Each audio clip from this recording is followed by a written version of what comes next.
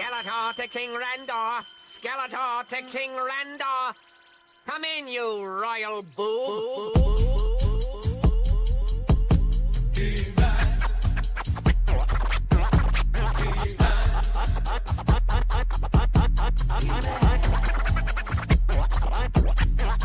I am Adam, Prince of Eternia, defender of the secrets of Castle Grayskull. This is Cringer, my fearless friend.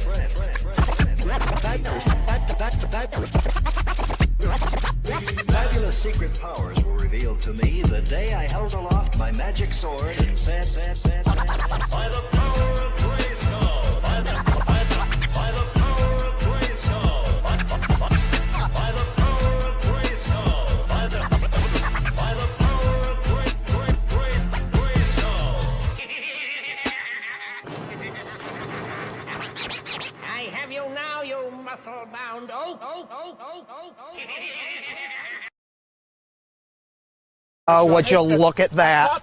Just look at that.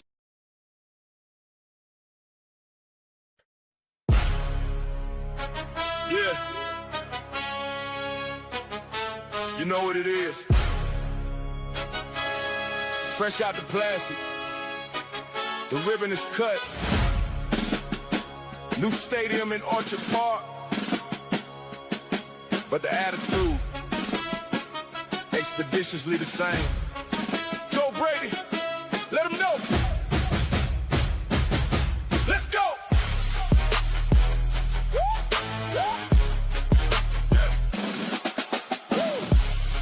Brand new estate, yeah, the palace is gleaming. But we still out here crushing whatever you're dreaming. Josh Allen the king, got the crown on his head.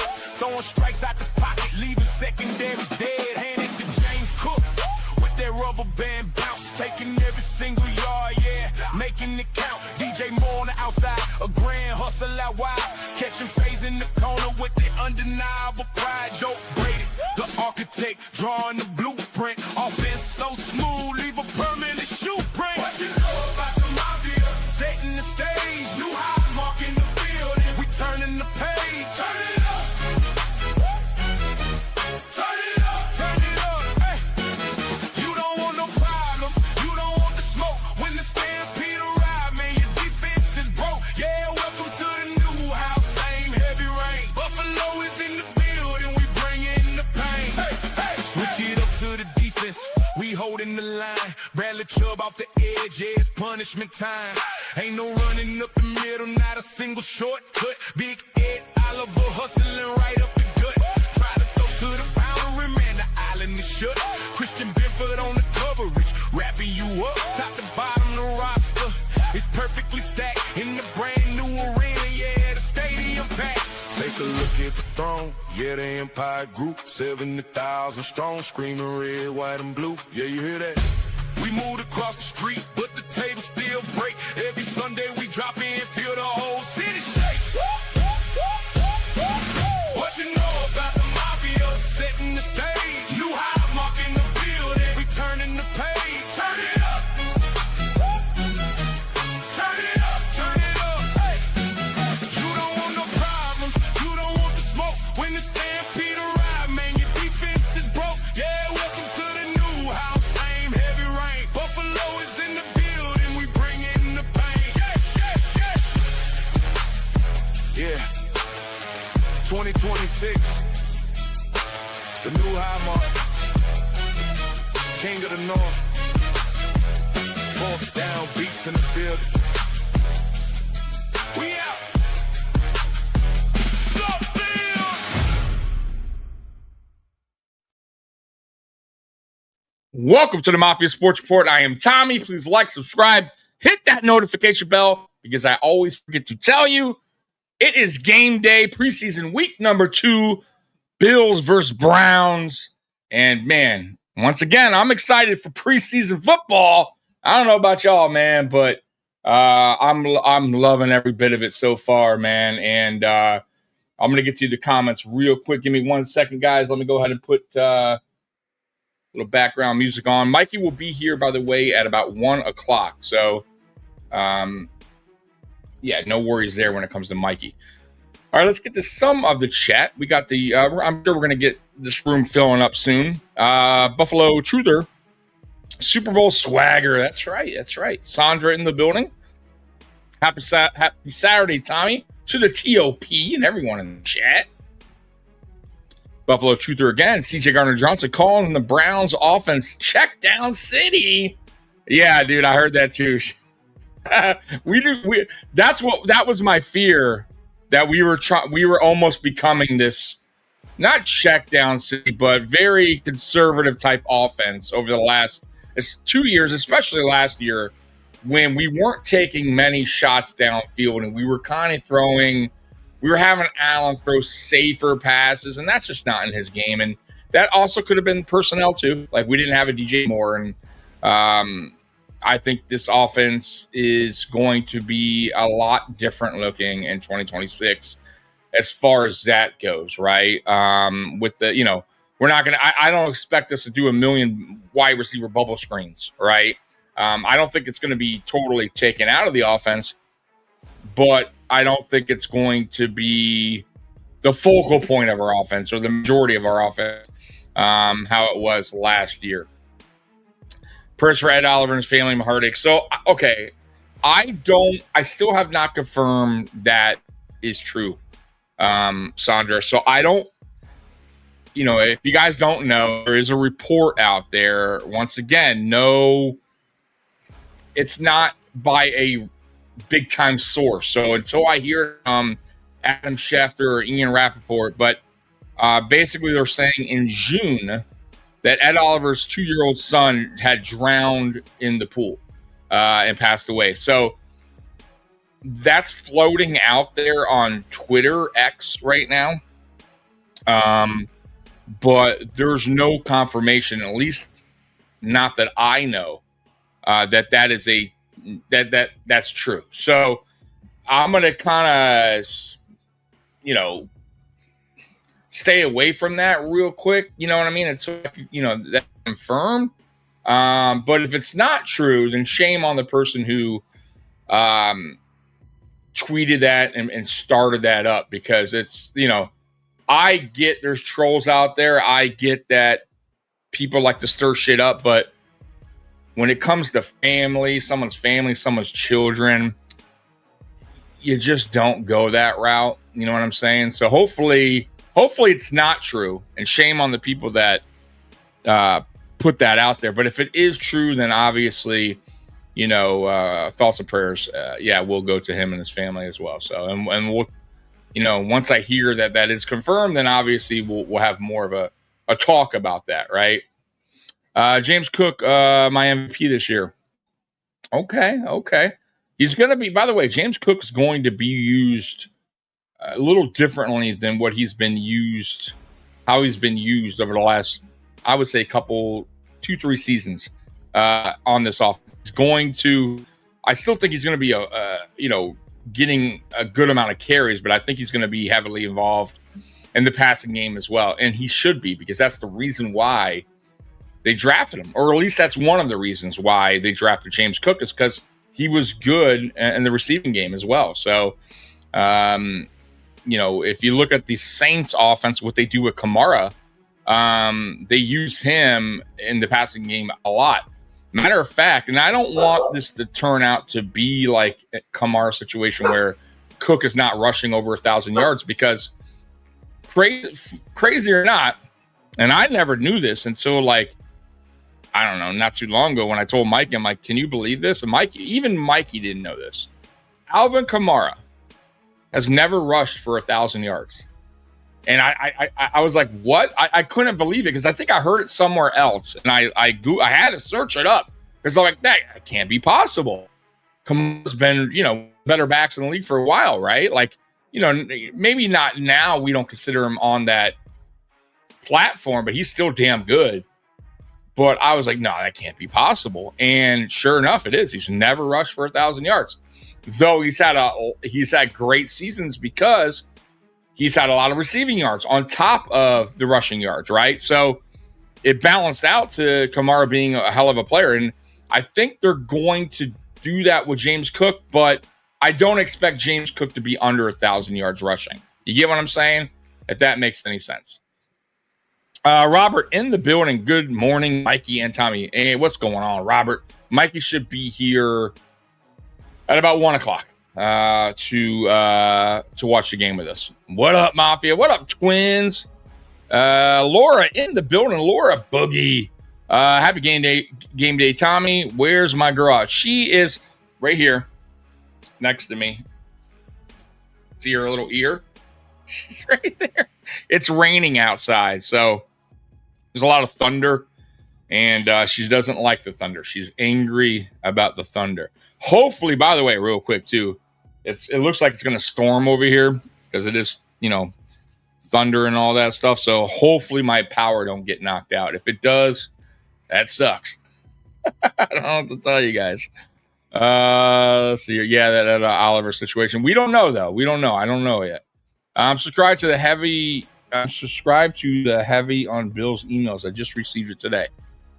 Heavy on Bill's email. See, I don't even know who that is. So, the Bills confirmed it today. Okay, so I have not looked it up today, guys. I've been kind of just waking up and doing my morning routine of letting my baby out and eating Eggo waffles. And by the way, the Eggo thick and fluff waffles are the best. But man, I did not know. Let me do my own research. Not that you guys are lying, but I do want to pull that up on my end. Yeah, so you guys are absolutely correct. So Yahoo and New York Post both reported it as well. So and I guess we'll go ahead and pull this one up here for you guys as well. So I'm glad. Thank you guys for confirming that, and thoughts and prayers to Ed Oliver and his family. That's tough, right? That's a tough thing to obviously deal with, go through. Never easy losing a loved one, especially a child. So it's unfortunate, but Ed Oliver's son did pass away. Says Bills defensive tackle Ed Oliver and his family are mourning the tragic loss of 2-year-old son. Oliver, 28, is asking for privacy and prayers at this very difficult time. A source close to him told ESPN and NFL Network. No further details about his son's death were immediately available. Though I did hear it was a drowning and the initial report on X, but I didn't want to really, so right here it does say, and Yahoo reported it as a drowning. So report claims his 2-year-old son died in late June drowning in his Texas home. So that's brutal, man. That is brutal. Thoughts and prayers go out to Ed Oliver once again and his family, and I hope I hope that somehow they can through that move on and just I don't know. I never have I find it very difficult for me to have words to say to somebody that went through stuff like that. So I don't want to, keep going on about thoughts and prayers because sometimes I butcher my words and I sound maybe I'm sounding the wrong way or something. I don't know. But it's not in use an excuse to cause an injury. I don't know what that means. That's shame on whoever started. No, it's true. So it's reported. So, yep. Man, that's rough. That adorable ear, right? Yeah. Oh, it's true. Yeah, it does suck, man. That's brutal, man. You know what though? I will say this. It sucks that it was kind of reported. It was thrown out there maybe before Ed Oliver maybe wanted it to be known. You know what I mean? It got leaked somehow, I guess. You know what I mean? And maybe he didn't want people to know. I'm just assuming. I don't know this, but probably once it got out there, then obviously, you know, they had to address it. But man, that's rough. Bills Mafia, support you, Big Ed. Praying for you, buddy. Yeah, man, that's a rough one. All right, so let's get to what we're here for today, and that is the Buffalo Bills versus Cleveland Browns Week 2 preseason game. There's some stuff to look forward to today, and I do got some articles I'll pull up here real quick. All right, let's see here. So we got Bills Wire coming in at Bills at Browns, 5 things to watch for during preseason week number 2. All right, so the first thing is, do any starters feature? Well, we know Josh Allen more than likely is not playing. DJ Moore likely is not playing. You know, DJ Moore twisted up his ankle last week, so I for sure know he's not. Josh is probably not. And I would assume most of the offensive lineman starters are not going to start as well. And there's really no need for them to start. I would say today's mainly the only starters you're probably going to see are guys that are battling for position battling, right? So CB2, for instance, Maxwell Harrison probably will start today, if I had to guess, and then IGB will come in, and you know, there's a competition going on there at CB2. I know some people feel like it's not, that Maxwell Harrison is already penciled in CB2, and that's how it's going to be week 1. And it may be. But it's still, you know, I'm sure they're still evaluating that position, right? I'm sure that Jim Leonard is watching both here in the next 2 weeks. And how they perform, and then obviously he'll make his decision there. Left guard, we'll see.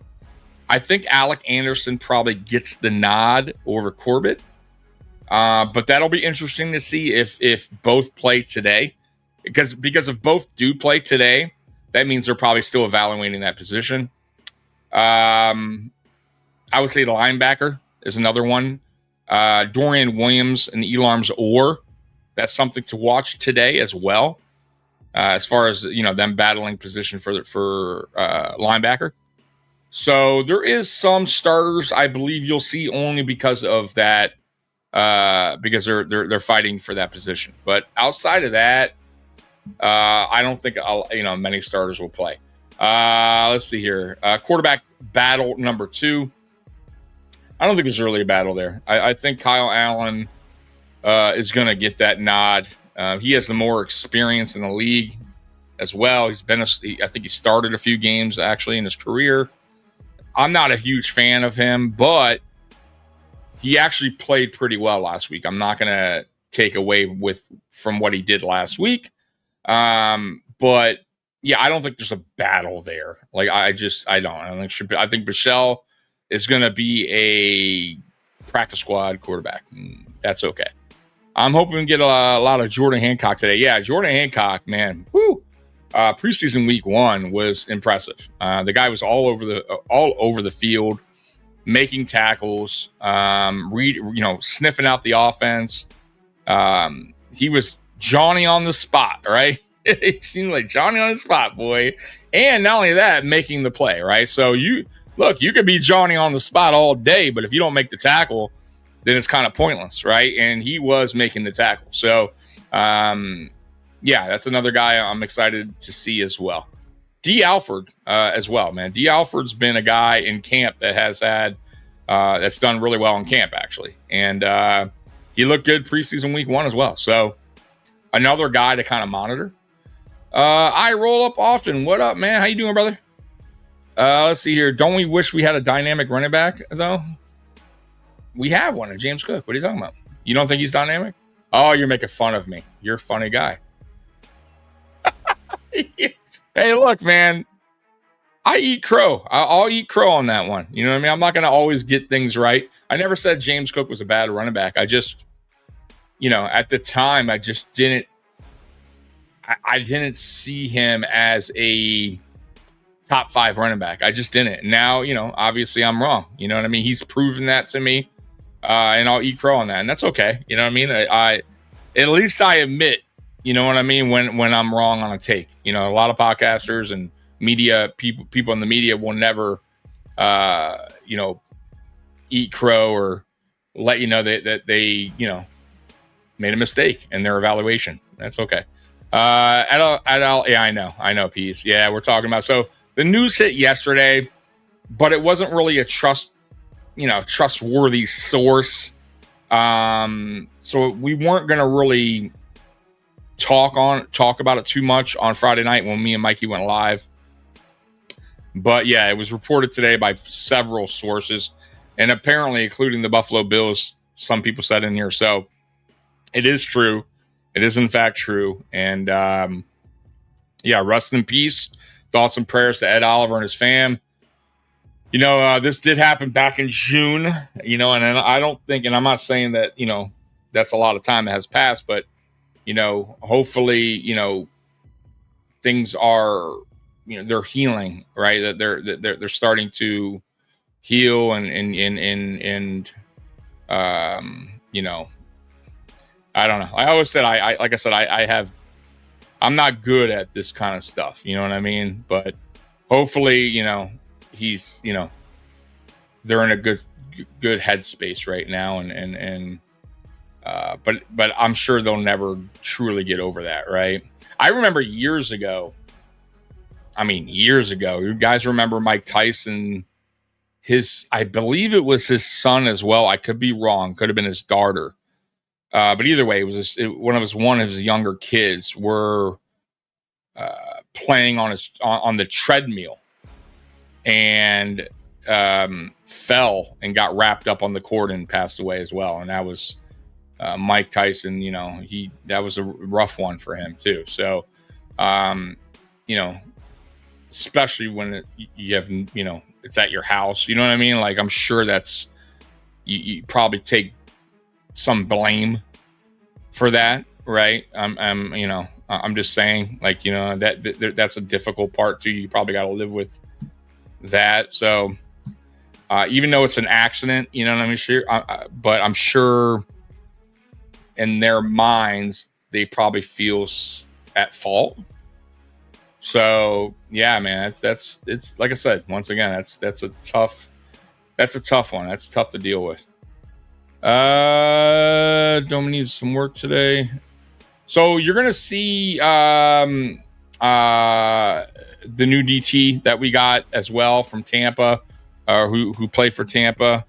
That one's an interesting one to watch for as well. Just a heads up on that. So I would definitely be looking out for him as well. Bills fan, hey Tommy, did you move yet? Hug Princess for me. Prayers up for Ed Oliver. Yeah, I did. So this is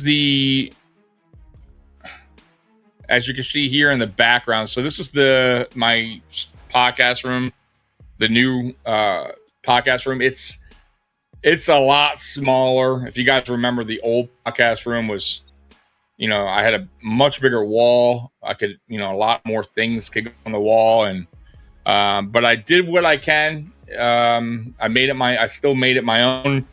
But yeah, dude, I'm loving the house. It's a little smaller, but it's just me and the pup. So, I do love the wood flooring, which makes it a lot easier for me to clean up because I had carpet at the old place. So,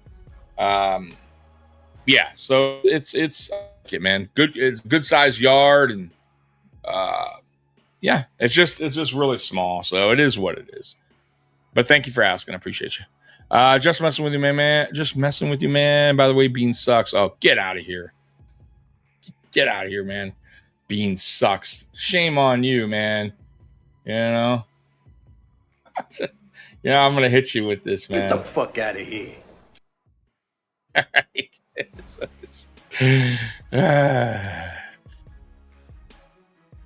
I lost a cat last year and it's still not. Oh, dude, losing an animal? Whew, that's rough, dude.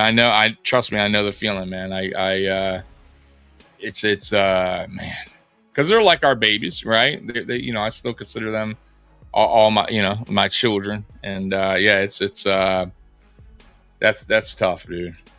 Not Vita Vea. Vita Vea stayed in Tampa and got paid, which we all knew was going to happen, or at least a lot of people knew.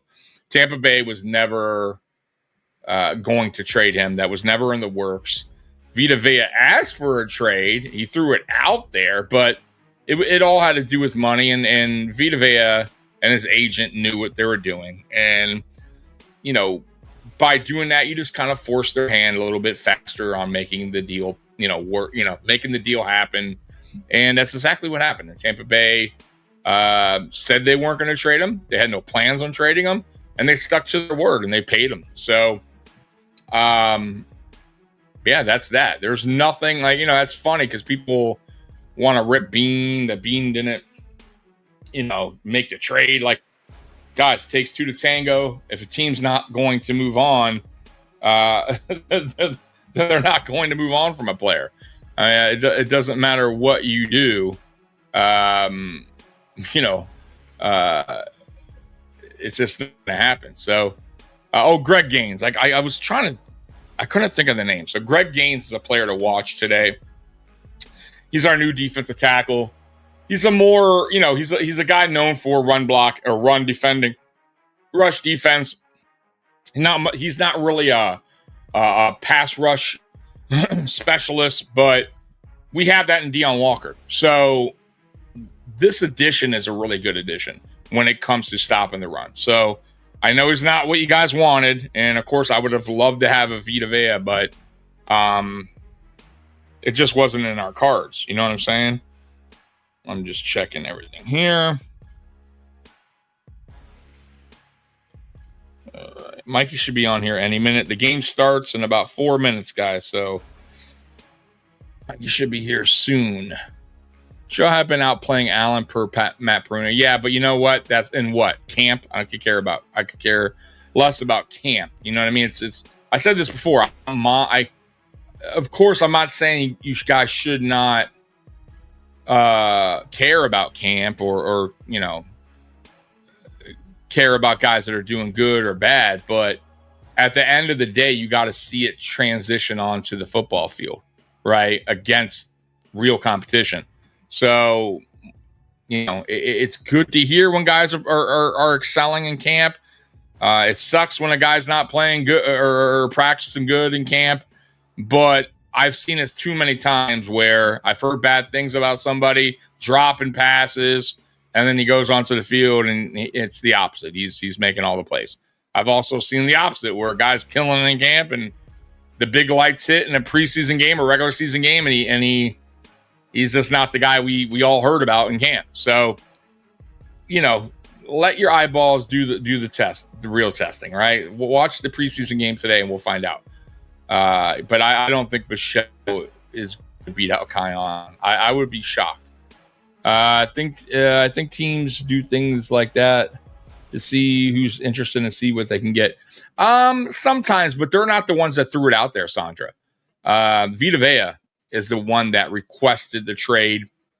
It wasn't Tampa just throwing it out there. You get what I'm saying? So I get what you're saying. And I almost think that's more sometimes during the trade deadline. Maybe teams will throw that out there to just kind of get a feel of what teams are offering at the deadline.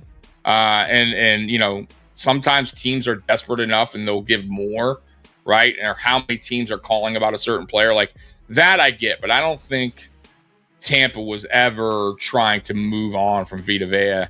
It was Vita Vea who was trying to not move on, but trying to get their attention by saying, if you don't, if we're not going to make it happen, go ahead and trade me. And it's a smart move. It's a smart play. So really like Greg Gaines. Yeah, everything I've heard.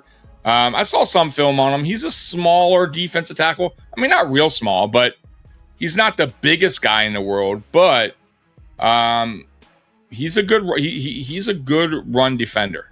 From everything I've seen from him, he can do the job. So I think he makes the team. I believe we signed him to a vet minimum deal. It was like 1.2.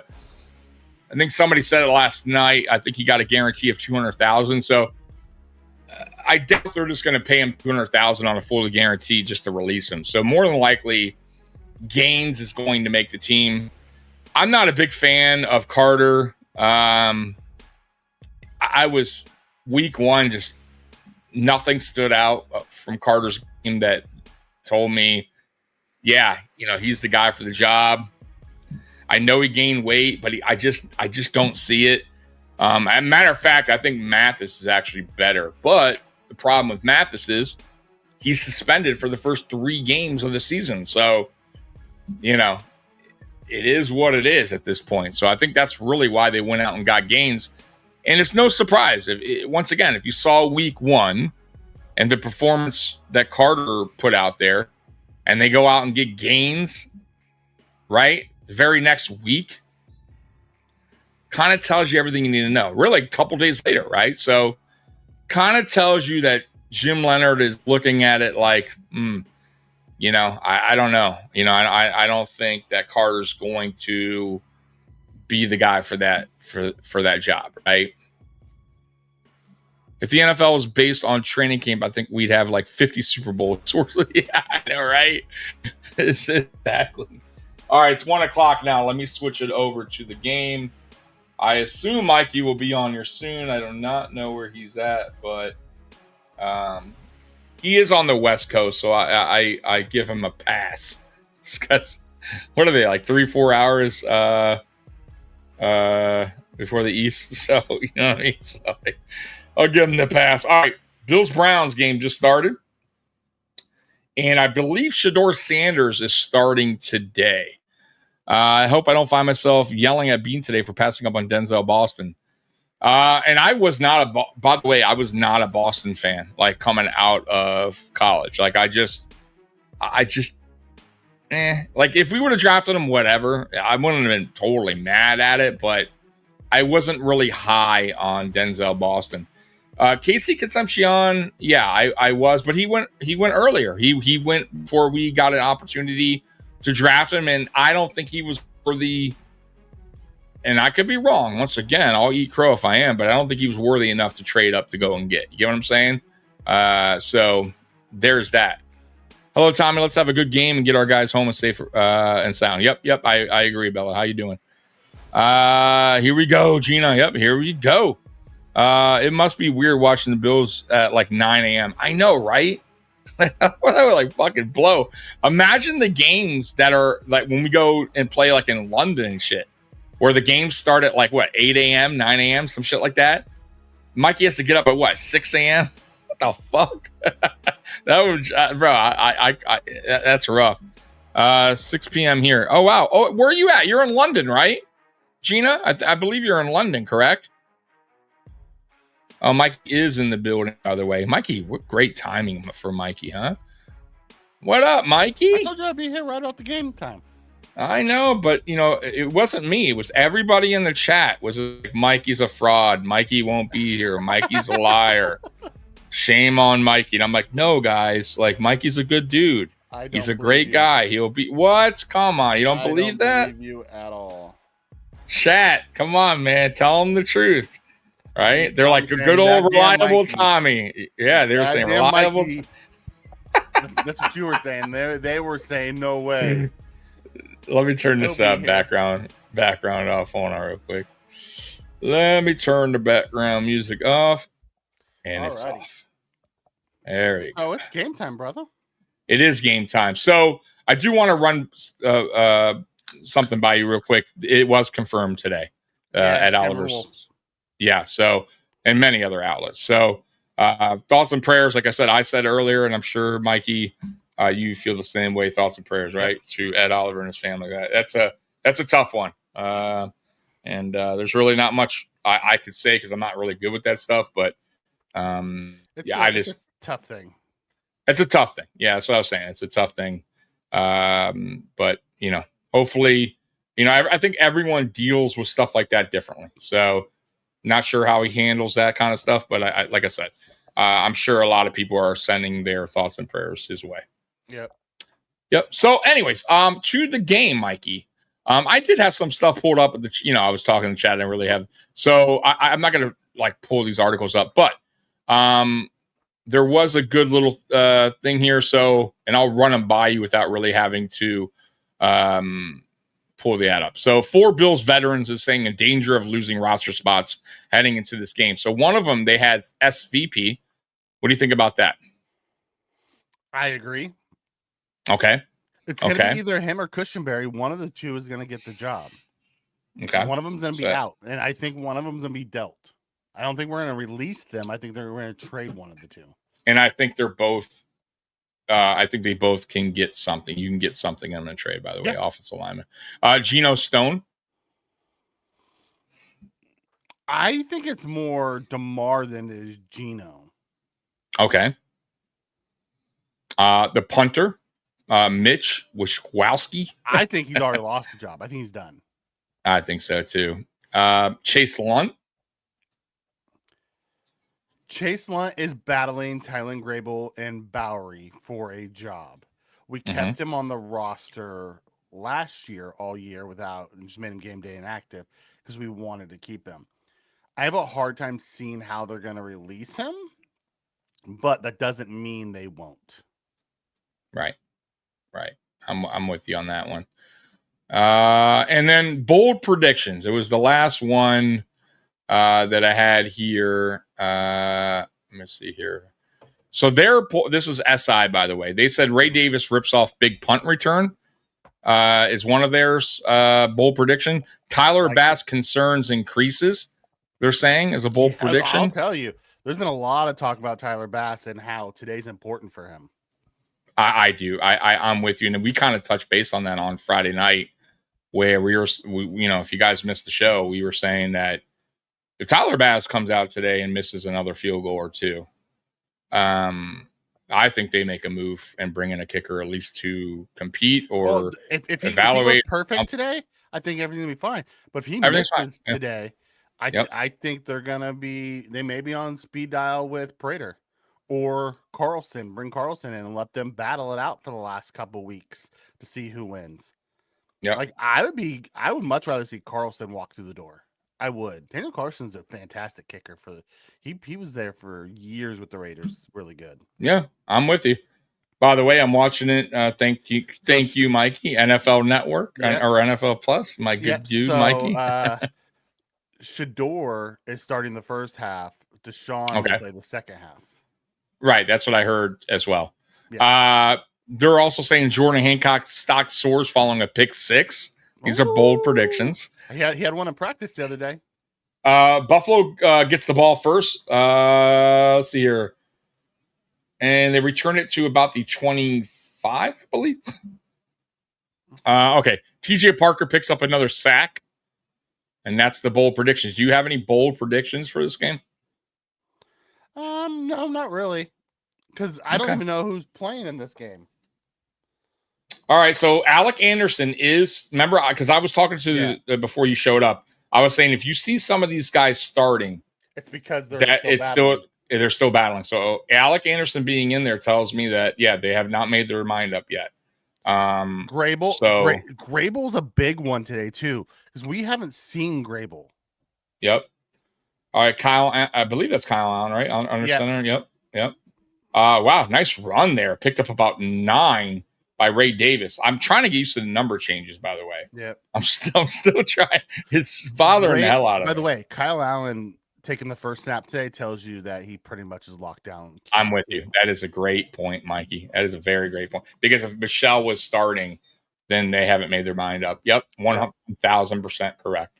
All right, 2nd and 2 coming up for the Buffalo Bills. Allen in shotgun. So me and you should be on the same.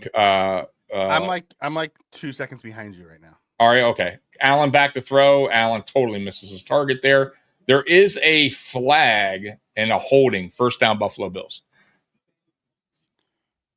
So I'm not gonna lie, I absolutely love the fake toss play action. Oh, me too, dude. You know who did that who I'm like, used to damn. do that all the time. No, well, not that even too, but remember when the Dolphins last year, or the year before, was doing this like fake toss to the running back, going the opposite way toss? Like, I thought they did that great, and I wish we put that in our system because people follow the football, man. A lot of they react to the football. You know what I mean? So, bro, something so simple like that as a fake pitch, pump fake, bro. It does get defenders to bite. It does. All right. Anyways, Allen under center. Also look for the play action today, guys. Under center. I told you guys before. Josh Allen and Kyle Allen last week. 0 play action passes in shotgun, all under center. So I'm very curious today what they do with that. Good run there by Ray Davis. Picks up about what? Tough run. Hard 3, 4. Yeah. Yep. Buffalo with the ball. Wow, it is pouring in Cleveland. So I actually don't even mind this. Good. Because, hey, bad weather. You're going to have to go through it anyways, right? Let's say showers all day, they said. Oh, yeah, it's pouring right now, though. Kyle Allen under center on a 2nd and 6. Let's see what we do here. We have a play action under center, Mikey. Kyle Allen going deep, wide open. Great throw, great play action. Trent Sherfield, first down. Once again, Mikey, what do you see there? What works? Under center. Play action. Wide open. I'm telling you guys, that is it's a thing that Buffalo is starting to put into their offense this year. I can already tell you that. Well, that's a staple of that Sean Payton offense. Yeah, I love it. I absolutely love it. That is a true play action. Defenders cannot see the. I don't know if Latu will get picked up. I think he'll be on a practice squad because he did the same thing last year, and was on a practice squad all year. I mean, the tight end depth in the NFL right now is really, really good. So I don't know if he would get picked up, but we'd have to see if there's an injury. Snagged. What? Game delay. They pulled us off the field. Yeah, probably lightning, if I had to guess, because they'll let you play through rain. Like that's part of football, but might have been lightning. All right, so we get to talk a little, shoot the shit with the chat in here, man. So yeah, so I'm assuming, normally these things last about 15-30 minutes, right? Kind of sucks, but it is what it is. We'll shoot the shit with you guys, talk about Bills football. So early on. What we saw there is exactly what we saw last week, Mikey, right? With the offense, it's vanilla offense. However, it's clean, and it's clean, and we're picking up yards. Like it's it's productive and it's vanilla, which is a good sign, right? Because Mikey, I think you said it standard. Last year. We were standard, but there wasn't a lot to it. Right? We didn't. We struggled. We struggled. That's what I mean. Yeah, standard. Everything was hard. Everything was hard. Yeah, difficult. Yep. Yeah. Trent is back this year, Ariola. I know you haven't been around. You took the off season off to mentally reset, which I don't blame you. But yes, Sherfield's back. He's fighting with a bunch of people for trying to get wide receiver 6. I forgot who I would say. Go ahead. I don't think he's gonna get wide receiver 6. I think it's gonna be McCole Hardman. I really do. I'll tell you what, though, Trent Sherfield's week 1 wasn't terrible. He made some plays too. Hardman. No, I know, I get it. So I forgot who I was watching, but somebody mentioned him. Remember, we were like, "Damn, Trent Sherfield is jacked up." And somebody said that the other day too. I forgot who it was. Out there in that uniform, dude. I mean, that motherfucker's been lifting some weights. But yeah, man, interesting. But Trent Sherfield plays special teams, and I know that McCole Hardman does as well. But going to be interesting. That's an interesting one. Yeah, it's gonna be an interesting battle for a wide receiver 6. And if Ray Davis does win the punt return job, because he said he wants it, that could lead us to only keeping 5 wide receivers. Oof, you are right, and opening up another spot on the offensive line or the defensive line. Great point. I was also talking about Greg Gaines and Carter today. I was very once again, I'll week tell you 1 for right, I Carter. think Greg Gaines has the upper hand. I do. Walking through the door, he has the upper hand because we know what he is. He's a proven commodity. He's a first and second down run stopper. Yep.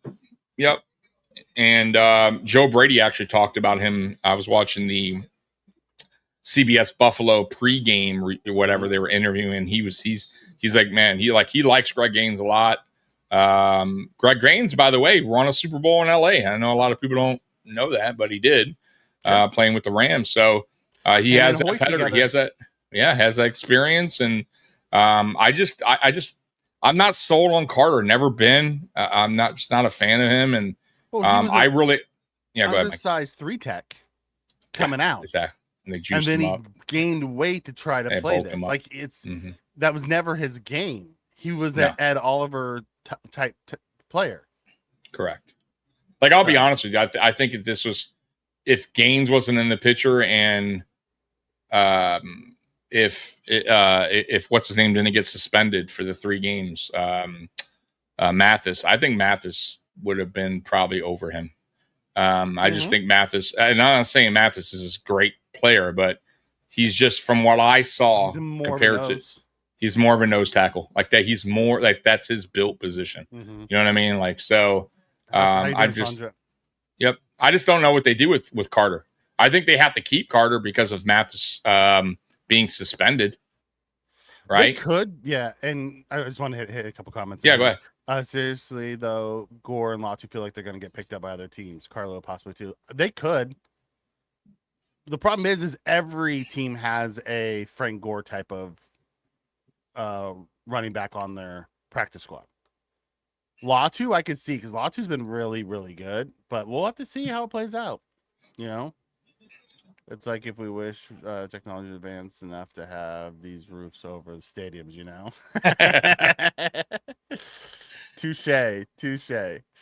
You know, I blame Joe Brady for the Lightning because, according to him, he's the weather.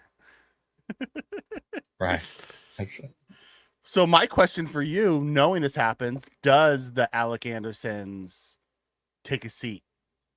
Knowing that he's been fighting, like, do you just sit him down now? Because he got warmed up. Oh, you mean because of the delay? Yeah. Because that's when people get hurt. I would say you keep him out for the rest of the drive, at least rest of the series. So I want to take him out.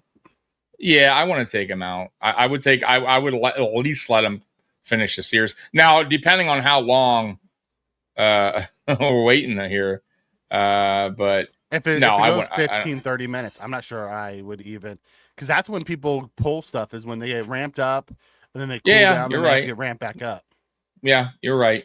I know somebody mentioned Frank Gore Jr. Man, that is such a tough one for me, because I feel like Frank Gore Jr. has really given his all in all the preseason games that he's played for us. But I got to say, Ian Wheeler is also impressing, and I don't want to just give it to Frank automatically because he's been doing well over the last 2 years in preseason. But Ian Wheeler is, man, I don't know if you saw that play he did on the joint practice, man. I did. Where he's lowered his pads. He's powerful. He's strong. He's that running back that you've been looking for to go with James Cook. He is the guy the short yardage, north to south. You know, you need a couple hard-nosed run. There's your guy, right? It's a goal line situation. You don't want to necessarily always use Josh for that. There's your guy. You know what I mean? So that's an interesting one, because for me, I think you hit the nail on the head when it comes to Ty Johnson. I feel like you have that in Ray Davis. You obviously have that in James Cook. Do you really need another? Oh, Sean.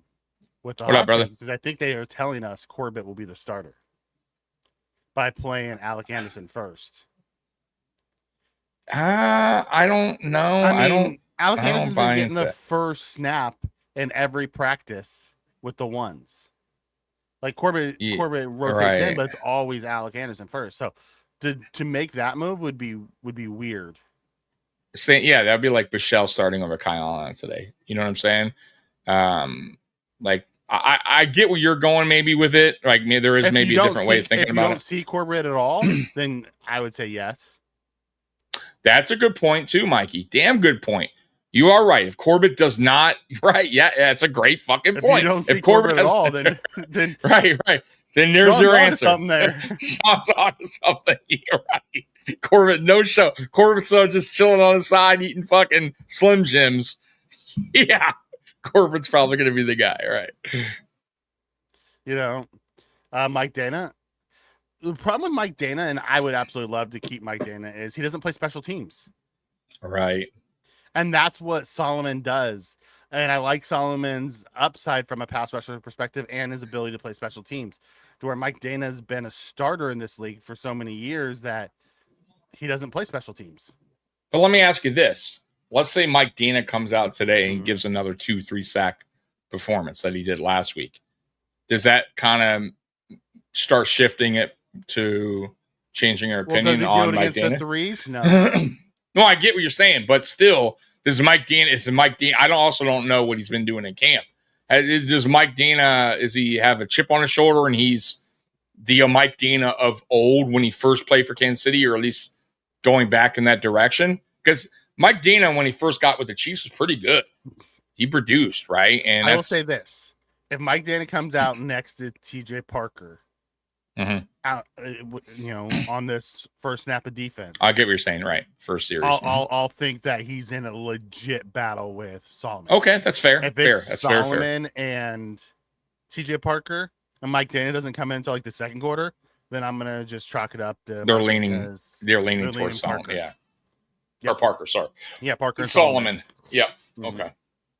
Fair enough. And fair I'm enough. with you, Sean. I understand why that made you think that way. It is preseason game 2. You would think they would have given Corbett the start. I will also say, and I said this to another guy too, and I will say this. I do think Harrison gets the nod as CB2 going into the season. However, I do still see this as a rotational thing during the course of a season with IGB. I think they're going to, depending on matchup. But I do see Harrison playing in this game, and I see IGB as well. Like I we'll see what happens, but I still think that Leonard is still evaluating that position. But I do think Harrison is leading in the race right now, if that makes sense. So, but I also believe that Leonard will be doing a lot of rotations this season. I don't think it's going to be, okay, you stick Harrison out there and that's it. I think he's going to play matchup. Correct. I think he's going to play matchup also with nickel. So I don't think it's just going to be D. Alfred out there all the time because of what Hancock has done and what Kilgore has been able to do. I think you're going to see a lot of matchup base. I think you're going to see that at the linebacker. So whether it's Dorian at first or KEO, you might see times where it's Dorian and KEO together and having Bernard off the field. I think it's going to be a very big matchup-based defense based off the opponent we're playing. If they have big slots or tight ends, you might see the Hancocks or the Kilgores. They have true wide receivers in the slots. You'll see Alfred. If they have T. Higgins and Jamar Chase, you might see IGB against Higgins versus Max against Higgins because Max has struggled with those big physical receivers. But if they have it Xavier Worthy, you're going to see Max. Yeah, good point. By the way, real quick, I know, and we'll go on with the chat. I don't believe Skyler Bell is playing, by the way. Yeah, I don't think so either. This background, by the way, and I didn't do it on purpose, but it fit perfectly for the live watch party and the Browns Buffalo Bills on the bottom. Like normally it doesn't work that way, but I just saw that. I'm like, oh, that's pretty cool. It's actually done. It did that last week too, I think. Oh, did it? Oh, okay. Yeah. Pretty dope. Yeah. Yeah, because that's the Buffalo Bills versus Cleveland Browns. The live watch party on the top right, and Mafia Sports were right in the middle. It's like, damn, that's dope. All right, there we go. It worked out. It worked out well. Yeah, it did. Look at your tan arms, by the way. You see, I think that's what. Yeah, that's what I normally look like when I get out in the sun. Mikey tans really quick, and then he gets real pale right before the Italian in me that does that. He gets it and loses it. It's a nightly. It's a daily thing. Goes out in the day, gets tan, comes back at night, goes back. His shade goes back. That's the same with me. I'm a color changer. Yeah. The Micro Machine color changers when you get them wet? Oh, dude, those are dope. Remember those? You dip them in the water. I forgot all about those. Those are like, bro, can you imagine if they made a car like that? Like They do make things like rains. that where the way that the sun hits it changes the color. Yeah, those I've seen. But I mean, I'm talking about water. You spray your car down, it turns fucking red. Yeah, you go through the car wash. It's all red when you come out, and then it dries and it goes Blue. back to like blue. Yeah. The fuck. Yeah, Lee, I'm with you on this. O-line better be ready to go week 1 because Texans are no joke on defense. Ah, there you go. I really want to see TJ Sanders and TJ Parker does today. And me too. Like I'm excited about TJ Parker. Like Sanders, I am too. I'm excited to see what Landon Jackson does today. Oh, yeah, that's another guy. He builds on what he did last week because I think he's leaning towards starting for us. Oh, interesting. Okay, we'll see what Landon can do. Yeah. I thought he played well last week, no doubt about it. See how the CBs do today. Yeah, Pride and Kenai Walker are fighting for CB4. That's a good battle.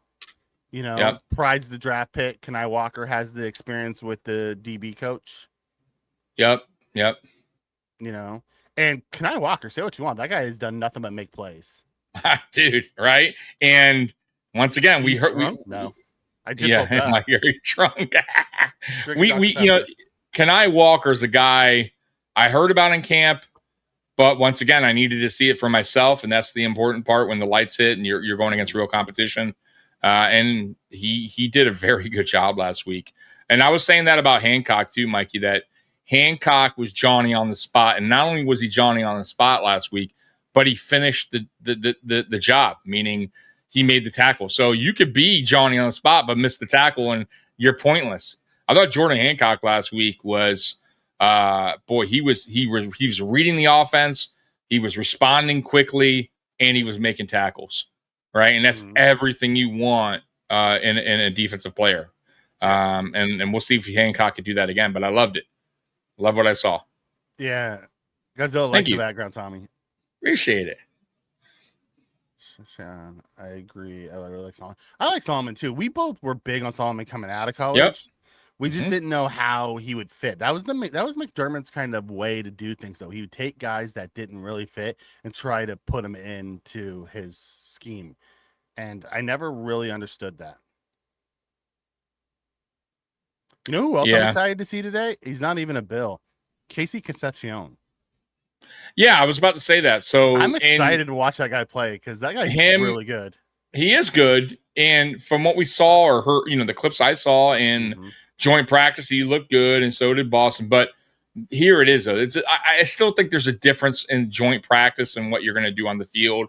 The coaches are really they're testing and evaluating. It's not really an all-out, go out kind of game. It's hard to explain, but that's not what they're doing there. A lot of them are like drills. They're doing 7s on 7s and shit like that. So I wouldn't put too much into what you saw in that joint practice.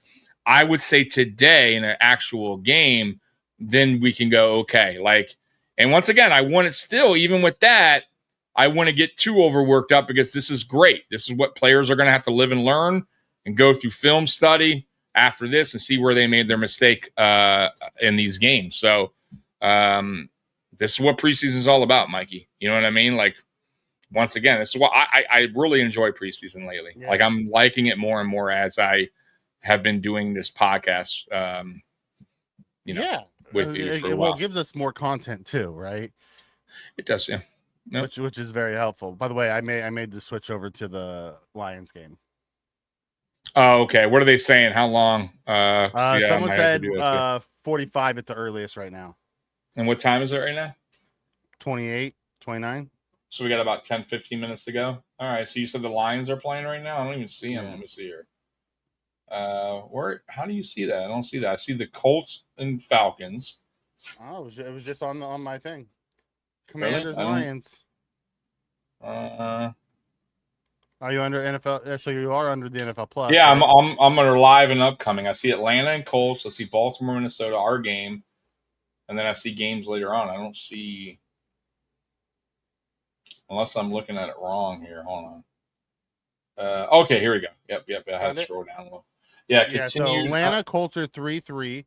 There's also Baltimore, Minnesota kicked off, and then the Commanders, Lions are 7-7. Oh, you know why? Because I'm in Detroit. That is why. Because this is for out-of-market games. Correct. So that's all right. I'll watch something else. I'll watch Shitty Tua and God, he's been so bad. He's been so bad. Oh man. So real quick, any surprise cuts? Oh yeah, I think you said that. Ty Johnson. Do you see any surprise cuts elsewhere? He's still not playing, not practicing at all. I know. I think he's dealing with some injury, right? Is there any surprise cuts you see around the league potentially? I mean, I haven't paid much attention around the league, honestly. Okay. So I have no idea. I know there's been a lot of bad injuries around the league. Like the Texans lost the promising rookie Jaden Higgins. I saw. Yeah, that's brutal. There's been a bunch of those type of things. God, the Falcons lost both their pass rushers that they drafted. I know, man, and they both were good, and then one got hurt. Yeah, bro. And I think the rookie led their team in sacks, and the other was second on their team in sacks, the other rookie. So that's brutal. That's brutal. There we go. Okay, 145. Thank 145. You. Yep. Ravens offense looking terrible right now. Like everyone just assumes the Ravens are going to be good. The Ravens fell apart last year, and they're old. So I'm not just going to think that there's going to be some barn burner walking out the door. I need to see it. And they have to. Yeah, not only that, it's a whole new system. Like with us, it's not really. Joe Brady wasn't because Joe Brady took over the right. So correct. All we did was tweak it a little bit by bringing in Carmichael to help make things a little bit easier. Right, like Brady, or like you know what I mean. Like Brady knows what Allen likes to do. Brady knows what James Cook is. You know what I mean? Like so.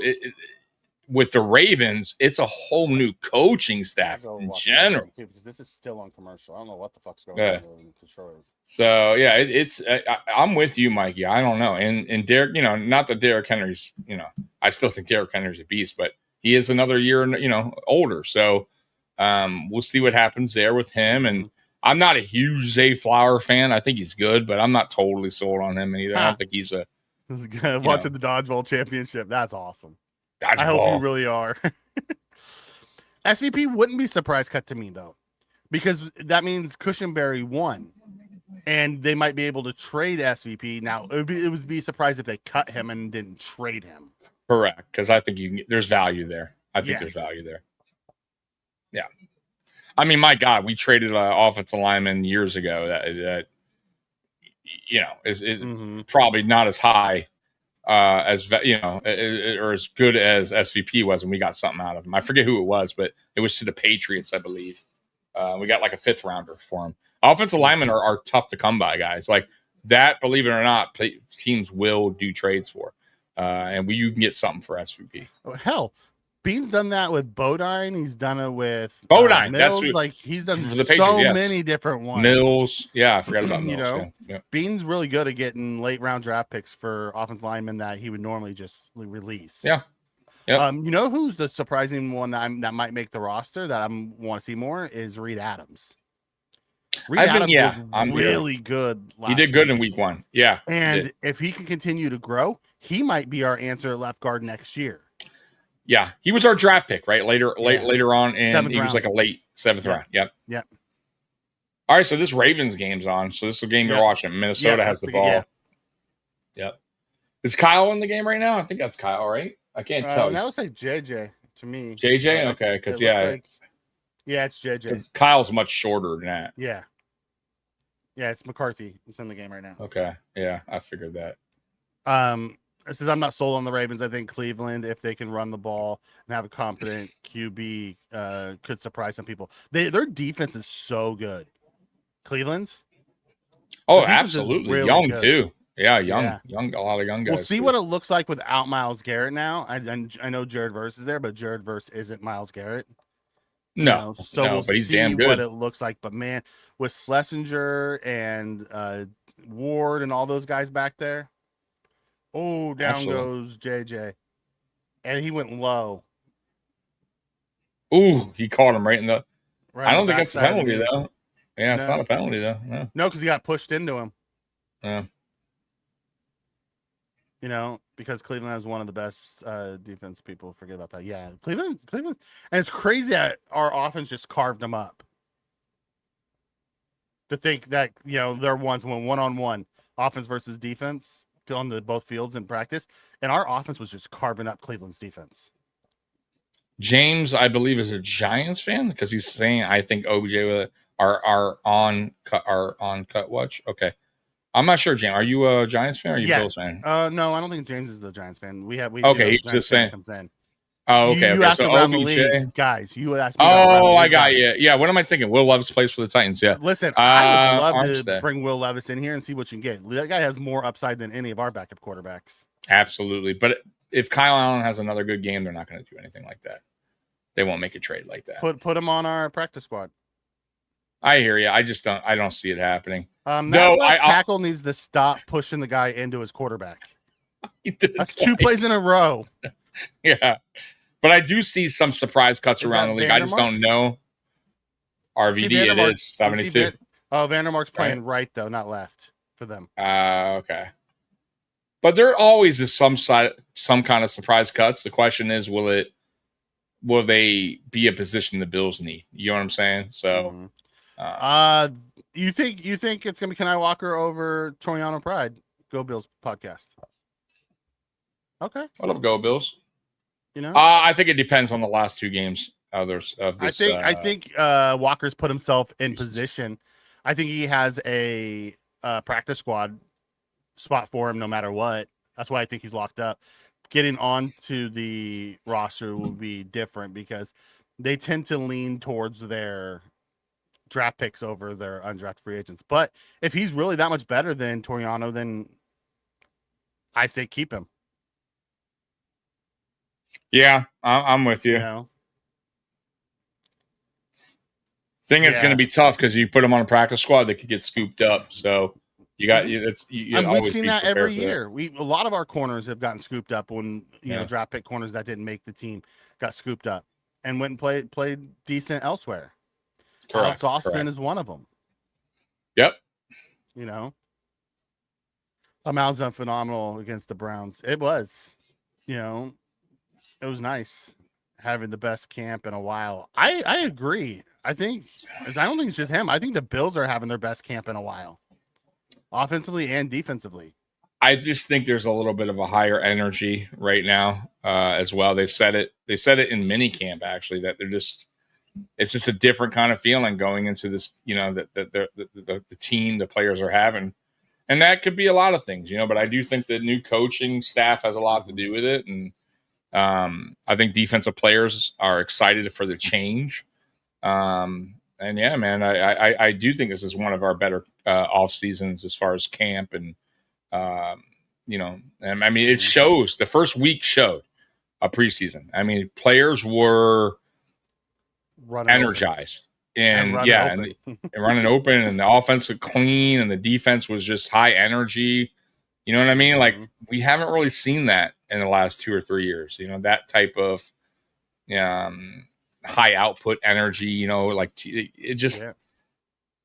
That's how I see it. Now I could be wrong. And it's an opinion based thing, Tommy. So those as comes in, it's just great. Just shows how great our offense actually is, and we didn't have our starting receivers. That was what we kind of talked about last night, right? And we've talked about it a few different times this offseason. The ability to adjust the personnel. We talked about it defensively earlier. On offense as well. So if a DJ Moore or Keon or whoever is banged up, you can lean on your tight ends, or depending on the defense you're playing. If they have suspect linebackers, you can go tight ends. If they have suspect corners, you can go wide receivers. The ability to play your matchups based off of your opponent, us dictating versus being dictated to, is a big change we're going to have this year versus what we've done in the past. Yeah, absolutely. Both offensively and defensively. Yeah. Yep. Because we didn't have our top 3 or 4 wide receivers, and our tight ends had big days against them. Yeah.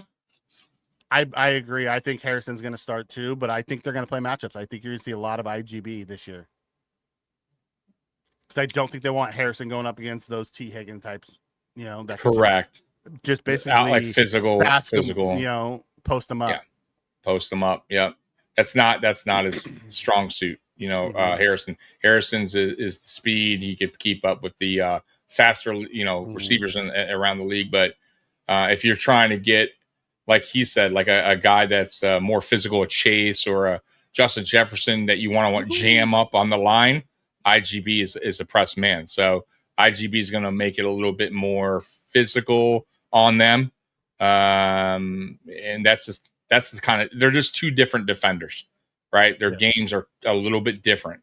So Mikey's right. I mean, that's 100% right. That's how, as a matter of fact, that's how Leonard did it in Denver. So it's going to transition over here. Surtain come off the field. Yeah, you might see Benford coming off the field from time to time to run a fresh corner out there.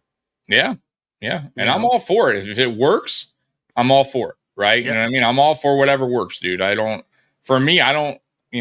need to. I'm not so picky where I'm like, oh, you have to have this guy out there because we drafted. Like, no, dude, just whatever it takes to get the job done. I'm cool with. Just make sure it works. Deion Walker talked about it this week after the game. He said, guys aren't counting their reps. They don't care. Which is great. You support whoever's out there on the defense, and that's all that matters. Yeah. That's awesome that the players are back out on the field. Are they good? Good. Yeah. Jeez. Over 1,000 players get cut by cut day. Not many actually claimed off waivers. You're right, Roy. Every year we worry about that, and very few actually get cut. Usually where you see guys get claimed off of waivers is in season because they want to grab a guy who's been staying in shape. They don't want to go grab someone who was cut earlier. Correct. The Bills as a whole are better so far due to a lot of things, including roster makeup. We have a better roster this year than we did last year. We do. Alec Anderson said that he doesn't have to walk around now with his ass so tight. That's a saying. Says a lot. About McDermott, yeah. Like walking on eggshells. And I'm sure that goes towards a lot. Yeah, go ahead, sorry. I was going to say that CJ wouldn't be here under McDermott. No, hell no. And once again, too, and I think this goes towards guys that like a Keon Coleman who were like in his doghouse. And the thing with Sean McDermott's like kind of once you were in it, it was really tough to get out. And I do feel like he was harder on certain players than others. And you can't have that as a coach. You can't single people out and put certain guys in your doghouse and not, you know what I mean? So I do think it's a fresh start for certain guys on this team that were in that category. And then, some of the guys that were probably maybe even having some of their own feelings are now not having to worry about that. So, and I'm not bashing McDermott. Once again, we McDermott did a good job here, but I think it's refreshing for some of these players to have Joe Brady as the head coach now. So the game's gonna start around 2:15, so we're still about 30 minutes away. Holy if they're just coming out, if they're still just coming out, they're gonna have to get. Yeah, now they gotta. Yeah, Jesus Christ, it is what it is. Atmosphere absolutely is. Tell me, Mike, do you plan on doing your final 53 roster projections? If so, when? Yes, and we'll do it after next week's preseason game. Yeah, which makes sense. Yeah.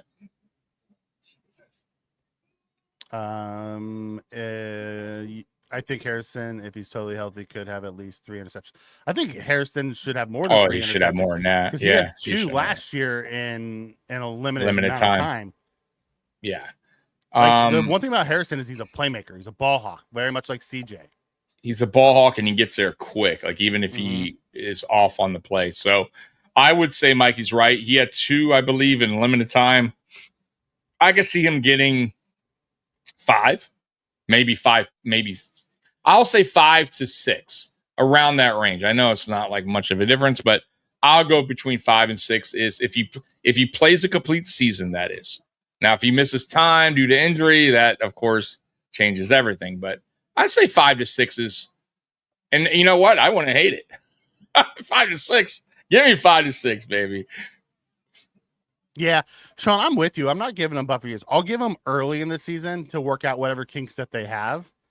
But, you know, if McDermott's defense was truly the issue, which I truly believe it was based off of what happened, depending on if we don't advance further, how that happened.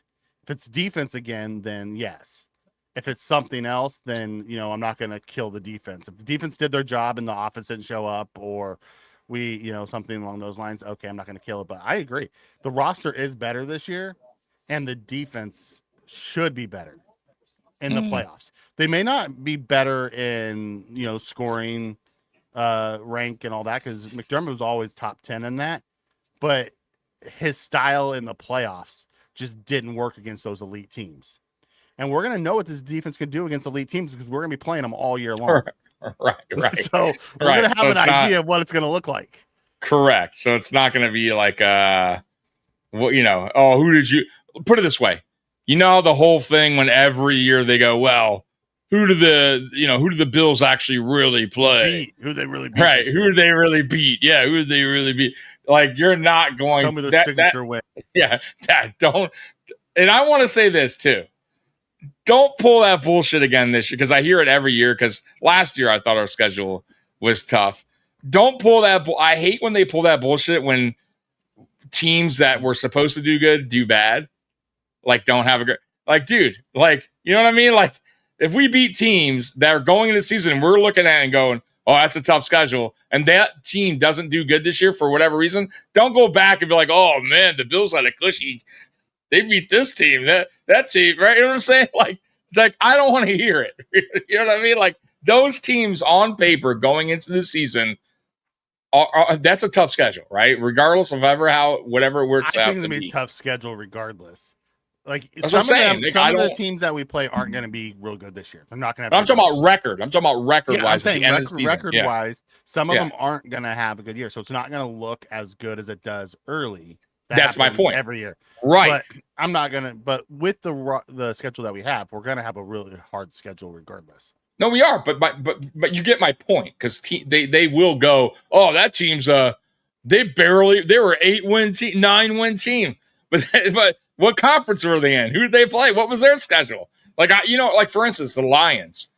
The Lions are in a tough division, Mikey. They may not win a lot of games. They may, but. You get what I'm saying? Like, that's a team that could win 9 games. Again, look what happened last year. You know what I mean? So that doesn't make them a bad team. No, I'm with you. Listen, I appreciate CJ saying that, but that's like 1.1 interceptions a game to get to 20-plus interceptions.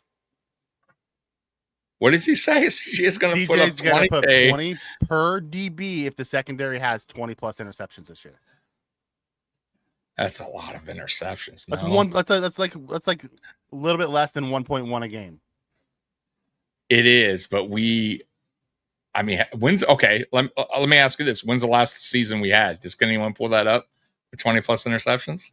Oh shit! Let me see if I can. How about that, chat? You want to? You're Mikey. You want to do it? I was going to say chat. Chat. If you want to pull that up, Mikey might pull it up before you. When's the last time the Buffalo Bills defense had 20+ interceptions for a season? Because I think it's been a while. I really don't recall. I could be wrong. That's a great fucking thing to look up. Hello, co-pilot. Tell me what I got. There you go. Mikey was the co-pilot. 2019, 23 interceptions. There you go. So it's been a minute. It's been a fucking minute. We're in 2026. 2024, we had 16. There you go. So it has been a minute. It's been a little bit. Because we had 23 and 19. Yeah. And does it say when was it before that? Prior, just curious. Okay. Like, because Trey was never a interception guy. Like, for as good as Trey was, that's not what he did. You know, he was a make the play. Okay, see, so that, believe it or not, also had 23 in 2014. Okay, So it's easier said than done. So I see why he's but $20K. So. $20K per That's what I mean, person. Yes, I mean per. So like, it's not an easy task, is what I'm trying to say. So yeah, I can see why he's floating that out there. I hope he has to pay it.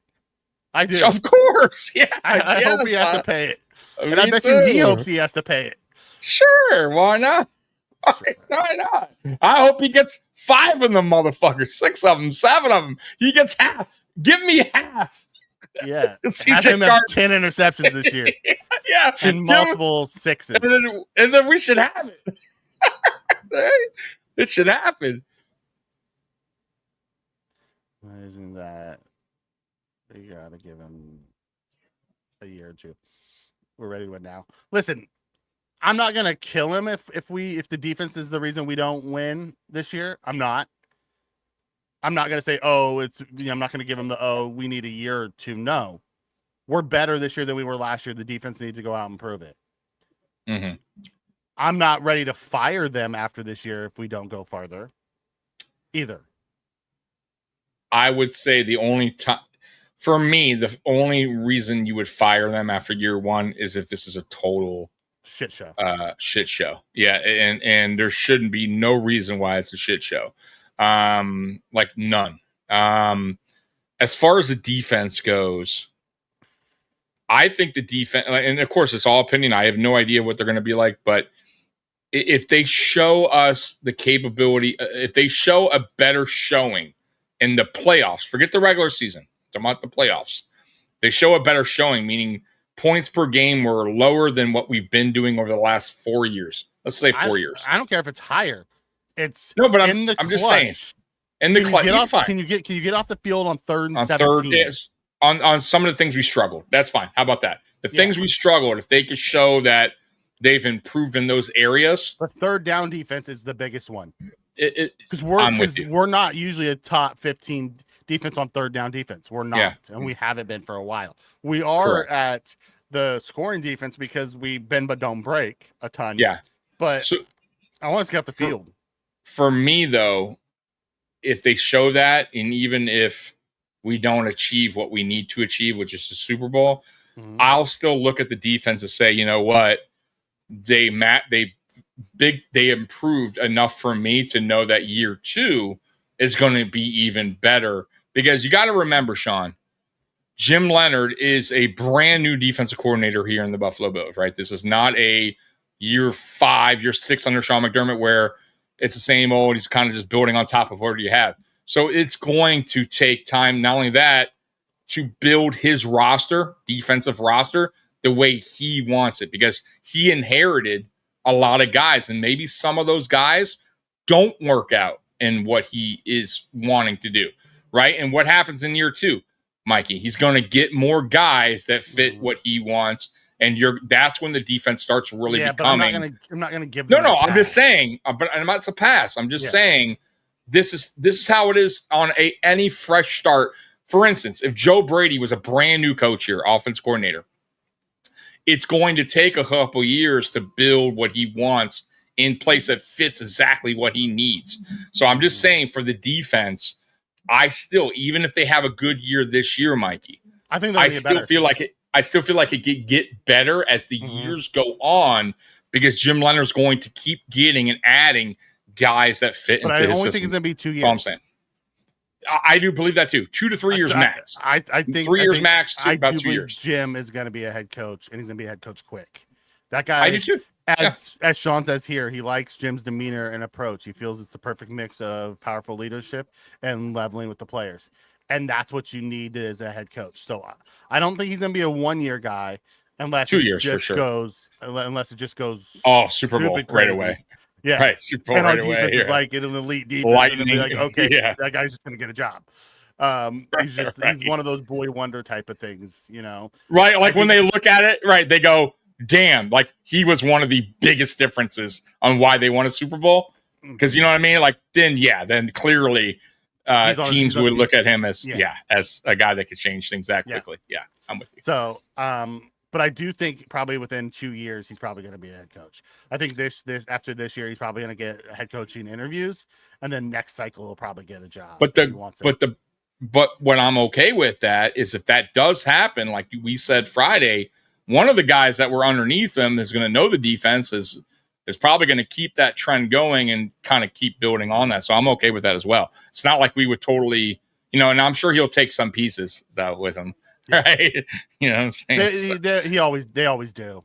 They always do. Yeah. Yeah. Like our next coordinator will step in, bring some guy, but some of those position coaches will end up going with him. That's correct. What they do. They all do it. Yep. I think his coaching staff is probably the best. We'll probably lose some coaches on the offense too, because they'll probably take some of those as well. Probably. Yeah. Maybe. To be like his coordinator and stuff. So, Right. Yep, I agree. They just have to go out and do it. They're playing. What's going on? 2:15, somebody said.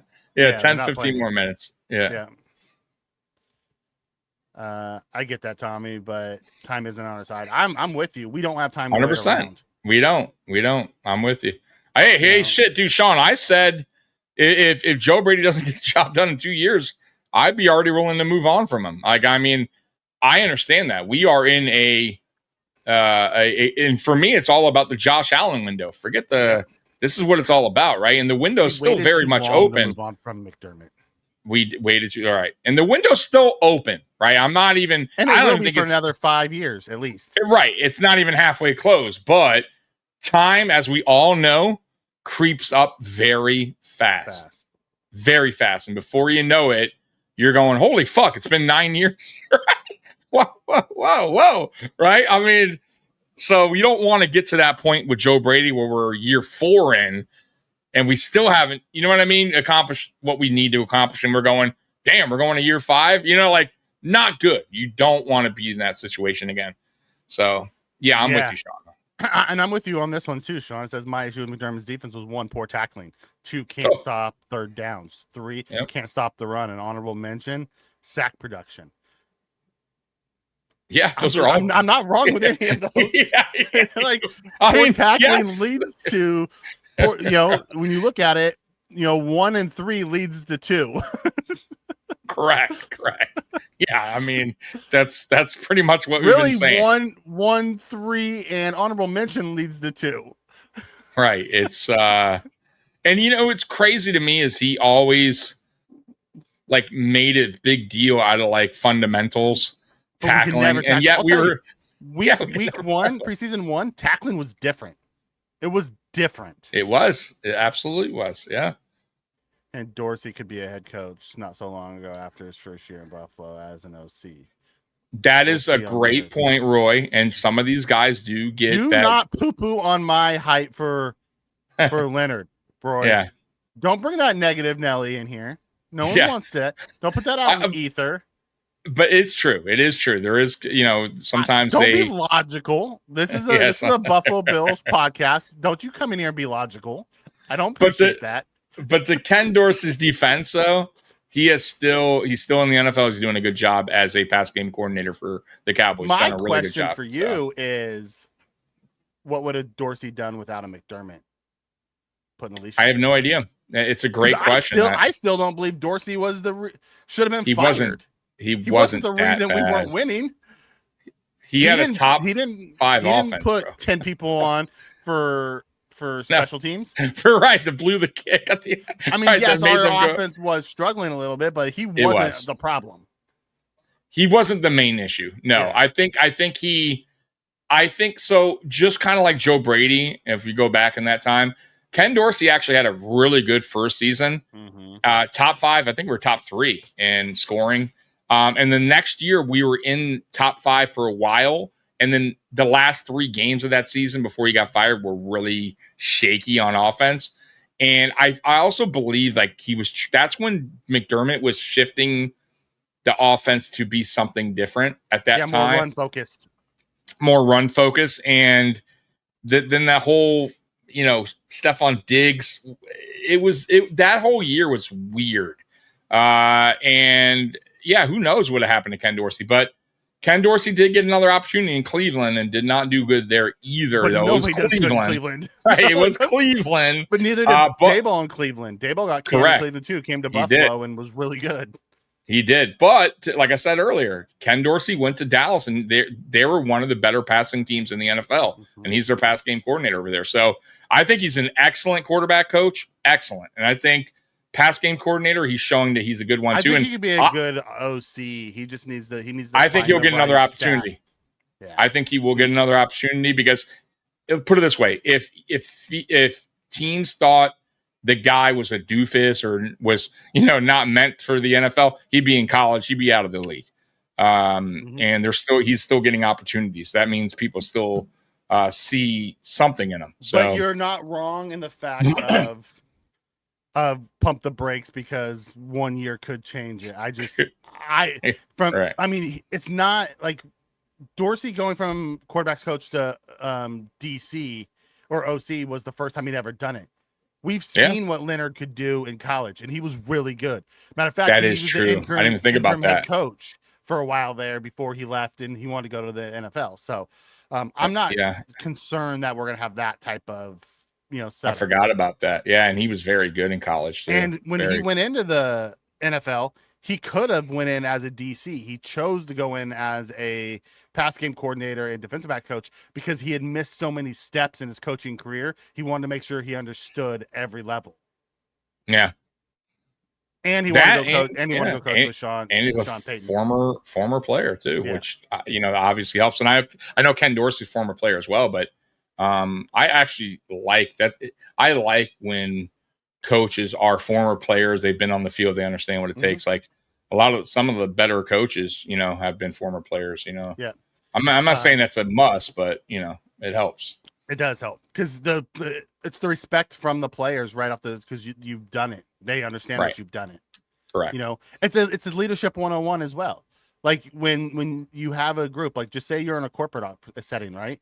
If you look at someone who came out of college, went right into an executive role, or you look at someone who worked their way up through, you can tell by how they lead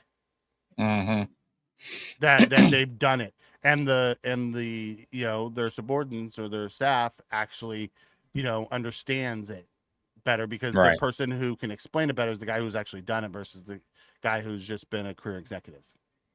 True. Do we keep a fullback or do we teach Haas how to compensate? Listen, I'll be perfectly honest. If we're not going to, I think we're going to keep a fullback, Van Sumer, because he also plays special teams. But if we didn't and we had someone, I think we should put Kincaid as fullback and not Haas. Let Haas be on the line of scrimmage and let Kincaid be the fullback versus Haas. That's just my 2 cents. I honestly don't think there's a need for a fullback. I think if it's me. Yeah, I guess, but even then, you can use Halls in that, and Halls is a physical, tough guy. And matter of fact, Dawson Knox has done the tush push well too. So, for me, if it was my choice, Mikey, I'm the head coach. I feel like I can get a better skilled player out there than a fullback on the 53. Like it's for me, it's almost a waste of a spot if I'm only going to use him on a tush push. You know what I mean? Like, I don't think so. I think they're going to use him elsewhere too. I get it. It's going to be part of our offense, and he's a good special teamer. We're going to have it. Guess. I guess, but I don't think you need one. I really don't. Well, we used him last week in the run game for play. We did. Things, so I get it. I just don't. It's part of your offense.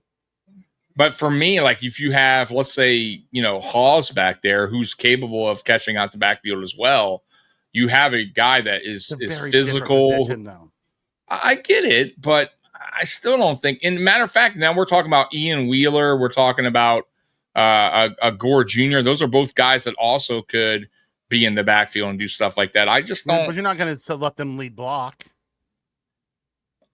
No, that's true, but I just don't. I don't know. I just don't feel like you have to have a fullback. You don't. But if the offense calls for it, you do. And it looks like our offense is going to call for one this year. And that's fine. I just better hope there's production. You know what I mean? That he's doing something out there. And yeah, if he's part of what makes the running game better and throwing blocks. Yeah, I'm cool with it. I don't give a shit. I'm cool with it. I'm with you. Yeah. I'm with you.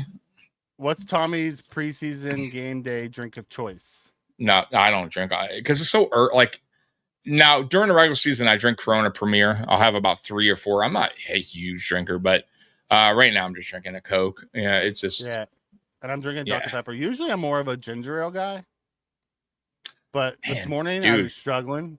So Canada Dry. Yeah. Have you tried the Canada Dry? I'm gonna tell I'm not normally into like mixing drinks up, but their Canada Dry came out with a cranberry ginger ale. Oh, dude, so fucking good, bro. It's good. Good. It's fucking. I tried it. My wife tried it. You didn't like it? Yeah, my wife and daughter love it. It's good, dude. Like I'm a regular Canada Dry guy. Okay, me too. I like it too, but man, I don't know what it is. A little splash. Cranberry. You like that cranberry, dude. huh? I love cranberry juice in general. Our new Swiss Army knife in blocker and fullback. Yeah, I just don't think they're going to use him that way. I don't. I think you're going to see Van Summer, and I think they like him. Sorry, Mikey. I'm usually smart. Yeah. That's all good, brother. When he destroyed the office after that failed play, I really liked Dorsey because he has a ton of passion. I know, me too. I love. They gave him so much shit. They gave him so much shit about that, the tablet thing. But I don't know. When Dorsey got fired, you also have to take into account that they had the handcuffs on Josh, and Josh wasn't running at all. Not at all. And then after Dorsey got fired, they took the handcuffs off of Josh, and Josh started taking off more. I feel like if he could have done that with Dorsey here, we would have done the same thing. However, if Dorsey didn't get fired, we don't have Joe Brady today. And I like where this team's headed under Joe Brady. So I'm okay with everything that's happened. Sounds like they're starting to come out and be ready to go by the 15th. Yeah, I'm on the game right now. They're showing stupid. I guess this is a Cleveland station on this. Yeah, so. It's a home game for them. So of course. Yeah. So, exactly. Yeah. Who do you think? Hey, but the guy is wearing a Hurricanes shirt though. Yeah. This is a great question. Early, I think wide receiver could be one. I wouldn't also put back a guard or a tackle. Because especially if we let Dion go, are you comfortable with Grable or Bowery being Dion's replacement right now? I'm not. I'm with you there. I would much rather, like I still think Dion's gonna be here next year. I don't think we're gonna let him go because I think Dion's gonna have a really good year this year. But I could see guard or tackle in the first round too to finalize the offensive line. You're going to have to eventually anyways. Even if you keep Dion for another year, you have to prepare. You know what I mean? He's on that level of, all right, we need to get ready. Unless you think he could play to his late 30s like everyone else. And then you have 5 years. You don't need to prepare now with a pick that True. Early. If he wants to. Remember, players are retiring early. So, Trent Williams is still doing it. But every player is different. Trent Williams also isn't a podcast social media guy. If you notice, Dion Dawkins is becoming more and more involved in social media, which those guys tend to get out of. They tend to because that becomes their passion. It starts to become what they want. You know what I mean? Like NFL, you have to be all in. You know what I mean? You can't do both really. You know what I mean? And a lot of these guys are like, fuck it. I tore my body up. This is fun. I want to drift cars. I want to make a YouTube channel. I want to, and he's hanging out with big time YouTube guys now. You know what I mean? That are, so I'm just saying, I'm not saying that it's going to happen, but I could see that as a possibility where he's, thinking about it. You're not wrong. But yeah, I'm with you. I think they got to start preparing for that. And the draft is the right way to go. Absolutely. Wide receiver is interesting. I think they're going to judge that on how this season goes. Because if DJ Moore is, for me, he's going to show everybody why we traded for him. And Khalil Shakir, I still think he hasn't reached the ceiling yet. He's a hell of a player. They could do so much more with him. And if he becomes what I think he can become, you got your 1-2 punch right there. And there's your fullback. Dion, Deion Walker, right. Deion Walker will take Josh from his butt and push him up and over the load. Yeah. And don't forget Skylar Bell, right? We'll see what Skylar Bell does this If season. he can get healthy. If he can get healthy. But I'm just saying, I'm throwing some names in there. Keon, I feel like we're going to use him until his rookie contract done. He'll be off after that. Yeah, bye-bye. So can they add a receiver in the draft? I think it all depends on how. Depends on what receiver and does it fit what we're trying to do. Like correct. Yeah. Casey Concepcion, do I think we would have taken him if he fell to us? Yes, I do. Yes. I really do. Yep. We think we would have taken him. But knowing we didn't, we traded back, made up for the picks, and then we took TJ Parker. And I'm good with TJ Parker. Like I'm glad that was the pick.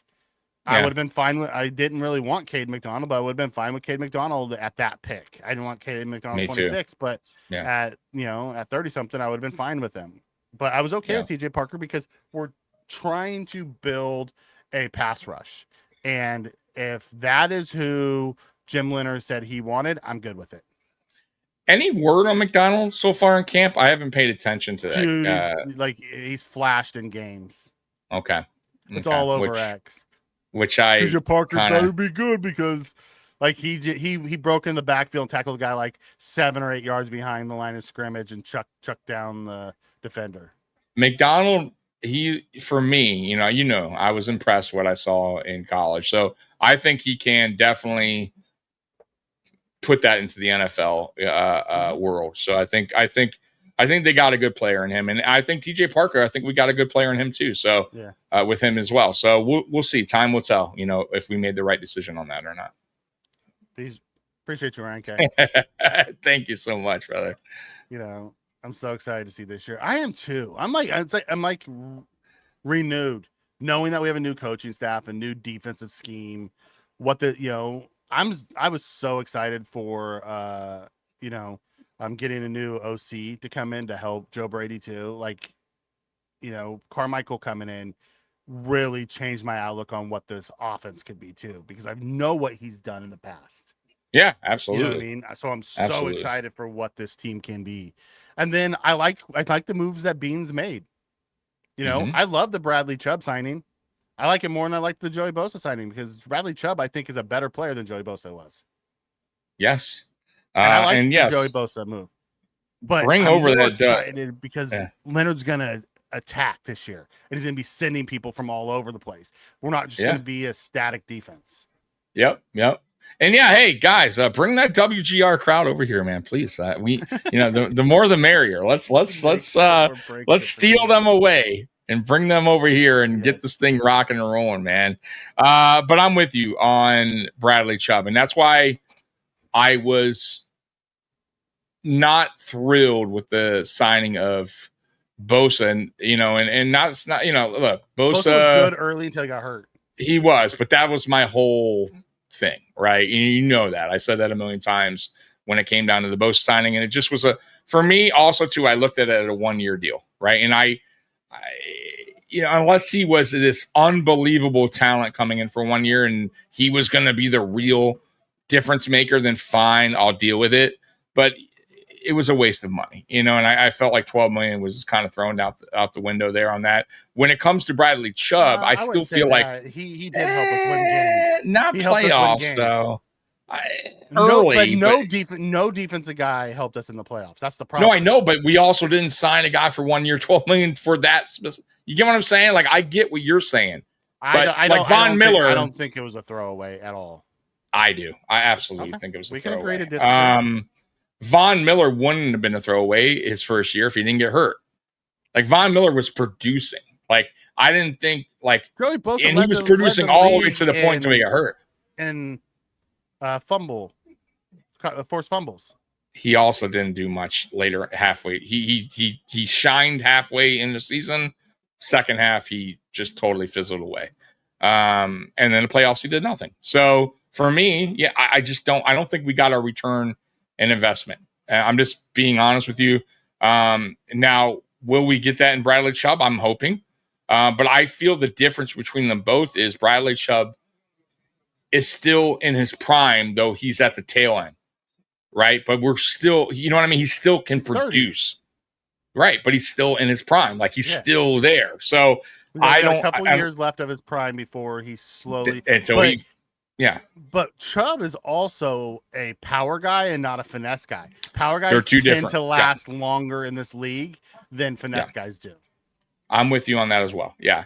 I just feel like if Bradley Chubb can stay healthy, knock on wood, he can still produce that 8.5, 10 sacks or even 8.5, 10.5 sacks for this team, which is something that we desperately need. Yeah. So I think he sits between it's a good sign. 8 and 10.5 too. And if he goes above that, fantastic. But I think that's where I think his floor is 8. I really do, because that's just what he does every year. Yeah, Yep. And his leadership also very different than the other guys that we've had come in as one. I'm with you. 100%. Like he's Vaughn style leadership. Yes, and Chubb, he was. Go ahead. I was gonna say, and he was with Vaughn. I mean, he was with Vaughn. Yeah. Never. So he Vaughn did it for him. So he's doing it for TJ. He's it's given back. And TJ's game is very similar to what Chubb's game is. So having that guy is fantastic. Absolutely. The game is back on. Yeah, by the way. I want to go back to this real quick. IGB is a total beast. He's gonna be a great corner. I sure hope so. I think he's a beast. I think he's smart. I still have not sold on IGB yet, but I hope so. I think he has work to do. Yeah, game's on. I think he has work to do, but I think he can get there, if that makes sense. And if he gets there, watch out. He'll be a really good player in the league. But he does have work to do. Godzilla, I have 2. I have Elarms-Orr and Kilgore. Were my 2 favorite draft picks. And then I would say probably Skylar Bell was my 3rd. I'm with you on that. I like TJ Parker. I like IGB. You love Elarms-Orr. You were exciting. super excited about IGB. Not right away, though. I was disappointed. Yeah. But once you went back, we didn't really look at corners early in the draft because we didn't think they would do that. Play action, first play, under center, first down. I'm going to be paying attention to the play actions this whole game. That play action crosser. All day it's long work. It's money. It's been money all day long, people. It's all day long. But once again, guys, it's funny, Mikey. I think I'm the only one talking about this. I mean, I haven't really paid attention to many podcasts lately, but no, they're all talking about who are the under center play action? Yeah. Okay, it's crazy. It's wild. All talking about. Are they bringing it up? Good. And they should be. Play action. No, not play action. Boy, they fooled me. They fooled me good on that. Good job by Kyle Allen. I thought he had the ball still. What a sneaky little play that was. But that's why play action works. Yes, because he did a little twist there. I thought he was doing a boot. Did you not think he was going to do a boot there? I thought he was doing a little boot there. Yeah, good for him. House. Oh, badass. Badass is in the house. Well, I got a response for that, right? He could, Godzilla. Elarms-Orr could change the face of the defense. He absolutely could. Oh, excuse me. That's for Pagula Sucks. I'm glad you're getting on the DJ Moore island. DJ Moore's been a stud since he got here. Third down coming up. 3rd and short. What do they do here, Mikey? What do you like to see here on a 3rd and short? Run. Okay, 3rd and 2. Who's there? They still got Ray Davis in there, number 7. Got to get used to these numbers changes. All right, so we got a 3rd and 3, actually. I don't know if I thought 3rd and 2, but 3rd and 3 coming up. Mikey thinks run here. I would like, honestly, a boot here. Yeah, like we did last week on the 4th down. Yes, and throw to the running back or take arrow, off. The little dagger route. Yeah, you got 2 options. And that's what they do. Did a little dagger route. Why did Kyle Allen do that? You got to pick up the first. I get he's trying to go for there's a flag. Kyle Allen could have easily picked up the first, though. I understand what he's trying to do there. He's trying to pull a Josh there. But it looks like it's a pass interference, so it worked out. The receiver is open in the flat for the first down. I get it. Right, or he could have run for the first down. Either one. That's what I'm saying. I love the hustle. I love the wanting to get the touchdown here. But that was a much tougher throw. He ran the dagger out too. Bro, that was not there. I got to admit, that throw that would have been a tough catch. For me, I'd rather him pick up the first. If he doesn't grab him, that's a touchdown. You think so? Okay. Yeah. All right. I got to look at the replay again. It just looked like All right, so either way, we got a first down, and it's going to be a yard short. They're trying here. Oh, they're still pushing. Nope. They're going to call it. They're going to blow the whistle. So here's where Ian Wheeler, for me, would be. This is his, or Frank Gore Jr., but I would say Ian Wheeler more, right? But they're going to probably keep Ray Davison. Let me see here.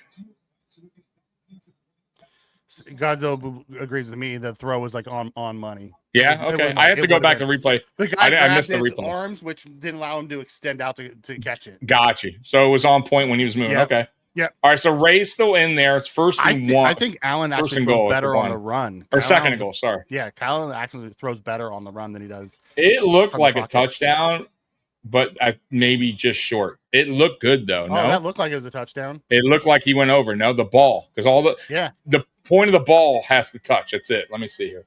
It seemed to me like he got over. Let's see. Here's the overhead camera view. This will tell you. Oh, no. I think he might have been short. Yeah, he might have been just short. But why do they keep running Ray Davis out there? Put the bigger back. Because I still don't get that. He's only going to be in the game for. Look, they stopped him again. No, touchdown. Boy, they almost stopped him again. So the offensive line helped big time on that one, pushing him, making that. And Ray Davis kept his feet moving, but touchdown Buffalo, guys. That's why we push though.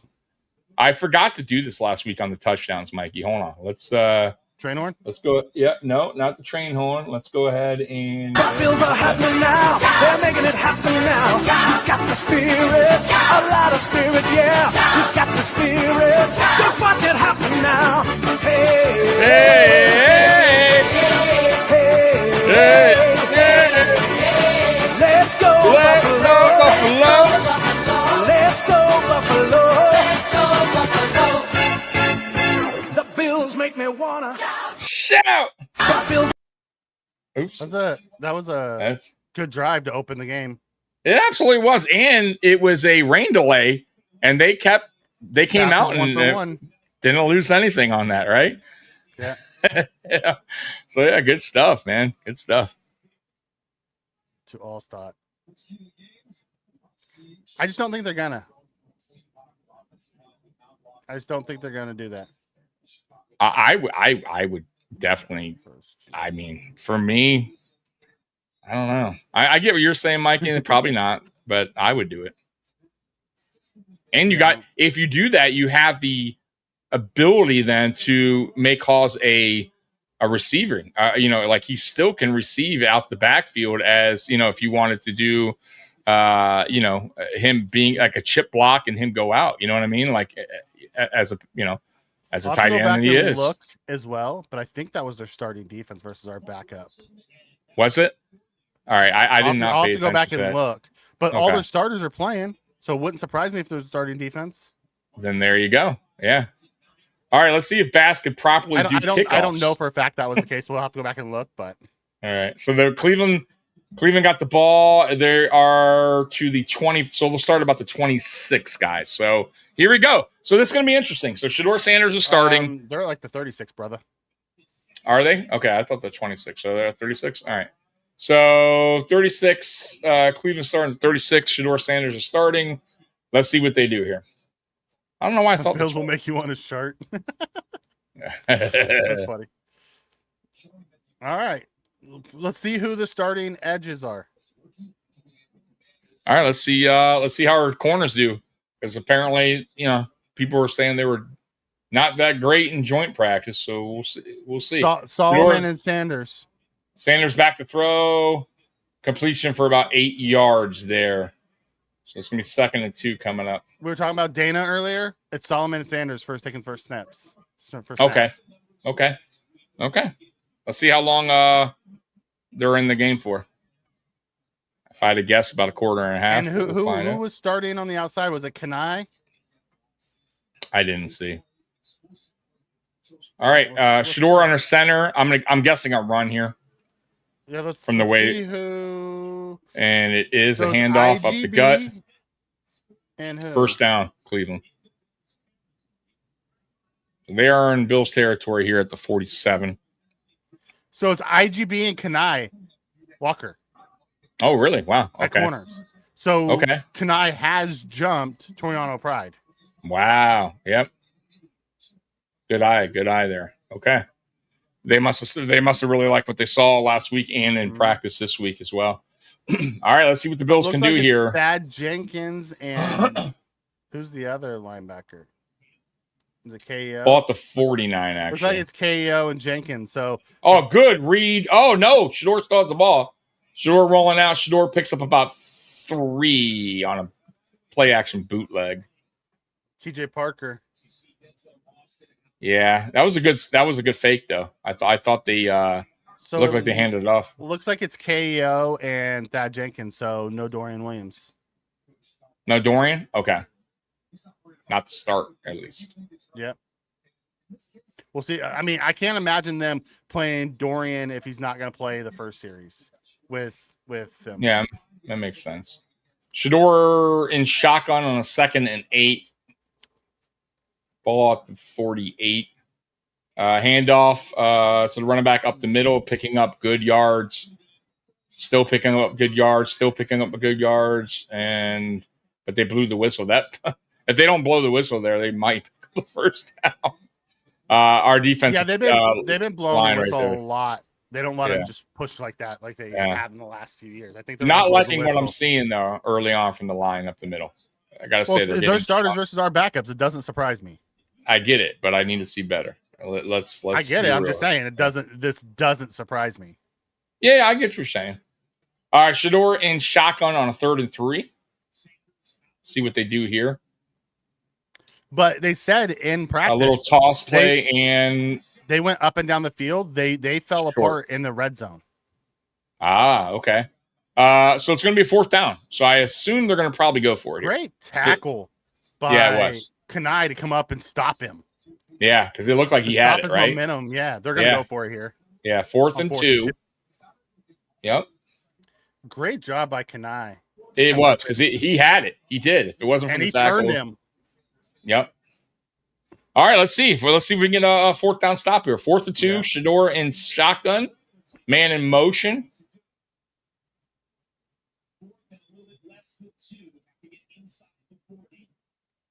Shedeur back to throw. Shedeur plenty of time. Guy wide open because he had a lot of time to throw. Too much time. We had no pressure there on Shedeur, and you're gonna that happens. Yeah, no. I didn't like the rush scheme there. It was just straight up Sean McDermott style. Yep. Rush scheme. There was nothing to it. Nothing to it. Like watch the rush scheme. Yeah, he had all day. And by the time a guy got there, it was way too late. Yeah. The guy never got there. Guy never got there. Close, kind of, but not really. Shedeur in shotgun again. 1st and 10 at the Bills 25. Man in motion. Hands it off to the running back who gets he broke some tackles and picked up some positive yards. Got about 3, but it should have been a loss there. Yeah, it should have been. Poor tackling. So right now our defense, I know it's our 2nd and 3rd, but not doesn't matter. Tackle does not looking good. Tackle the ball carrier. Yeah, not impressed right now with anybody really. Let's see what they do here. Cleveland can definitely run the ball. Great test. Yeah, they're gonna run the ball. That's for damn sure. Yep. 2nd and 7. Shedeur under center. Man in motion. Man in motion again. This is a play action pass to the running back. A little screen to the running back. 1st down, Cleveland. Yeah, I'm not overly fond of this Jenkins guy. He's taking bad angles. Oh, the linebacker? Yep. Keontae, I think is his name, correct? Keontae Jenkins. I'm not too up on him either. He's taking a couple bad angles. Yeah. I know the guy from oh man, they are running the ball on us with ease up the middle, I gotta say. I know somebody was high on Jenkins. I think it was one of the Bills podcasters, I forget who, kept saying watch, he's gonna make the 53. Watch. He probably will. Yeah, Probably will I make it forget who it 53. was, though.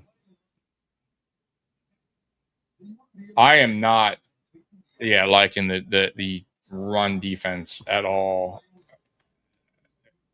in this game to start. They are just getting chunk yards up the middle. Putting any stock into a first team versus a second. There you go. I know, but I don't care who it is. I want to see. I'm not putting any stock into it whatsoever. Okay. Well, there you go. Jackson. There we Landon go. Jackson. Yeah. That's what I'm saying. You want to see that? Plays, yeah, those are the type of plays that you want to see. Okay. It's the first time I've seen him out there, though. 3rd and 7. Here we go. Big third down coming up for the Buffalo Bills. This will either be a 3-point game or possibly 7, right? So let's see what they can do here, because I doubt they go for it on 4th and 7 if they don't pick up this or it's incomplete. Let's see. So Shedeur in shotgun, man in motion. Shedeur back to throw. Too much time. Wide open. Touchdown. Terrible. Bad on. Are these rush schemes? I have no idea. We're not doing anything. Like last week, we sent people and we're just running straight 4-man rush schemes. Yeah. No games, no twists, no nothing. Nothing. He sat back there and style. Absolutely. I mean, that's terrible. I mean, he had all day to scan the field, and then how's that guy wide open either too? Like who lost 81 in the mix? I mean, wide open. He's just sitting in the end zone. That was bad. That was a bad defensive first series. I don't like that scheme at all. No, that was bad. I saw nothing there that I liked. Jackson's penetration. That's it. Oh, and the tackle on the sideline. Yeah. But can I coming up? Can I? Yeah. Outside of that, it was ugly. You're right. You can't be making 5 yards downfield. Also, what's with talk about vanilla defense. 4-man rushes with no twists or stunts or anything. Nothing. What the fuck is that? And not only that, you're going against Shedeur Sanders, who is known to hold the ball and go backwards on when he's pressured. Mm-hmm. Like that's the guy you want to send pressure at. You get what I'm saying? He makes mistakes. He holds the ball too long. Here's my I don't get it, Sean. With maybe that's the plan today. Basic rush. How are you supposed to evaluate these backups in our scheme if we're not going to put anything out there? Correct. And it's just going to be basic rush. Right. Yep. Like I'm not saying we have to throw exotic shit, but throw some twists and some stunts and a little something. A 4-man rush against a 6-man protection. That's going to win every time. Yep. And not only that, they ran the ball on us at will right up the middle too. So there's a lot of things in that drive I did not like. Even if it's our 2s and 3s, got to play better than that. Not only that, look, our 2s and 3s, Mikey. Some of these guys are fighting for jobs to be on the 53. Right? They're fighting for their jobs. So I need to see better than that. It seemed like there was no energy there from the defense, and the play calling the scheme was just very McDermott-ish. You know what I mean? Send rush 4. So here's who our starters were on that drive. Okay. TJ Sanders and Mathis, Landon Jackson. Linebackers, TJ Parker, Elarms-Orr, and Javon Solomon. Secondary, Hamlin, Kanai, IGB, Geno Stone, Jordan Hancock. Yeah. I expect more, to be honest with you. Mm-hmm. You know what I mean? Those aren't, except for Hamlin, a lot of those guys aren't bums. Mathis is the other guy that's inside. And say what you want, but TJ Sanders has not impressed me. He is not. No, he's disappointing me. Me either. I'm with you. Very disappointing. Very disappointing. So it doesn't surprise me to hear that they, were running for 5 yards a clip. Yeah, very disappointing. Can't have that. Let's say a lot of these guys are going to play a lot of snaps. They are. They better figure this shit out. I hope it's not going to be that type of defensive scheme all day long, just basic 4-man rush, not doing anything. No. This is a just like offense going to be vanilla. I'm not going there. None of our starters are playing right now. Yeah. Against their starters. No, I get that. That's what I'm saying. It's a vanilla, of course. I understand that. However, that was still got to make plays though. Got to make plays on the ball. Ooh, nice Mike. move. Oh, you're ahead of me? Nicole You're ahead of Hardman me, with a nice little stutter step on the return. All right, you're a little ahead of me. That's all right. Oh, that was nice. Absolutely, you're right. That was a good move there. Jackson Sanders Parker or IGB going to continue to be regulars this season, you hope. Yep. I'm with you on that. All right. Playing game plans. Yep. Allen under center. Got a bootleg. Oh, man. Good defense. Wow, now you're ahead of me. Got about one. I refreshed the page. Now you're. Oh, okay. Maybe I went out and jumped back in. Yep. Good defense by the Browns. They kind of sniffed that one out. Little bootleg, and they stayed on their man. So good defense. Picked up only 2.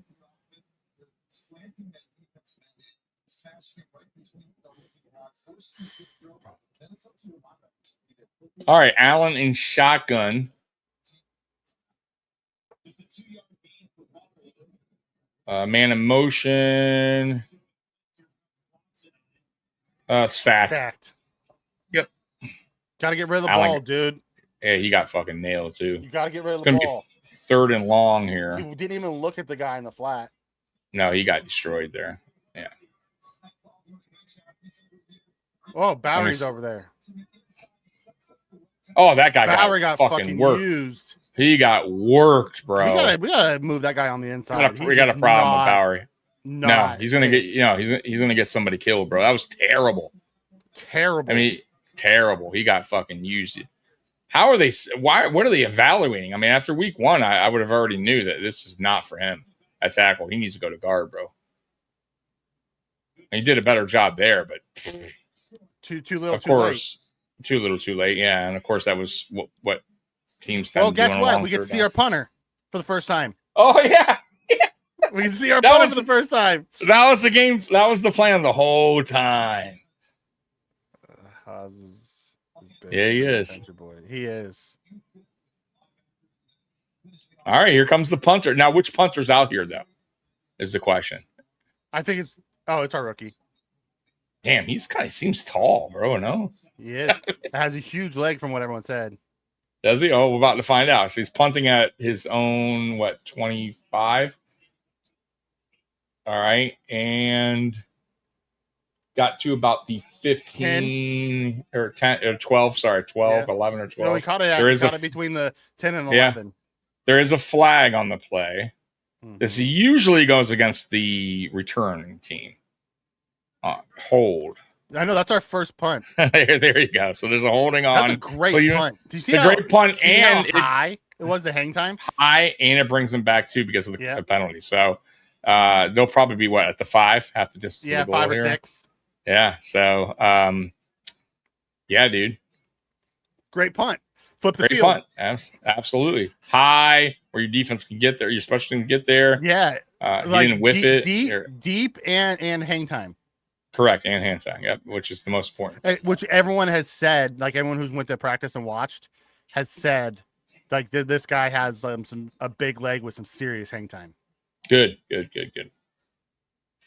right, here we go. We finally got to see our punter. Yeah. Our drafted punter. There you go. You know the Wachowski guy's already getting tickets to go back to Aussie. Somebody will pick him up, though. He's not a bad punter. The Aussie guy that we had. I'm not even going to kill our offense because we finally got to see our punter. Right? Yeah. It's all we wanted to see is Tommy go in there and punt. Mm-hmm. Tommy Doman. All right. Under center is Shedeur. I think it's Shedeur still in the game, right? Yeah. Shedeur's playing first half. Watson playing first. Second half. They're doing a half thing. Okay. So unless they do quarter by quarter, but I believe it might be quarter by quarter. It might be Shedeur first quarter, Deshaun. Oh, like alternate. Okay, got you. All right. Good first. Good defense there on first down. Yeah, good run stop on first down. 2nd and 9. Shedeur in shotgun. I want to see pressure here. They're going let's fast, get some pressure. Too. Oh, offsides defense. Oh, fucking Solomon jumped the gun. And he knows it. You know, he had that problem last year. Yeah. Remember, he did that a few times last year where he jumped the gun. Mm-hmm. And I get it. You're hyped up. You want it. And he was going, boy. He was ready. You know what it was? He was trying to read. He was trying to beat the snap count. Like he was trying to read it. like on Dude. cue. Yeah, gotta be careful Watch with that. the ball. Right. You're taught Right. that in freaking Pee Wee. Yeah, When the ball moves, you move. He was trying to time it, to be honest with you there. I think he was trying. I don't give a shit. But It's a penalty. he's not a veteran where, you know what I mean? Like, Yes, he you're is. not He's there yet. He's year 4. Figure Well, your shit out. You know what I mean? He's not skilled enough to be that guy. All right, we're going into the second quarter. But that was costly there because, Shedeur give up really 5 did his yards. watch thing against backups. Huh? Shedeur really did his watch celebration against backups. Yeah, I guess. So far, he has, James. Not impressed with what Sullivan's looked like so far. He was trying to time the snap, and But, I mean, let's look at the last drive. Solomon was part of the problem. that is true. Yeah, no doubt. Yep. Everybody's Solomon don't Solomon. even look bad. That damn Solomon kid. Oh, man. Right? I just don't get it. Can't do that. Oh, yeah, thumbs up. Yeah. I Hit the forgot. like I button. did say that. Man. Get that thumbs up. Yeah. Yeah, hit that like button, please. That helps the Yeah. channel. That's right. What happened with Ed Oliver? No one knows what man. actually happened. They just know his 2-year-old son had passed. Well, I did read in Yahoo. I think it was Yahoo said that it was a drowning. So, Yeah, but no one knows what. Like, yeah, we don't know the details, but and I don't really care to. I just know his son passed away, and that's bad enough. So his son passed away, 2-year-old son. It was a drowning. Obviously, there's no details, but I don't need details. He drowned in a pool. So, thoughts and prayers is really all we can do for Ed Oliver and his family, and that's it. And hopefully, his family gets through this. yeah, and he's a right tackle this time, DMX. But yeah, he got cooked. Can't have. I don't like him at tackle. I don't. I think he doesn't have the mechanics. And they said that coming out of college. There's a lot of people that said his mechanics were just off at tackle. He needs to be at guard, bro. So, not a fan of him. I don't know why they're continuing to throw him out there unless they just feel like they like him there, but they're maybe going to use it for film study, right? And just keep working with him on being a tackle. He's a project. That's what I'm saying. So maybe they're just taking that as honest, I'd much film rather work. see Chase Lunt out there right now and then put him out there later in the game. Put him out there later. Yeah, exactly, dude. Like, don't get our backup killed. Right? You know what I mean? Like, so get Shane Bichelle killed. Fine. I feel like he is. It's his technique, and you heard Jerry O. I don't know if you listened to Locked On, and No. Jerry O was breaking it down on Technique, right? on Bill's So squad. exactly it's all what I technique. said. It's all Yeah, technique. yeah. That's all it is. He's Yeah. super athletic. It's just all technique. Oh god, It's all tech. Yeah. Oh, first down, Cleveland. Right up Mathis the got gut. pushed backwards. Yeah. We have a real problem with this unit here in up the middle runs. They just are struggling with this. Yeah. I think Hey Jude, that's a good one, Chewy. I hate Cameron for tweeting the news when Ed asked for privacy. Those didn't even make a statement first, right? That's just he asked for privacy about it. mm-hmm. But it's a someone shitty put it thing. out there, so they all said something. But yeah, Yeah. I'm with you on that. All right, got a play action here. Shedeur back to throw. Shedeur got Nope, he picked up a yard. Yeah, Picked up about a yard, but much better I'll defense say the there. only Put a one who little actually pressure put on any him. pressure there was Landon Jackson. I gotta watch the play again. But he did get him, and if that's the case, he made him go up the mid. Like, you know what I mean? He forced his way. Like he was blocked, but he was into the pushing defense. his guy backwards. Okay. Okay, the 2nd and 9 coming up. Shedeur in shotgun. Running back shifts over. Hand off to the running back up the gut. Picked 4 up yards. about 4. Yep. Can't be giving him 4 yards at a time. It's the gut, man. I'm telling you. That's why it seems like it's wide open every time. Yeah, I hope Jude is good, but He's not ready yet. I'm with you, Sean. Yeah, it's shitty. Whoever leaked that out before he got an opportunity to do it his way. You know what I'm saying? But it is what it is. That is such a good question. Who'd you rather have, Fina or Dawkins in their prime? Fina was a Prime beast, Dawkins bro. was so But Dawkins good, was a beast too, though. Yeah, that's tough. Shedeur and shotgun 3rd and 6. Shedeur back to throw. There is a little bit of pressure. If we can make this tackle, missed a tackle. Fantastic way to get around. Yeah. Luckily, he had guys there to make up for it. It's a 4th and 3. I think they're going to punt it. I think part of the reason he missed the tackle is because he was getting around the block and he was out of 4th and 5. Sorry. Yeah. He still should have had should have had the tackle, but we had guys there. 4th and 5. I believe they still got Bojo, right? I think it's Bojo still. Is that? I could be wrong. No, I could swear Bojo was on Cleveland's team. Is it? Kinda No, looks like maybe him. that's not. It does a little. No, let me see here. Where is Bojo playing? I think that is him. No, Lefty. Bojo's a lefty. he's in the league still. I know that. Can you type that up, Mikey? Curious. Not that it's a big deal, but just curious where he's at. It's on commercial break anyway. So, where's our old punter Bojo?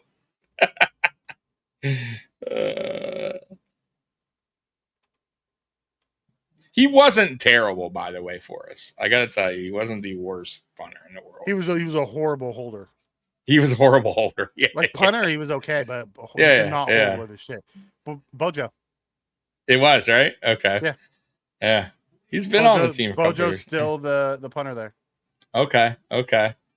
And the Chiefs still got our guy, right? Our old punt guy, right? Yep. Good for him. I'm glad that he found his way back in the NFL. So, anyways, who would you take?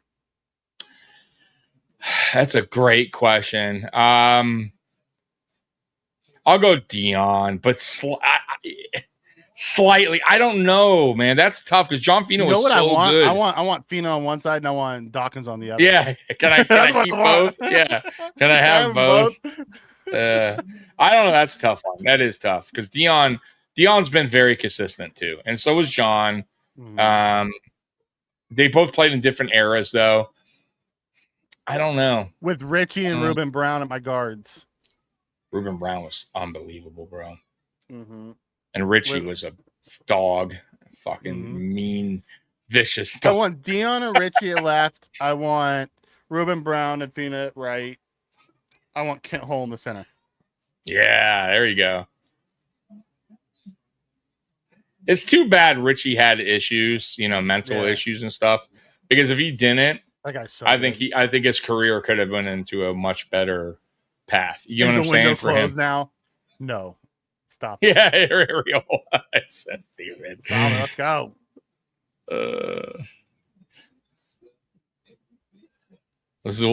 No, I don't think so, brother.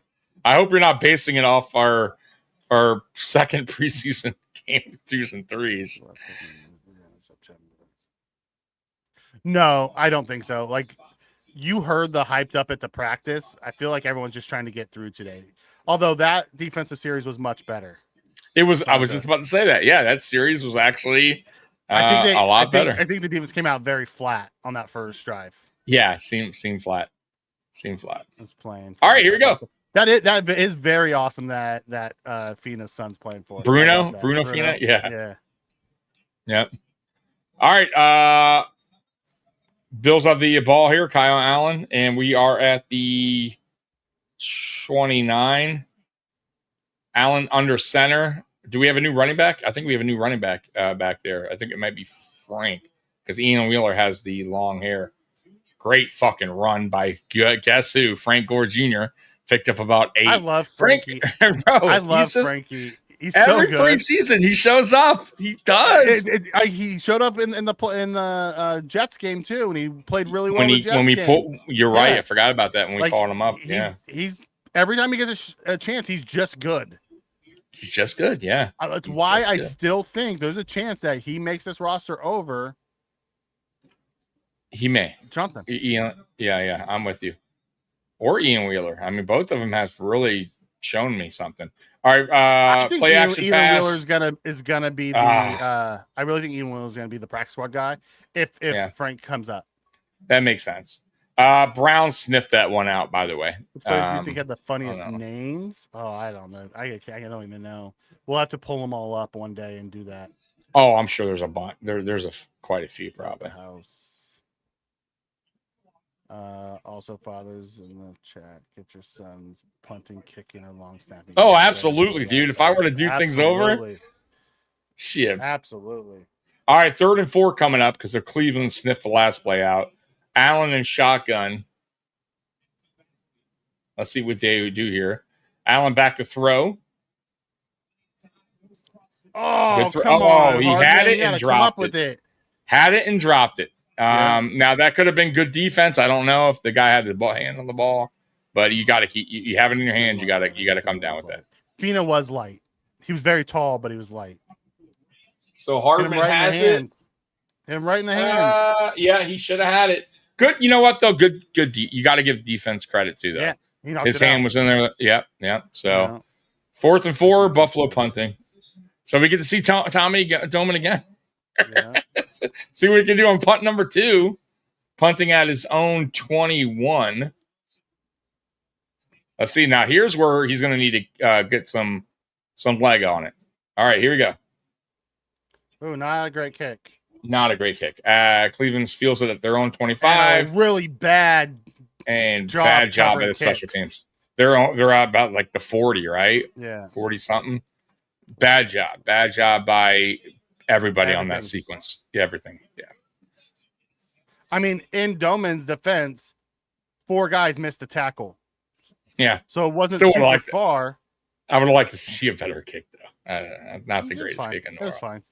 Yeah. Not the worst, but yeah. Come on. Let's get a little bit more. I mean, we've seen some bad ones. We have. We definitely have. But I definitely want to see a little bit more leg into that. Ooh, right? That's a great one, Badass. Josh Allen's the only NFL QB to throw a TD to a father and son. Both Frank and Frank Jr. Yeah. Yeah. That is a great stat. Men with the drop issues might be a real thing. I mean, it's one of the issues he had in Kansas City. Yeah. That's another like thing I can't stand. Like, when I talk about things that that bother me. Field goals, like miss extra points, shit like that. Like, I'm a stickler when it comes to that. And if you have the ball in your hand, I don't give a fuck. You come down with that. You hold that motherfucker. You come down with that motherfucker. You know what I mean? So I'll credit the defender on that, but it was there. You got to do your job. I will say, pass protection on that 3rd down was fantastic because Allen had pumped 3 or 4 times. He had time. Yeah, he had time. Definitely had time. Yep. And he actually delivered the ball. I mean, he got the ball where it needed to be, but unfortunately, he didn't come down with it. And Corbett was at left guard on that last series, by the way. Oh, was it Corbett? Okay, so so then that tells me 1,000% they are still evaluating that position at left guard. I still think Alec is in the lead, but they are definitely evaluating that. Yep. Thank our buddy Joe Marino over at Locked On for the updates on formation. Oh, is he? All right, yeah. Cool. Nice. All right, let's see what the Bills defense can do here. Which Pro Football Hall of Famer played for both the Browns and Bills? Was it Bruce Smith, Bobby Mitchell, Joe Delamar, or Marion Motley? It definitely wasn't Bruce Smith. I can tell you that. Was it Joe? I'm going to guess. I don't know. Hall of Fame player. I'll guess Joe D too. I don't know the other guys. 100% sure. I know for a fact it wasn't Bruce. Bruce finished his career with Washington, so yeah. Definitely wasn't Bruce. McColl is on the bubble, and drops like that is not going to help him. All right, Shedeur under center at their own 40. Oh, he's calling an audible, or he's changing the line, maybe changing the play at the line. A fake pitch. Got TJ Sanders. Yep, wide open. Good fake pitch though. First Sanders time. bit like Joey Bosa used to. did he? He Joey I gotta Bosa watch the that replay. badly. Let's see here. Oh, he did. He went Oh, that's Parker. wrong. That was Parker. Yeah, TJ went Parker, to wrong TJ. Yeah, wrong. He bit TJ. like a Joey Bosa used to. Yeah, he fought, but he was following the ball. I mean, he followed the football. Your job is to stay backside. I agree. I get that.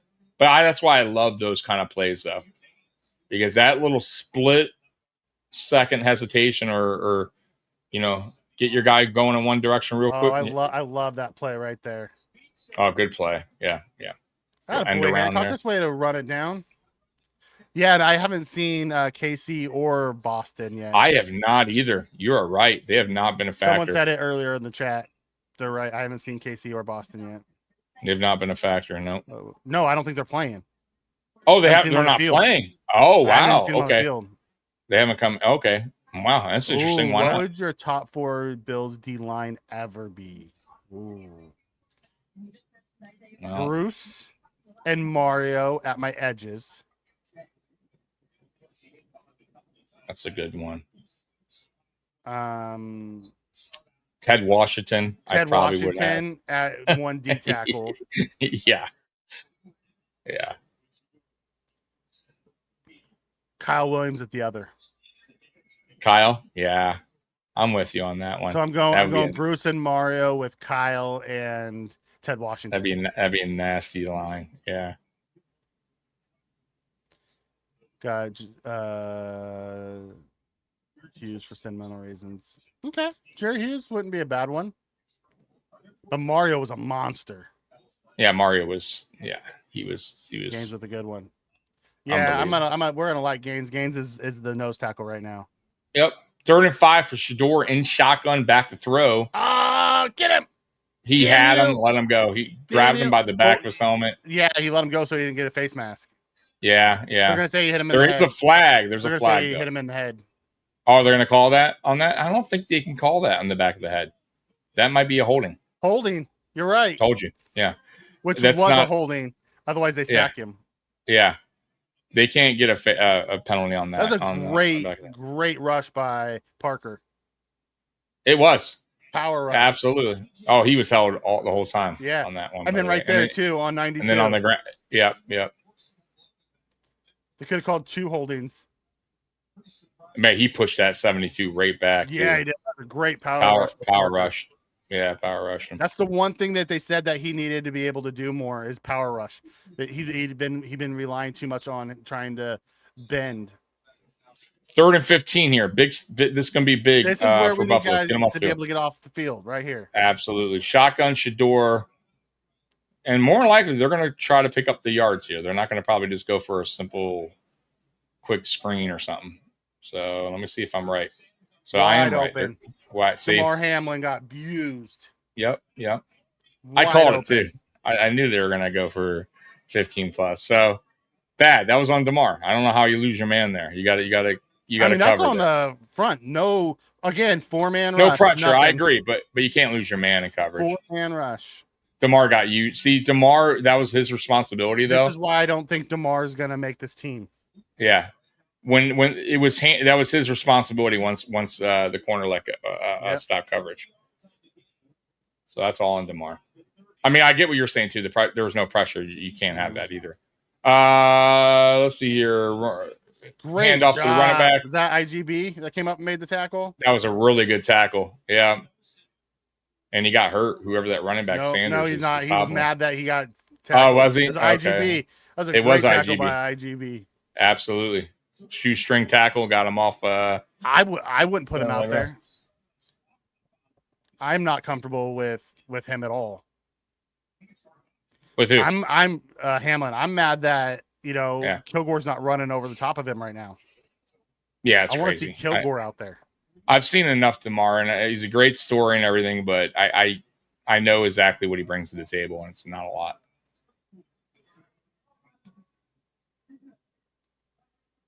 What happened? I don't know. There's a penalty, though, no? Or was it just Yeah. I don't even know if it was a penalty. It was 5-yard on penalty us. on us. Yeah, something. 2nd and 6. Stupid. Was it too many men in the defensive? Probably too many men in the on huddle field. or whatever. Too Yeah, many, on field. Yeah.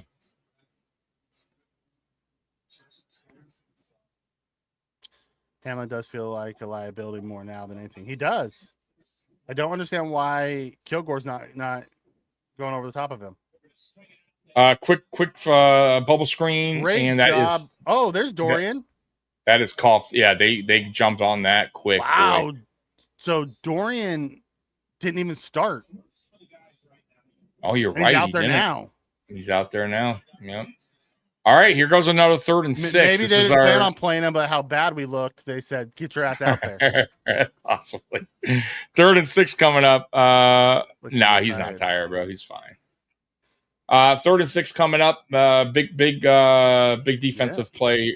Hopefully they could have a good We have stance 3rd here. and like 15, and we I 15 earlier, but hey, make it up for here. So, nope, no pressure. Good, Great job by Pride. good job. Kept him short. Yeah. It's going to be a 4th and 2. There is a flag on the play, and it is. It looks like on the defense. He's pointing our way. I don't know if that's on us or not. Pass interference? Pass interference, 1st down. Did you see That pass sucks. interference there? I didn't. Unless it's on Pride, Did I miss and that something? would be Pride. Pride got one in week Oh, 1. grab his No. jersey. Oh, big time. Didn't he get one in week 1 Yeah. as well, right? Remember that? Mm-hmm. Same shit. Grab the guy. Grab little handsy there, Pride. Cost us 1st down. cost us 1st down, yeah. All right, under center, handoff up the middle. Much better defense right there. Gained about a yard. Who was that? Was that Kanai in there? I see Joe Andreessen, by the way. Yeah. Yeah. Dorian Williams running with Joe Andreessen. Mm-hmm. That was Kanai. That came up. That was Kanai. That was a good tackle. 2nd and 9 coming up here. It looked very different last week. They're running a very bland style of defense today. Oh, this is way different than what it was week 1. Shedeur back to throw in shotgun. A lot of Pick time. it off. That it, baby. Picked off, tipped and picked off. DeMar by, with the pick. You know what's funny with DeMar? He's gotten those breaks in games, right? Where things kind of like those baby. picks. So yeah, who made the tip? as we're talking about DeMar, I mean, there was 3 guys there. Any one of them could have. there was, I know, but it's still funny. You know what I mean? You see, baby. That's what you guys get.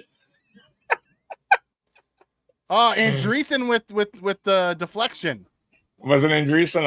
I missed the replay. Yeah.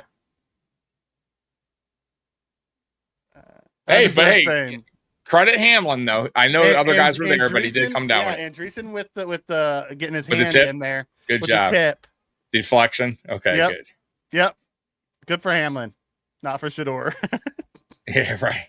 All right, hey, there's the stop first takeaway of the game. Now, CJ, we're counting preseason, correct? No, So 19 to go. Greg Gaines. There was actually we had one last week too. Kanai Walker had one. Oh, so 18 to go because he didn't clarify if it's regular season, if preseason. Great. So this is from our buddies over at Locked On. Greg Gaines, Okay. with a nice run stuff on 2nd and 9. Parker on 3rd down had a great bull rush. 3rd and 15 once again, no pass rush. 4-man, no one did anything. Excellent tackle for loss by IGB on that drive. Love how Hancock is filling downhill. Hancock, he's been doing that all summer. He really has. Toriano Pride with another PI. Kanai Walker is serious about tackling. Kanai Walker's about to take that CB4 job. You know, it's funny too. Talking about Pride, we're worried about IGB in the PIs. He hasn't. I don't think he's gotten one. Yeah, it's been Pride with 2. No, Walker's just been fundamentally sound. Like you can look at them and tell that Pride has more athletic ability, but Walker's more fundamentally sound. No, I'm talking about IGB with the holdings. Remember the concern was IGB with the passing. Right now, the only guy that's kind of getting them is Pride. Yep. Buffalo boys. Yeah. Listen, that was a fantastic way to close that out. But that's what they say that happens to the Browns. They'll be driving, and then in the red zone, some shit will happen like that. Just crumble. All right. Yeah, and we got our second and third team out there too. So, not just saying. So, like, I mean, he's not playing with his top receivers, but that ball was behind him for Shedeur. No, that's on Shedeur. Yeah, that's on him. That's nothing to do with the guy he's throwing it to at that point. That's a you thing. All right, let's see what Allen can do here in shotgun. Got bullied. Oh, you're ahead of me again. I got to refresh. Yeah. Fucking damn it. Well, why does that shit do that, Ethan? Weird.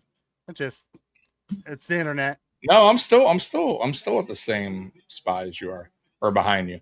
Allen back to throw. Allen going deep.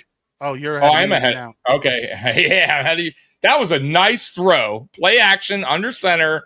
Trent Sherfield.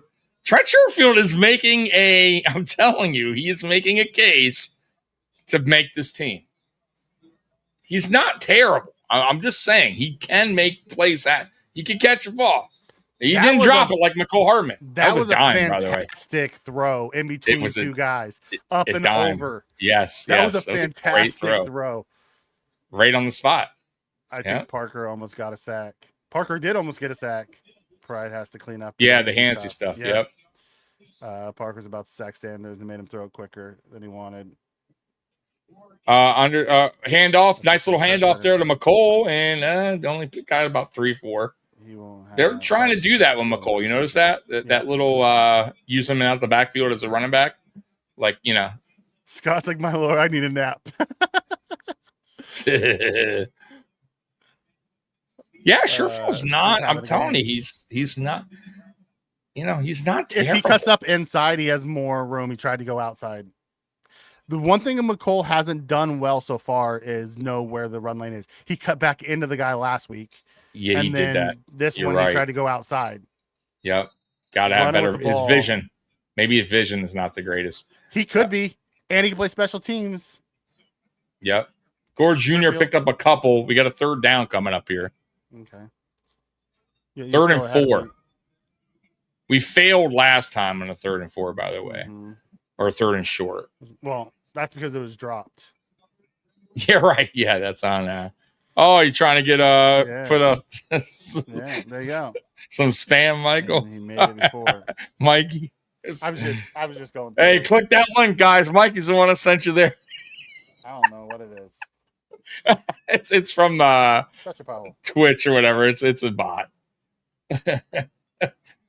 Mikey's endorsing that website. Go click it, guys. Mikey swears. He swears by. It says it's a commercial break. What happened? I don't know. TV timeout. Maybe I don't know. 3rd and 4 coming up though. Weston, stop it.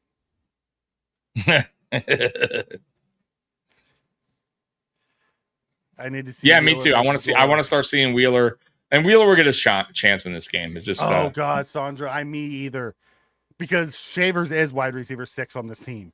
I cannot wait for Shavers to get back. Yeah. I just don't know when. That's the he got that ACL late in the season, so. Mm-hmm. They're saying later this season. We also don't know how many wide receivers we'll keep. If we only keep 5, he may not. Yeah, because of Bell. Yeah, no, you're right. We may not know. I think we're keeping 6 though. With an offensive-minded head coach now, I think we keep 6. Yep. I think 6 is the number.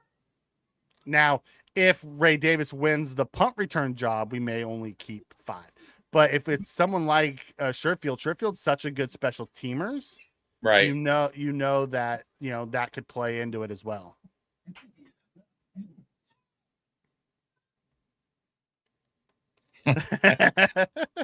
He likes to call you Rob Ryan though, so don't get fooled on Weston. Get out of here. Get out of here. Dawson Knox for T-Mark. Who's T-Mark? T-Mark. Who's on the bubble that is shocking you guys? On the bubble. Shocking me. That's shocking. Like that shouldn't be on the bubble, basically. That we didn't think would be on the bubble. And right, Jude Bowery. Right. Jude Bowery being this bad has been surprising. Yeah, I'm with you. I didn't think he'd be this like atrocious at tackle. But I mean, he has atrocious sets. He's not always atrocious, but you can't get that killed like that. It's been bad. Yeah, I mean, but he's also made some good blocks, like when we had time to throw the ball. So it's not all bad. I was, you know who I would say, Carter. Scott. Even though I think he's not, I don't like his game. I would say Carter. Okay. I think Carter has underperformed big time, and what they wanted. So that would be it. You know who's not, but probably should be based off the play? TJ Sanders. I've been really disappointed in TJ.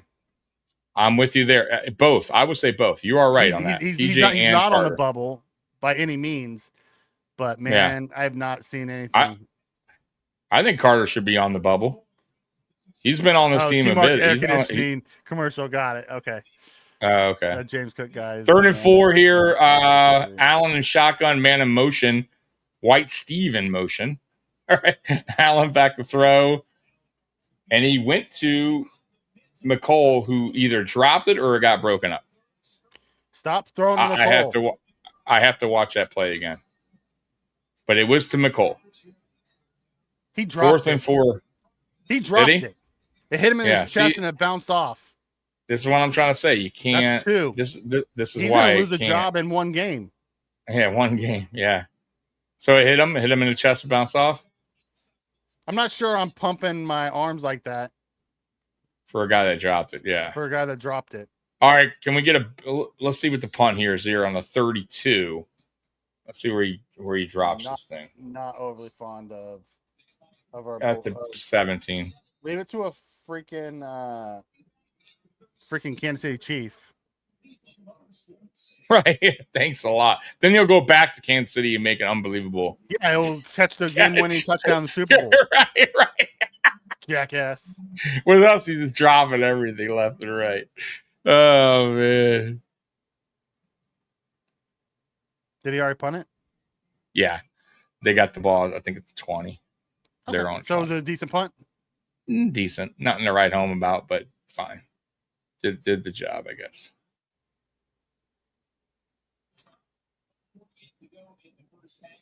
Yeah, McColl's not making a good case of making 53 right now because he's done really nothing. Nick Broker's replaced Jude. Sorry, that's the 15. 15. Oh, great close. You gotta finish that, Andreessen. It was a great close, though. I'm behind you again. This fucking NFL thing. Oh, he had. Gotta finish it. Gotta finish it, but he did slow him down enough where defenders got there and finished the job. So I'm okay with it. But yeah, you're right. They did. You got to finish the job. Had to refresh. Don't want you ahead of me. Oh, 28 nailed. All right, in shotgun, Shedeur in shotgun, 2nd and 16. A little handoff there, a little delayed handoff. Picks now up. You're ahead of me again. 3. Yeah, I refreshed. Can't have you ahead of me, Mikey. So it's just it's illegal. It's against the rules. Against the rules. That's right. 3rd and 13 coming up here. Against the rules. What? You're against the rules. Shame on you. Talking about I'm against the rules. You are against the rules. No. Minute 28 left in the half. This has been a very quick game. But, even with the rain delay. Even with the rain. Yeah. All right, here. Can we get a stop on 3rd and long? Can we get him off the field? Brady's like, hey, McCole, catch the damn ball. We can keep playing offense. Yeah, bro. Twice on 3rd down, you dropped it. All right, 3rd and 13 in shotgun at their own 15. Here we go. Oh, we have offsides, I think. It's a free play. It's fucking offsides again. So we would have had to stop. TJ Sanders. Or Yep. TJ Parker. 99 Parker jumped. Parker. God damn it. So they may decline. No, they're going to accept it. Because they came up short. Because it was third down. Yeah, they came up short. Yeah. So it's third and what would this be? Still long, kind of third and 9, third and 8. Yeah. So we'll see. I mean, it's still. Broker was a pick a while back. Yeah, nice to have him back. It is absolutely nice to have him back. Buffalo Joe is looking good today. I'll tell you that. Yeah, he's made some plays. Parker, third and 8 in shotgun. Parker crushed Sanders on that. On the penalty one.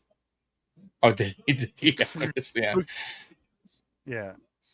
Oh, pressure. Flag down again in the backfield. This could be holding, though. It is holding. Okay. Usually that's what it is. So it's going to be holding on the offense. Yeah. So there goes squad. It erases the other. It's declined. Fourth down. And we get a stop. Would you look at this? Yeah, absolutely. That was absolutely holding. Like you saw it. Right. And once again, I think Parker hit Sanders again. He did. Was it Parker who hit him? I believe it's someone right hit. down there. No, it was it Gaines or Jackson? One of them just crushed him.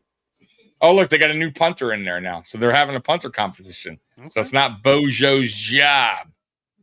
So I guess they're not. I will say, although TJ jumped off sides, he created havoc on those two plays. Oh, is this who's returning here? Did McCole return the first one, right? No, it's been 7. Ray Davis? Okay. Yeah. Okay. So far it's been Ray. So far they haven't allowed them to return it. So Ray again. Times. So Ray did return that one. Got up to about the 38 of Buffalo. Okay. He caught it and returned. That's the first time he's been able to return one. Yeah, you're right. It's the first game he let that one go. Him. Watching the backfield, not the ball. Yeah. TJ Parker. TJ Parker, although he did jump off sides there, he's creating some havoc. He is. Yeah. I like it. Mormon versus that 1 year of Bojo. Mormon. Oh, Mormon's the best punter we've ever had. Yeah. No doubt. All right, here we go. This is probably the last. Yeah, it's going to be the last drive of Buffalo's offense. 1 minute to go in the second quarter. Kyle Allen in shotgun at their own 38.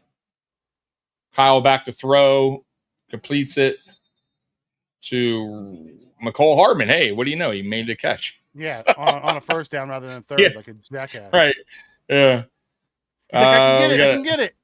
2nd and 4 here with 45 seconds to go. Allen back to throw. Allen going deep. And he has a man, and that is a completion to 84. Who is that? Who's 84? Is that Macklin? Macklin. You are right. Yeah, Macklin. 25 seconds to go. That's Jeremy Macklin's nephew. Is it? Okay. Woo, good play there. To 48. That's who's 48? I don't know. Man, I gotta use these guys. Our 5th tight end.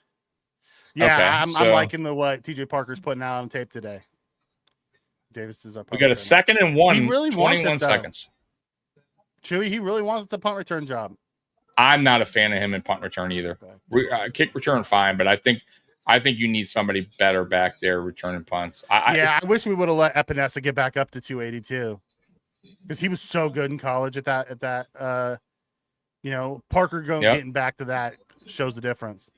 1st and goal here for Buffalo guys at the Cleveland 10. Yes, they have grass. We did a bubble screen there. It looks good, and it's a touchdown to McCole Hardman. Touchdown bubble screen. It worked. That was a great bubble screen. Yeah, it was. That's a Joe Brady special. It was. He read it good, like waiting for his blockers. Did. Yep. Touchdown, Buffalo. Let's go ahead and hit that. That's the way to put a 2-minute drive together. Yeah, let's hit that song. Let's go ahead and do it. Making it happen now. You got the spirit, a lot of spirit, yeah. You got the spirit. Just watch it happen now. Hey, McCole Hardman scored a Let's go, Buffalo. Let's go, Buffalo. I would say Kyle Allen's looked The really good Bills today. make me wanna. He has impressed really me. good. I have to admit, he's had He's a good. looked really good in camp, and in I guess not in camp. I guess in camp he struggled a lot, but in preseason, Hey, I don't games, he's care. looked Yeah. really good. This is all I care about when the against competition. Yeah. You know what I mean? Against competition in That's a not game our that own matters. guys. It's not our own Exactly. guys. So Um, I'm with you 100%. Sandra, yeah, it is grass field. You have to remember their grass field's been out there for a long time, so it's going to be better. Long time. Yeah, it's been stepped on many times throughout the years. I don't know if you saw the Pittsburgh game recently, but man, theirs was beat up like ours. Yeah, I heard. Like they were I taking heard. chunks out of the Pittsburgh one. Man. He was a All right, monster so- in college. Epinesa had that first round grade to him as well in college because of how big he was, and then we asked him to shrink down and just never looked like it. Caught that one. Yeah, he Yes, caught one. did. Holy shit. He got two that And a- drive. And a touchdown on top of it. Love There the you long go. pass to Macklin. Oh, look, they got our punter out there doing the kick. You notice that? Okay, I like it. Yeah. Is this the first time? I think it's the first time. Is that the rookie, right? I think it's the rookie. Yeah. Don't Okay, let's see what he can do. Maybe that tells you something. And he kicked it to the 1. He has such a strong leg. It's a great kick. Yeah, but a good return. But there is a flag which is probably holding on Cleveland. Yeah. Usually that's what that indicates. So let's That see was a here. late flag, though. Yeah, but it could have been a late hold or a push in the back. Two great There we throws go. from Allen on that one. Push in the back, Mikey. Yeah. So that brings That them makes back, sense. and they'll probably do a quick run here and go into half. Take a knee. Yeah, or take a 9 knee. seconds. Just kneel it out. Oh, looks like they're gonna throw it. Are they? They're going for a throw. I don't know. I was just talking shit. No. He's a punt returner. Otherwise, he just sits and spells cook a few times a game. Glad he's involved. Listen, he really wants that job. He went to the coaches and asked for the job. So, do we have no, we do not have a QB quarterback competition on our hands. No, Yeah. we do not. We found our Allen, Kyle Allen. Breaking news. Although I will say, this is the best I've seen Kyle Allen look in years. Yeah, I'm with you. And He this looks offense. comfortable. He looks He comfortable, does. right? Yeah. He does All look right, very comfortable in this Shedeur offense. under center. It's going to be a handoff, more than likely. And it is a handoff. Right up the gut and gets nothing. And they're going to go into halftime down Oh, that is a 14-7. great fill. Who's that? Is that Dorian Williams? Nope, Joanne Dreesen. That was a fantastic fill. Mm-hmm. They did double teamed great gains, and Dreesen just shot the gap. So Oh, Deshaun's so probably it going to was- start second half. So it was a full half. I thought it was gonna be first and second quarter, but it looks like it's first half, second half thing. Yeah. Oh, poor seems like Dylan that. Gabriel has to sit there and just watch. The little guy. Night. That was a fantastic 2-minute drive. Bills make you want to shark. I still take Sherfield. Drops happen too often. Listen, Sherfield looks good too, and he plays special teams.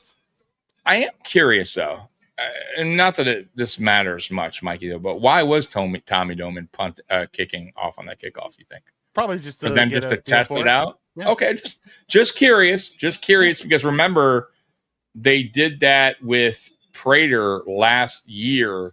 They were having our punter Wisnowski kick. Yes, Could be but because they did wanna that make because sure. Prater, but they did that later when Prater was coming off from the injury. Prater was always kicking off in the beginning. Yeah, Prater also they wanted to keep his leg fresh for field goals. That's what I'm saying. But Yeah. that was 42. also when he returned from the injury. Remember? So I wonder. I'm not saying that could be a thing, but I wonder if they don't want Bass doing that. You know what I mean? Maybe. I don't know. Putting less pressure on his leg, or his groin. I told you Bass had new boots. Bass has been 2 for 2 on the day so far. Yes, 2 for 2, and the extra points have been good. Now, in the second half, you think This is where we see the Shane Bichelle. We're going to start seeing like Ian Wheeler probably come in the game. Like Deshaun Watson. different. Yeah, Deshaun, right? Deshaun versus Shane Bichelle. Oh, man. Good game so far. It Listen, is. Outside of that bad. first drive by, our Cleveland. defenses looked a whole lot better. It's gotten better. Yeah, absolutely. And we got to take away on that grab. He's our speed guy. Macklin did have really good separation on that, and he came down with it, which was big. Macklin seems more like a practice squad guy, though. In my estimation, is he still needs to continue to grow. You remember when we had the one guy when we had Percy Harvin the one year, and he was like, and remember he was our speed guy, caught that touchdown like the first. I think it's his first play. Yeah, and then like nothing after that ever. No, he just didn't he leave like mid-season?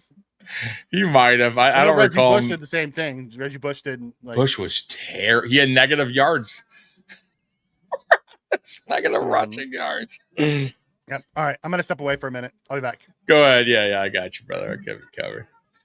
Oh man. So yeah, guys, we're at halftime right now. It's 14-7, Buffalo leading Cleveland. Second half, more than likely, we're going to see Deshaun Watson against our defense. It's going to be against our 3s and 4s. So let's see what Deshaun does against 3s and 4s. But this is a quarterback competition for Cleveland. So if Deshaun Watson doesn't show out against our 3s and 4s, then more than likely they're going to probably go with Shedeur, because it wasn't a great performance either by Deshaun in their first game, and he started in Cleveland's first game. So very curious, too, when it comes to that, even though I'm not a Browns fan, but curious to see how that competition goes.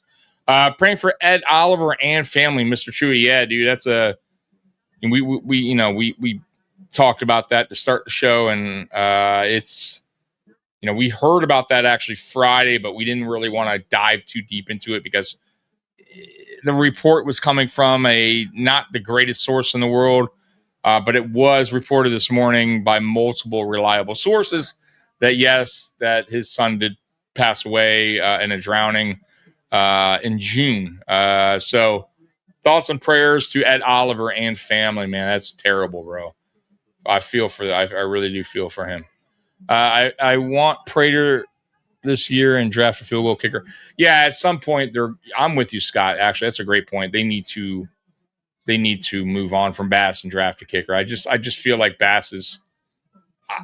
I don't see him being on this team after this year. It would be a mistake unless he has an unbelievable season. If Bass can prove us all wrong, though, I'll say this, Scott. If Bass can have a bounce back type year, then fine. I have no problem keeping him on the team. But if Bass struggles, right, they have to move on. There is no other way around it. And I wouldn't be opposed to bringing Prater back this year if that happens again, if Bass starts missing field goals. But we did say this game and next game would be very important for Tyler Bass. And right now he's 2 for 2, right? Or 2 for 2 on the extra points, right? So I know they're just extra points, but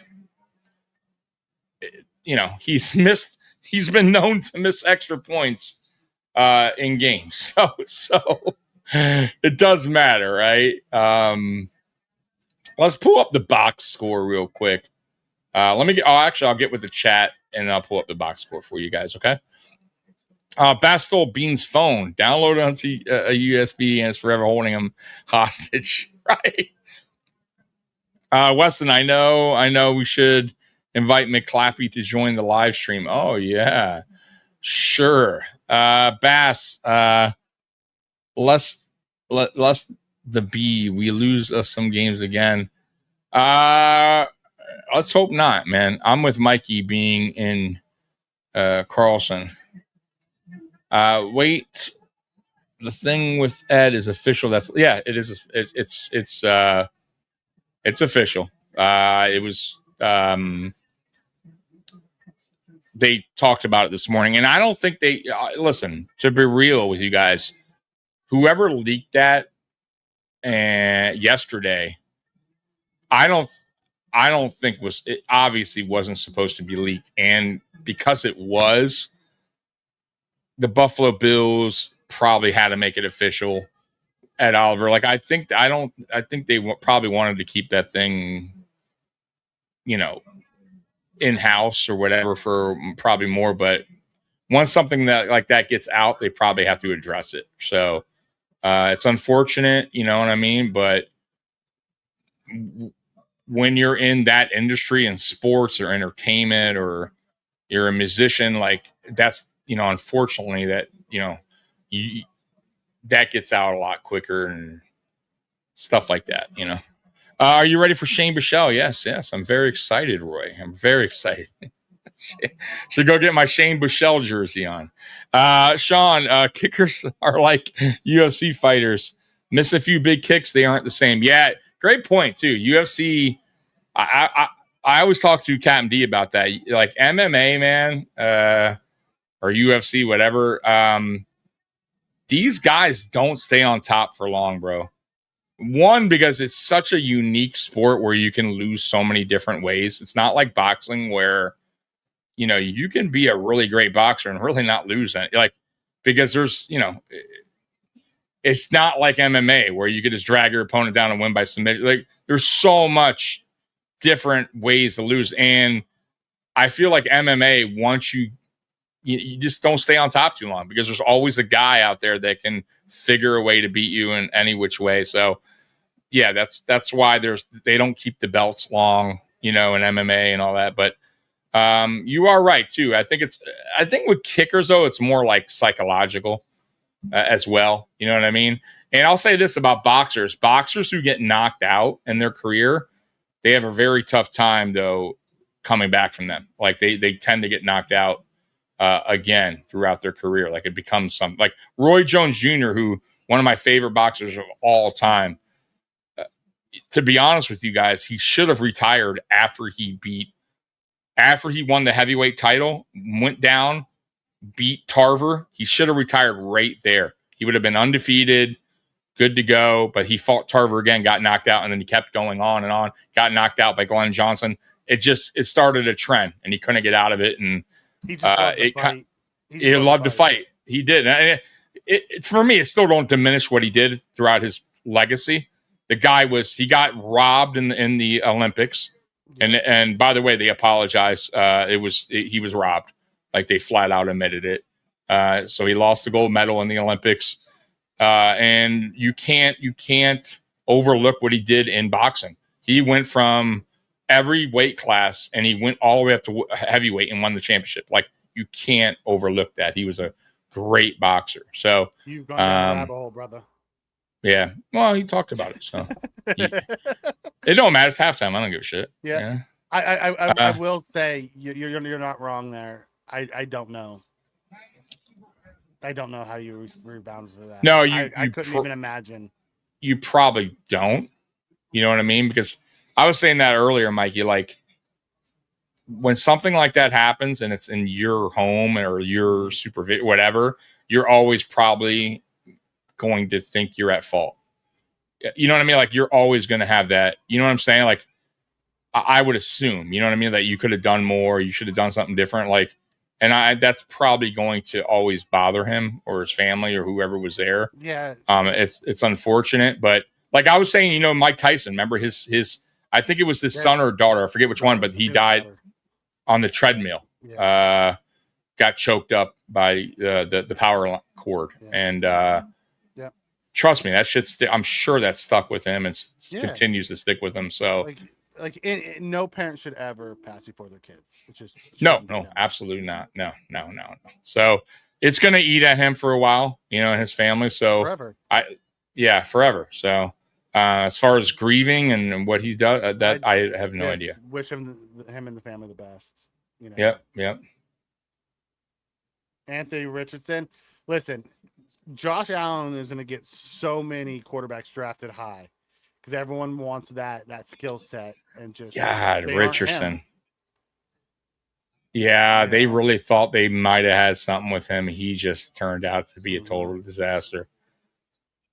Well, I knew they were in trouble when he checked himself out. Oh, when he did that? Yeah, that was a big that Tells was you a everything big you need to know deal. about it. Yeah. On Bass Island, Weston. Not gonna lie, it's very lonely on Bass Island, Weston. Are we doing a rewind? Rewind. Yeah. What's up, Bills Mafia? Tommy, are you?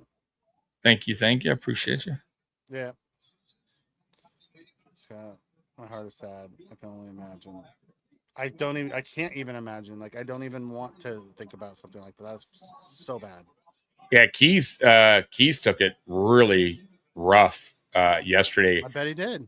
Yeah, because somebody said it on the podcast, and he, like, while Aramis was talking about something else, because I was watching while I was riding home, and Aramis like, what's wrong? He's like, dude, I'm hurting right now. If this is true, like, I'm like, what the hell? And then he read it, and they're like, oh man, you know what I mean? But they didn't want to totally, like, kind of like us, like we're like, we don't know if it's something. Yeah, we don't know if it's real or not. And I don't want to be putting fake news like that. Right. But yeah, it was real, and it sucks, man. That does. Brutal. It's rough. All right, here we go. Second half. Watson's out there. Shedeur is in his jacket there. He's done for the day. So let's see. I was saying earlier, let's see what Watson can do against the 3s and 4s. He should light him up. He should. If he doesn't, then that's it for him. I think Shedeur wins the job because Shedeur did enough in this game early on to. Well, he didn't do bad. But if Watson does bad against 3s and 4, right? But there's a difference. A really bad interception. Yeah, but if Watson struggles against 3s and 4s, I just don't see the path for him. You know what I'm saying? Now, if he does good, I think it comes down to preseason game 3. So Bass has been kicking this whole time. 16's Bass. Oh, he changed his number? Yeah, DJ Moore's number 2. I keep forgetting that he changed his number. So Bass has been kicking. Oh. I forgot to change his number. Yeah, but the punter kicked off the last one, though. It's been 16 the whole time. Okay. My bad. So, okay, so he did change. I keep forgetting that he changed his number. Oh, right. Okay. Good return here for Cleveland. Got it about to 32. So let's see what Buffalo's defense can do against Deshaun Watson, the $250 million man. Yeah, about.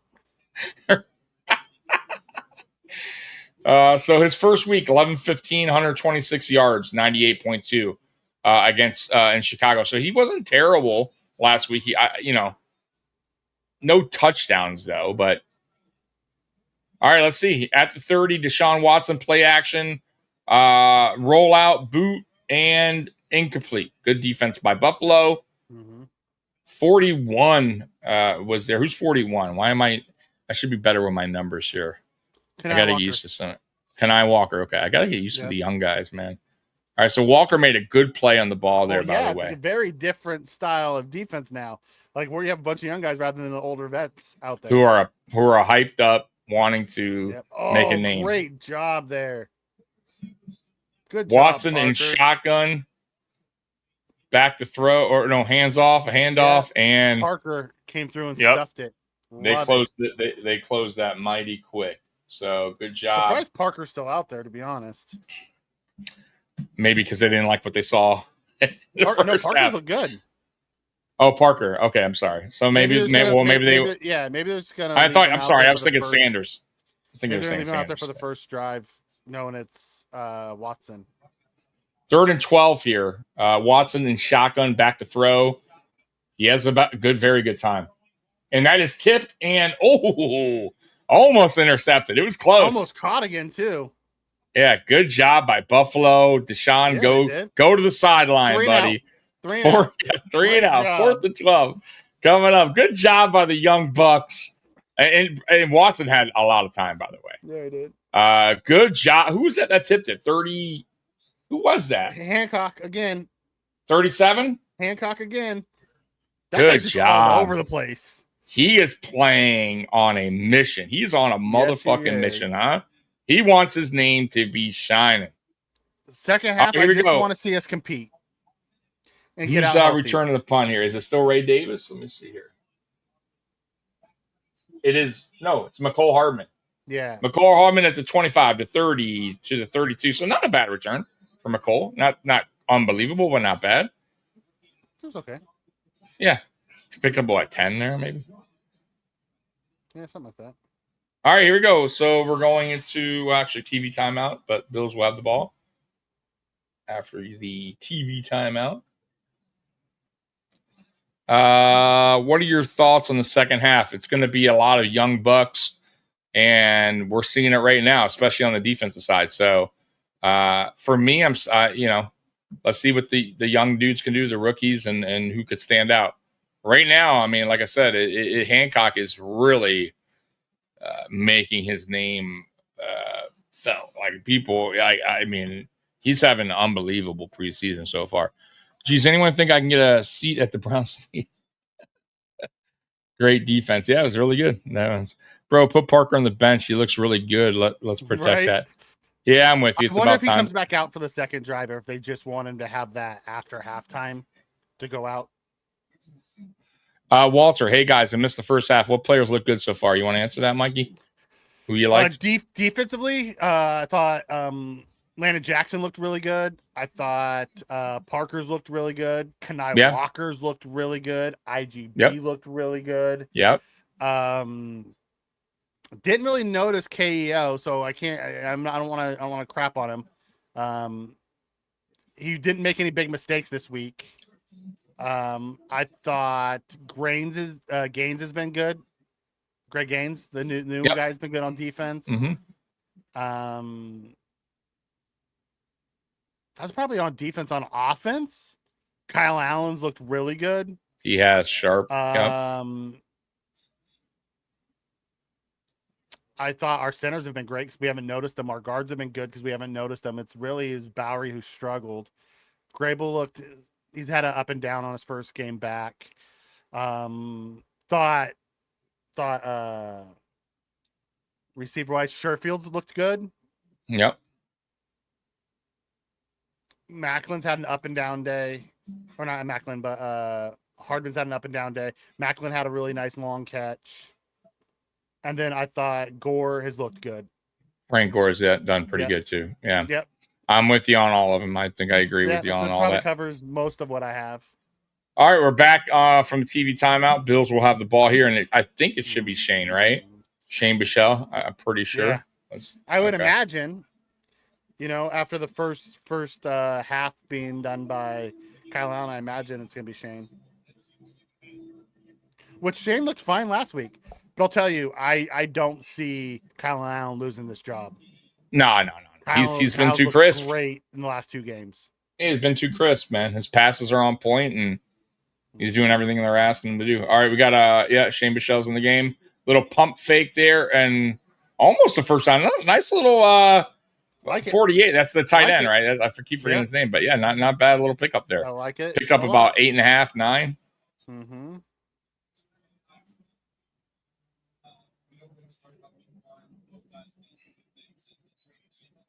I like it a lot. Yep. Placed lunch order. Pizza. And nice. What'd you get? Pizza and wings. What'd you get? Oh, pizza and wings from a local spot? Yep. Nice, Original pizza house by us. Okay. Bichelle to Ian Wheeler. Ian Wheeler, too. Nice run. Ooh, he got great popped, run. Though, but look at he got that popped hole. at the end, but great run. But look at that hole, man. Yeah. Yep. He's fun to watch. He is, right? He's has that juice. Him and Frankie, man, are fun to watch. I'm not gonna lie. Yeah. He has a little Hunt physical in him. A Kareem Hunt, he's very Kareem Hunt-esque. Yes. Shedor's done for the day. Look at him, no pads. He's in the jacket. In the street okay. Toss to Ian Wheeler, another nice gain. I'm telling you, it's gonna be tough. Yeah, it's a great competition between Frank and him, because man, they're both really showing out. That's why I think don't get me wrong, I absolutely love God, what is his name now? Ty Johnson. Yeah. But man, these two young kids They're are showing out. And they're healthy. Ty's banged up a lot. Healthy, young, cheap. Yeah. Yeah. Ian Wheeler in the backfield, ball at Cleveland 45. Michelle and under center, play action to Ian Wheeler. Ian Wheeler, hey, good tackle by Cleveland. Yeah. That did not pick up much. I will say one thing about Shane Michelle. He does a lot of checkdowns. Yes, he does. But that was actually a good read by Reed. Good read by Reed. By the way, linebacker for Cleveland. Absolutely, that was nice. Walter. Always answer your questions, bud. Absolutely. Bowery's going to need mucho coaching. He needs something. 3rd and 4 here. Did you hear about the new VR that they set up in Jacksonville? They have like a VR room so people can get mental reps. No, but that's almost a first down by Wheeler. It's going to be 4th and 1. They should go for it here, unless they want to see Tyler Bass kick a field goal, right? I mean, I wouldn't hate that either. You got to get Bass. If they decide to get him some work and kick a field goal, I would not be opposed to it. Hate that. Yeah, me either. But they're going to go for it. It's 4th and 1. And I would run. What do you do here, Mikey? I would run Ian Wheeler up the middle. Absolutely. 4th and 1. I might even push it with Shane Michelle. And they might. No, they're not. The tight end just moved back to the outside. No, the tight end going in motion again, and it's a run to Ian Wheeler right up the middle, and that's first down. That's what I'm talking about with having a back like that. Not that. Now, by the way, good offensive line work there. That was a great offensive line. He didn't get touched for like 5 yards. Right. So, but still, you see the kind of where they're going there. You don't need to always do a tush push. Doesn't quite have the speed to be a Timu Cook, but yeah. Like, listen, like we have champagne problems right now with this roster. Hey, we do. For people really crapping on Bean, we have some champagne problems right now. Yeah. Michelle and shotgun back to throw. Ugly throw, terrible throw. I don't know if there's miscommunication there between him and Steve, but I think he just misfired. Okay, it's supposed to be a back shoulder, and he just misfired. Yeah, back shoulder. Right. 2nd and 10 coming up. Mm-hmm. I know we consider RB3, but actually in game, he's always felt like a firm RB2 because of 3rd down back. Yeah, he's always been the 3rd down guy. Ty hasn't played in a long time, and maybe it's just out of sight, out of mind type of thing for me. But man, I'd much rather see one of these young guys that make less money. Yeah. Hand off to Ian Wheeler, who bounced off a couple tackles, should have had no gain, and wound up picking about 5 up. That was a great shed off the tackle and by Ian Wheeler. Bring down. He is tough to bring down. Absolutely. Yeah. 3rd and 4. It should be 3rd and 9, 3rd and 8, 3rd and 8. You know, 3rd and 9. He's the backup quarterback for both of those guys. Like Shedeur's out of pad, so if something happens to Deshaun, Dylan Gabriel goes in. Yeah, Dylan Gabriel. Yeah. Like Dylan Gabriel's nothing there now. He is just a backup. That's it. QB3. Yeah. QB3, actually, yeah. Michelle and shotgun, and it looks like a false start on the offense, possibly. He had the whole offensive line. Yeah. SVP didn't snap the ball. Yeah. 3rd and 9 coming up for Buffalo. Man, I want us to find a way to trade for that guy, Jared Verse. Oh, dude, right? And I heard they will. That's they may look to let him, move him later. Yeah, just to continue to get, because they have to at this point. Rebuild. They have to rebuild. Yeah. So very interesting to see what they wind up doing with him. Yeah, I told you guys about Wheeler. Yeah, Wheeler looks good, but Frankie looked good in the first half too. He did too. He has. Shotgun 39. Michelle back to throw. He's going deep. Oh, that looked like a holding. No, I mean he looked like was holding him a little there, but I guess not. Maybe I missed it wrong. Michelle's always just like a yard or two in front of guys. He had him too. He had him last week too, and he missed him. Yeah. All right, here field goal. Now here Bass. Oh man. 4th and 9. We're going out for the field goal here. All right, how long is this field goal? And they're on his side, right? Okay, so this should be good for him. This is a How long's this field goal? It's a decent field goal, right? 40 something? 40 something? 52. 52. Good. This is what he needs. Yeah. So here we go. Snaps good, holds good. Barely got in there, boy. He almost missed that bitch. But he almost got to it. the He right, got it. though. Or to the left. He never pushed to the left. Yeah. It was actually hooking. Yeah, it doesn't matter. It's good. Good But is good. woo! Good is good. Yo, that was close, Man, he is Tyler. a roller coaster, that guy. Man, oh man. Dylan gonna be working for Dylan Gabriel and Dylan and Gabriel insurance soon. No, Weston was so Yeah, right. was about right. Our Tyler Bass kicker. Yeah. It's so disappointing. Like, we're really gonna go an entire season not getting a look at Skylar Bell. I don't know what's going on with Skylar. They won't say what's wrong with him. It's a Sammy, and I think they're just making sure it's 100% to go. He better be going next week to get some sort. Otherwise, he's gonna be game day inactive all year. And I'm with you. I would like him to at least get that rust off and get some game time going before regular season. But I think they're being cautious, and it's something that's lingering. And they should have once again shut him down earlier. You got to be shut him down early. Then you got to be careful with that. What up, man? How you doing? How you doing, Edward? Oh, speaking of Weston, I bought some frozen nuggies I'm going to have later. Me and Weston are on the nuggies thing. We like nuggies because, of course, Andy Reid, right? Yeah, we always have this thing in Discord about the nuggies. I'd love some chicken nuggets. Yeah. I've been calling them nuggets forever. A question. In California, there's a big thing. They say wings, bone-in or boneless. I'm like, I'm sorry, but wings aren't boneless. Those are chicken nuggets. Correct. Yeah, I'm 100%. Like, tell me, yeah. Can you have a boneless chicken wing? No, for me, it's a chicken tender, like that. Or it's either a tender or a nugget. Or what do they call them? Chicken chunks, which is not the same. Which is basically a nugget. Right. It's not a chicken wing. Come on, man. I'm 100% with you. In a car, call William Matar. Oh, yeah. Everybody, how come I'm the only podcast that's not representing William Matar? Well, you're not in Buffalo. William Matar. You're not in Buffalo. Jesus. I can still fucking do his read. Yeah. That's right. Out, William Matar. Yeah, there you go. You just got a free advertising there. Courtesy of Mafia Sports Report. You're welcome. I didn't even charge you for that. Mikey read it so well, too. Tommy, nuggies. That's right. Nuggies. No, you are correct. No bone, no wing. Thank you. Right.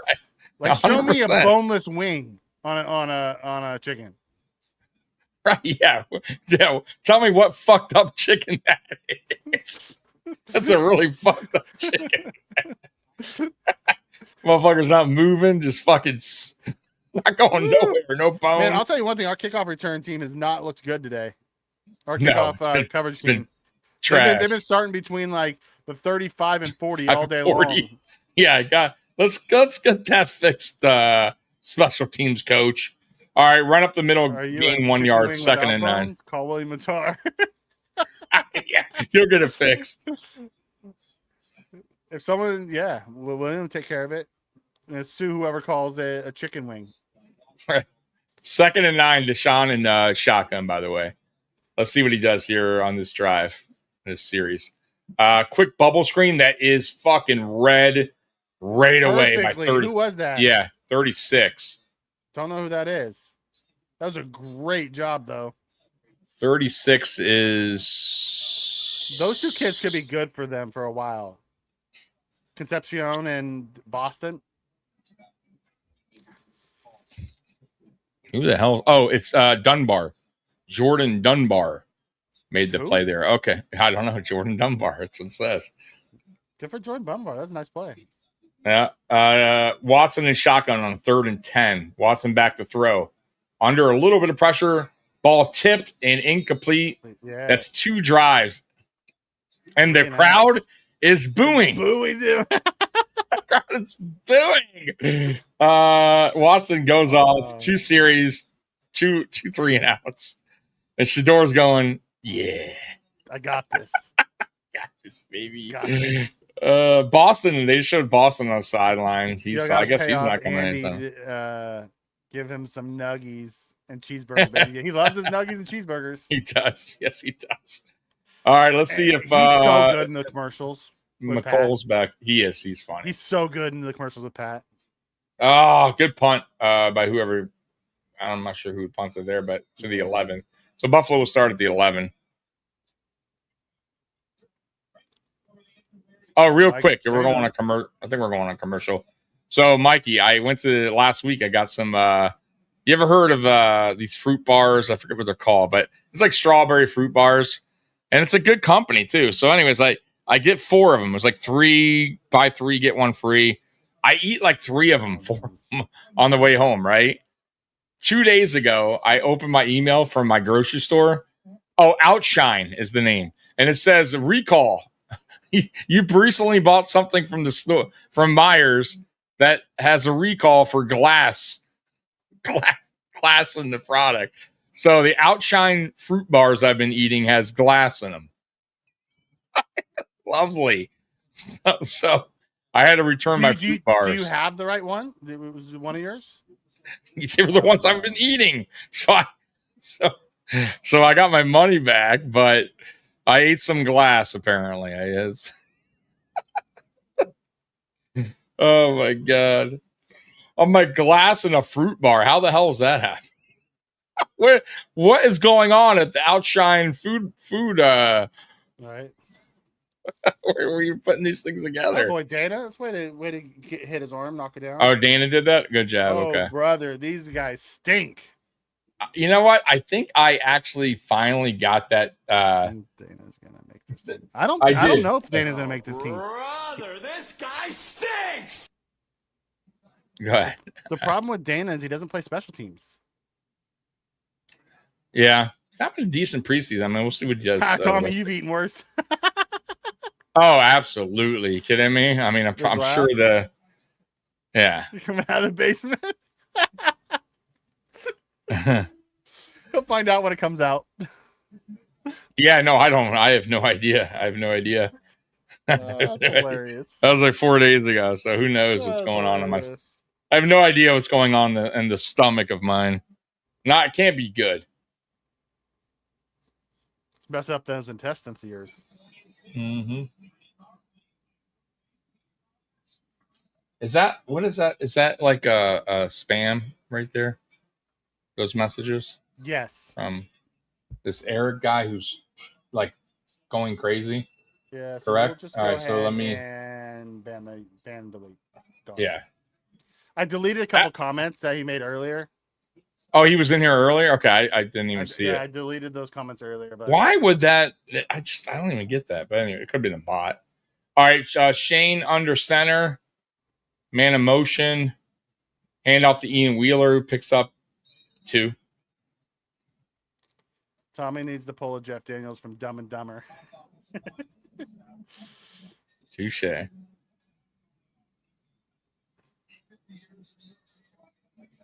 Oh, remember Whitepler? We talked about him, about wanting to draft him. Yeah, Whitepler. Yeah. Tommy wanted him bad. All right, Bichelle in shotgun at 2nd and 8. All right, here we go. Let's see what he's got. At the 15, man of motion, the White Steven motion, I believe it was. Shane going deep again, and again, he missed it by a couple. You're right. He misses those by just a couple yards, but he has them every time. And every time he overthrows them.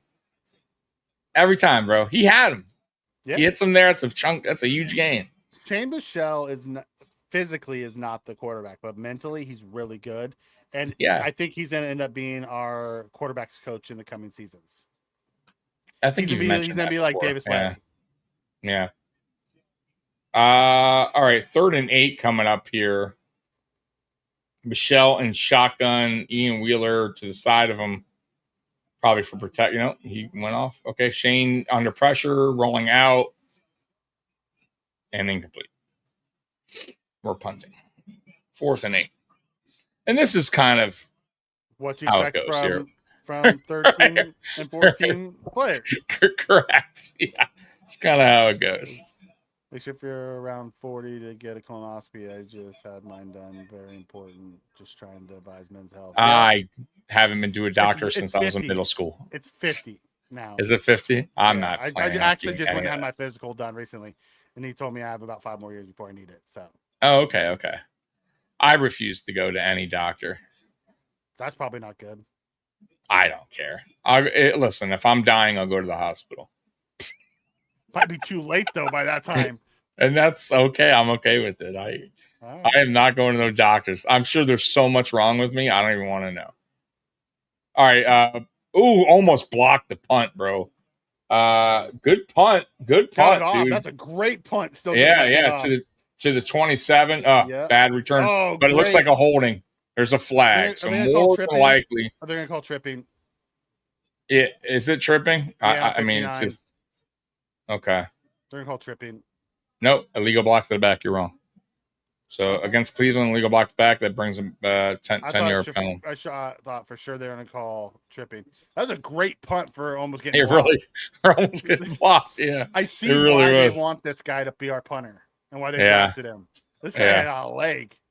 He's a leg. Yeah, under pressure and everything. Absolutely. Mm-hmm. Still all right. Well, like that. I'm gonna tell you right now, if Watson doesn't do anything on this drive, 3 and out again. They're gonna boo the fuck out of the guy. Hey, Dion, what's up, dude? Latu brings a lot of depth because we're 4 deep with Latu. Latu's good. Yeah. He's not bad. Yep. Number 49, I think, is Wilson. 49 is Jenkins. 59 is who I was just looking at. Tommy, early detection is key. I need to future podcast. Mikey won't do it. Yeah, he won't. Yeah, he won't. I am not a solo guy.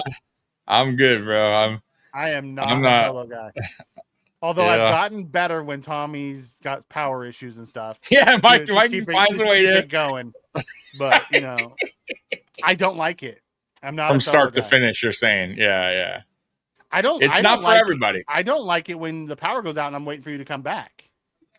It's like, oh. No, I just read comments. My hands. What do I do? What do I do? It's not something like sitting here talking to myself. Like I respect the shit out of the people who can go live and do solos like that. I do. Thank you. Like that's just not for me. I want no part of it. I'll say this though, the chat absolutely helps out though if you are in a solo mode. You know what I mean? Because they kind of just you know how it is, and they really honestly helps us both out just in general. But it does. It keeps why going. when Tommy can't be there, you'll see me with Jarek or somebody because I won't do solos. I don't like it. It's not Tommy for everyone. will go solo. Tommy has no fun going solo for hours. I've done 4 hours. Solos. Mike's the partner guy. For the roast. Tommy was like, "Nope, you're wrong." Ha ha ha. It wasn't bad as people think. It was actually pretty simple. I'm sure. And I know they have the kind that you could just go to, they send you like a box and you just send it back. First Lane's World. I always see the commercial. Mikey doesn't like, I feel like I'm super claustrophobic. I feel like I'm in a box when I'm by myself. I don't like it. Don't like it. Don't like it at all. We're back. Watson under center, by the way. 1st and 10. Play action. Watson back to throw. He's going deep. Guy wide open. God, first down. Nobody around. Yeah, actually Nobody got around. up and got a couple yards after that. That's how much nobody was around. I mean, Jesus. All right. So first down, Cleveland. Dunbar First and 10. got used on that one. Well, no 3 and out this time for Watt. No 3 and out this time. Nope. It's not. The bad part is the prep. All right. At their own 40. Watson under center. I guess that could be part of the problem is the prep. But honestly, with the way our shows run and why I like them so much is we don't come in prepped at all. Tommy might do a little something on the back end, but really, most of it's just run by you guys. Yeah. I'll pull up a couple articles, but well, you know what? That's kind of yeah. Let me rewind. There is some prep. There is prep too. Like I have to come up with the thumbnail and the title and the description. Like there is a little bit. There's obviously some work involved, but as far as like the topics go, we freelance. Zane Durant, nice play by Zane. Another rookie. Oh, you're ahead of me here. All right, 2nd and 9 and shotgun. Well, it's 2nd and 9. Zane Durant made the play on first down. Oh, okay. Deshaun made the first down with his legs. You're ahead of me. First down, Cleveland. Stop making me have to go and reboot, Tommy. You freaking jerk. Oh, man. So we didn't have a spy kind of on Watson there. And he took off up the middle there. As that's what he used to do when he was a superstar. Not to curse as much as possible because it gets more respectable. I'm with you on that. Cleveland with the ball at their own 50. Watson under center. Watson play action. And under pressure and throws the ball away.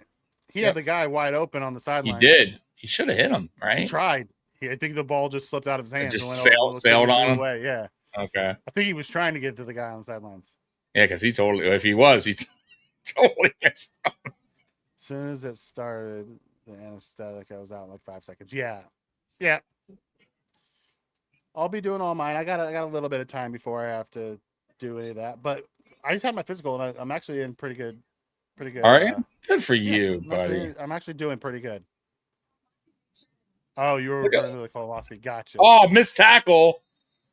Fuck, man. It could have been a the prep having to drink that crap. Yeah, that's the worst. Like my daughter had to have a lot of like things done because she has bad GI issues when she was little, and shoot, she used to drink all that crap, and that's the worst. Flushing it out of your system. Yeah, getting all the crap out of you. That's what people do. People drink that Metamucil for that. All people do that on purpose, like just to clean their system out, which is probably good. But man, that's tough. You got to be at home on that one. All right, Deshaun and shotgun. That's a crappy day. Yeah. Sean back to throw. He's going deep, and that is intercepted. That is an interception. That is a bad throw by Watson. Overthrown. Yeah, and he got crushed as he threw it, too. And he got crushed. And it was just a poor. Who was that? Who was that? Couch? 33. So that's Corey Couch? Baby. That's why they be there for it. I think that's Couch. I will say. It was Couch. Deshaun's playing with the backups because he's taking a beating back there. He took a hit there, too. He didn't feel too good when he got up. You notice that? Was that Zane again? Because Zane's been putting pressure back there. I got to watch the replay on that. So that is bad, honestly. I mean, he was looking a little better in that drive, but that's 2 3-and-outs and a turnover on his third drive. Let's see who made that play or hit him. 93 got in there. Yeah. Hey, did you see the stunt? Crash down, loop around. We actually started running a stunt. That's nice. That's 2 more interceptions for our defense. That was Zion Logue, who hit him at the end there, by the way. Zion Logue, okay. Logue. Yeah, Logue making a play. Love it. Yep. So not the greatest day. Now we only need 17 more. Now we have 3 interceptions. Oh, you're right. Because he didn't clarify preseason there. That was the worst stuff they gave you. God, that stuff's so bad. Bichelle under center. Looks like he's seeing something, so he's maybe changing the play. Yeah, a little play action there. You better get rid of it. Yeah. And he goes nice. Open. Oh, go! Go! Is that Pettis? Who's 84? That was 884, baby. Who's 84? Is that Macklin? 84 is Macklin. Jamar Macklin. Yeah. Great play call. That's why you check out of it. He did. That was on him. He saw something in the defense, checked out of it. Play action to Gore. Frankie. Oh, Yep. great pickup by Gore, too. Boy, those slants, by the way, on the play action have been money. Those crossers there. Those crossers and slants, Yeah. bro, they've been money, bro. Look And at that. Macklin He just outruns everybody. outran everybody. Dude. Oh, man. Now that deserves the Buffalo shout song. Let me go ahead and hit that because that was electric. The Bills are happening now. They're making it happen now. You've got the spirit, a lot of spirit, yeah. You've got the spirit. Just watch it happen now. Hey, Hey, let's go Buffalo. Preseason football. The Bills. Shane Bichelle makes me want to shout. He didn't miss on that one. You did not. You didn't miss on that one. Oh my God! You guys great catch and run by Macklin too. It was good stuff here by I think by red. the Bills. Godzilla. I think red. If people had to vote which helmet they would like, I think the Reds would win. That was really good. It was really good. Bills make you want to start. I will say that's what I like about this offense versus the previous year's offense. You see more of that type of stuff going on. Like, when's the last time you seen guys open like that, they catch and run for a touchdown? No, it's you don't really see a lot of that, and we saw it with a lot of them. The play action drag that's coming off of it is great. Yeah, because with our run game, you have to respect the run game. You have to. Even with the fucking Frank Gore or Ian Wheeler in the game. Mm-hmm. Right? You know what I'm saying? Those guys are getting chunk yards. Mm-hmm. That's got them boots. Wait a minute. That's not Deshaun, is it? Yeah. 4. Oh, is it? Okay. All right. I don't know why. I didn't Pass see is that. 4 for 4 today. Just throwing that out there. 2 for 2 on field goals and one for 1 on field goals. I'm sorry, 1 for for 1 on extra points. You're right. Yeah. So yeah. Pass is 4 for 4 today. He is. All right, Deshaun under center. And a touchdown for Macklin. That's a good day so far. Oh God. Pretty good pickup by them. 7 yards right up the middle. 1 minute 50 seconds to go in the third quarter, guys. Yep. Oh, what about your food? Is it how is it telling you how long it is? How far away? The nearby, so probably within Now a minute or 2. Oh damn! All right, now do they come? Looks like he's out front. Just drop. Oh, you got to go get it, or your wife gets it for you. I'll grab it. All right. My Oh, wife he's going to knows. drop it off by the. Yeah. Just drop it off by the door. Okay. Yeah. Now, do they give you My blue wife cheese knows with it, that- or you don't get a blue cheese with it? Not in Cal. You do not get blue cheese California. I mean, what are your crusts? Just nothing. No No. dressing. No. Just eat it straight up. Now, what kind of wings? Mild, hot, buffalo, I like oven roasted.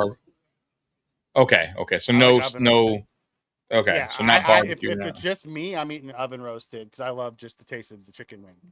Yeah, so good. But I'm okay with I don't really do hot wings. I do mild wings or barbecue wings. That's me. Yep. Yeah. I've had. I've never had lemon pepper. You ever have lemon Yes, pepper? I Everyone did. swears by I it. went to a Korean barbecue place last week, and It's I had good? lemon pepper wings. They were so good. Really? They're not too lemony? Like, that's all my concern about them, no? No. Okay. Now I've had some that have been, but the lemon pepper ones were awesome. On point? Okay. Yeah. I was at a Korean barbecue place. You want to go get your Barbecue. food? I'll hold it down. Yeah, I'm gonna go grab this and I'll be back. Yeah, go for Shane it. has 13 siblings. Macklin has 13 siblings. Woo, that's crazy. Damn. Wow. Watson throwing interceptions. The third stringers has to be an owner's nightmare. First and 10, Wow, speaking of Shedeur them. Watson. Wow. Yeah, right. Wide receiver screen, got about Got to stay on 7. the outside of that. Push him back in. All right, fourth quarter coming up. Mikey's this going is to a get his crazy wings. one right here. Bushell Allen over Shedeur and Watson.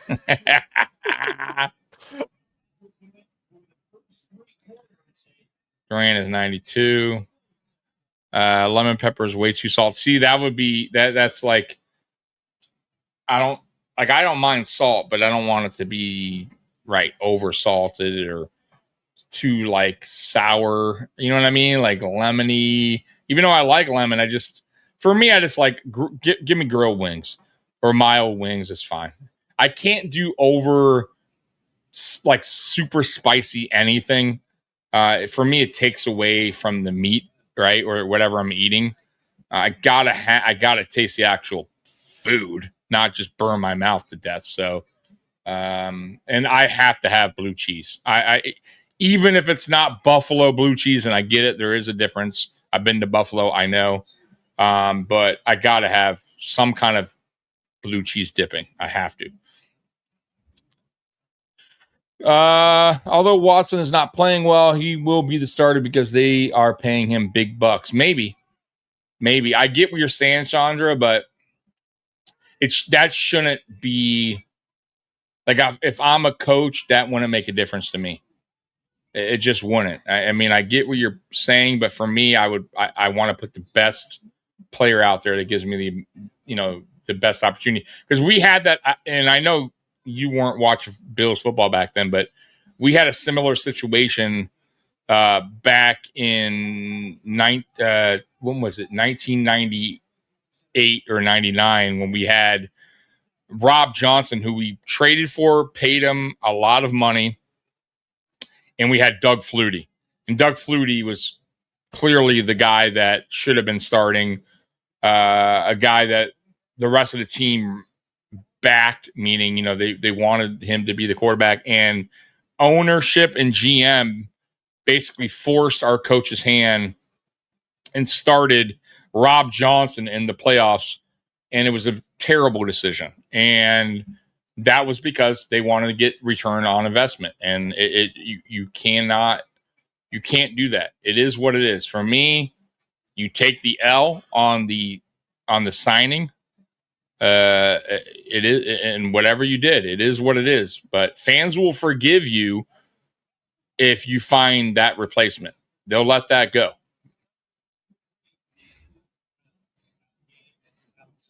You think Leonard is better coaching in the booth or down? No, booth. But I mean, honestly, it doesn't matter. For me, it's whatever he feels more comfortable with. So for me, it doesn't make a difference. But if I had to choose, if I was a coordinator, I would prefer to be in the booth, because you get to see a lot more from up in the booth, and you have all those monitors. And then you also can hear better. You have your coaching staff. The rest of your defensive coaching staff usually are right next to you, or offensive coaching staff. So I've always been in favor of being up in the booth. Could McAlpay put himself in spot for 50? No, I don't think so. I think my favorite is mild, extra crispy plain. Okay. You know what wings I hated? Hooters. Like, I've had Hooters a couple times. They would put way too much breading on them, like overdo the breading. So we got. By the way, we're on second down here. They handed off. They picked up about a yard, so 2nd and 9 coming up. After Flutie was benched, it started the drought. It was just a bad overall decision. I don't even think the Music City Miracle happens if Flutie starts that game. I don't think the game even is close. I think Buffalo wins that game without it coming down to that play.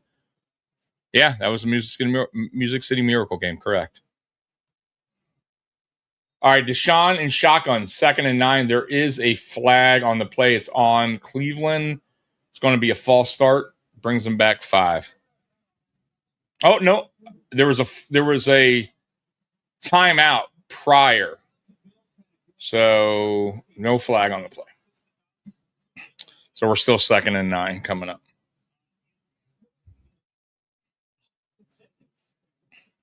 But yeah, guys, I love me some wings, but I can't do extra spicy. I got it. Give me mild, man. And blue cheese, man. Bro, I am so hooked on blue cheese. Like, even like, I love like salads, but I have to have blue cheese. If I go to a restaurant and I'm like, oh, you guys got salads, and they don't have blue cheese, I'm good. I tell them, no, forget the salad then. I can't do ranch. All right, Watson and shotgun completes it to, I don't know who that is, but for about 7 yards. So we got a 3rd and 3, 3rd and 4 coming up for Cleveland.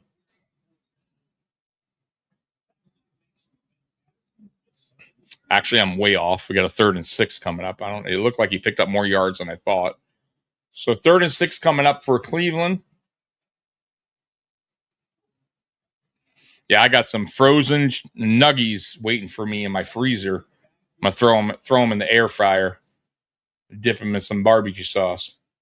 By the way, I love nuggies in sweet and sour sauce, but they don't sell the kind of like. Oh, Watson just missed his man. They would have been at like the Buffalo 5 probably. So it's 4th and 6 coming up. Let's see what they do here if they keep Cleveland's offense out in the field. But I love like McDonald's sweet and sour with chicken nuggets. Oh, so good. And then Wendy's used to have a really good sweet and sour sauce, but they stopped carrying it. I have no idea why. But yeah, they don't really sell like a good sweet and sour sauce in the store. So I just go with the classic I get this barbecue sauce called Thick and Tangy by Fire Pit or something, Open Pit. It's actually cheap, but it tastes so damn good. Deshaun Watson, incomplete, 4th and 6, and they are booing. I believe they're booing. Yeah, they're booing. So Deshaun Watson is just not having a good day here. And Buffalo's offense is coming back out in the field. 12:53 to go in the game. We are on commercial break. So, man, yeah, not looking good for Deshaun Watson so far. We're making his case to be a starter. Normal nugs or dinosaur nugs? I get the normal nugs. I get the Tyson chicken nuggets. I got the big bag. Throw them bad boys in the air fryer. They're still not the same, obviously. So real quick question for you Nuggie fans out there, right? Do you guys prefer McDonald's Nuggies, Wendy's Nuggies, or Burger King Nuggies? I haven't had Chick-fil-A, so don't give me the Chick-fil-A Nuggies because I don't. I'm sure they're good, right? But I'm going to go with the ones I know. But go McDonald's, Burger King, or Wendy's. I'm going to go in order: McDonald's, Wendy's, Burger King. Yes. I think Burger Kings are disgusting. I am absolutely with you on all 3 of those. But if you had to choose one, like if I had to go get nuggies from her, I'm going to get Chick-fil-A, probably, right? Chick-fil-A okay. Blows all of it out of the water. I figured that. I haven't had Chick-fil-A in years. It costs more than McDonald's. I'm sure. Yeah, I'm sure it's pretty good. Like I'm sure their focus is on chicken, so I would hope their nuggets. My favorite thing in Chick-fil-A though is their milkshakes. Their milkshakes. It's good, really. Oh my they're God, on they're the best. Really. All right. So I got. There's one right up, not far from me. So they just built it actually. Okay, so I will check out Chick. It's been, bro. I'm gonna tell you, it's been a long time. It's probably been 15 years since I had Chick-fil-A. So definitely got to check them out. I haven't also had Popeyes in like 7-8 years. So I have not. I've had Popeyes one time in my life. That's it. Really? I'm not a big fan.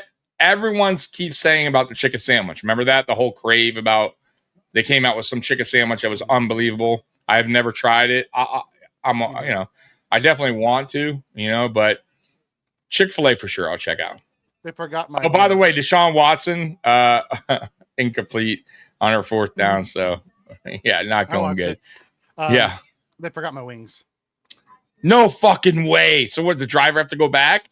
Was it the driver's fault or the? No. You just canceled it? It was, yeah. It was, they credited me. So, next time I come in, they're just going to give me my wings and a free pizza. Oh, okay. So, it was the place's fault. Sorry. Yeah. They're like, I'm so sorry. So, they credited me back. They're going to give me free wings next time I go in. Oh, cool. So, free wings. Okay. No charge. So, what'd you get this time? So, I got 2 pizzas. So, I got a chicken bacon pizza that has like the garlic white sauce. Mm-hmm. And then I got a pepperoni, mushroom, olive, and pineapple pizza that my wife would like. I like pineapple. People hate on it, but I think my wife pineapple's loves fine. Pineapple. She picks the pepperoni and the mushrooms off, and she eats the. I see nothing wrong with pineapple. She likes the pineapple and olive. Oh no! Oh man! Did you? Oh no. Okay. Oh, that was close to interception. Yeah. Yeah. The running back's got to catch that. Yeah. Godzilla, if you had to pick one meal to eat, what meal would you choose, including a drink, side dish, and dessert? You're talking about from fast food, I'm assuming. That's a great question, right? It's talking about fast food, right? One meal. Okay, so not a fast food, just one meal. God, that is a great question, man. Because I'm half Italian, and I love Italian dishes. Surf and turf for me. You would go surf and turf for you? Yep. Give me steak and shrimp. My side would be loaded mashed potatoes. And a drink, give me a Pepsi. Ice cold Pepsi. So I'm going to go just way different.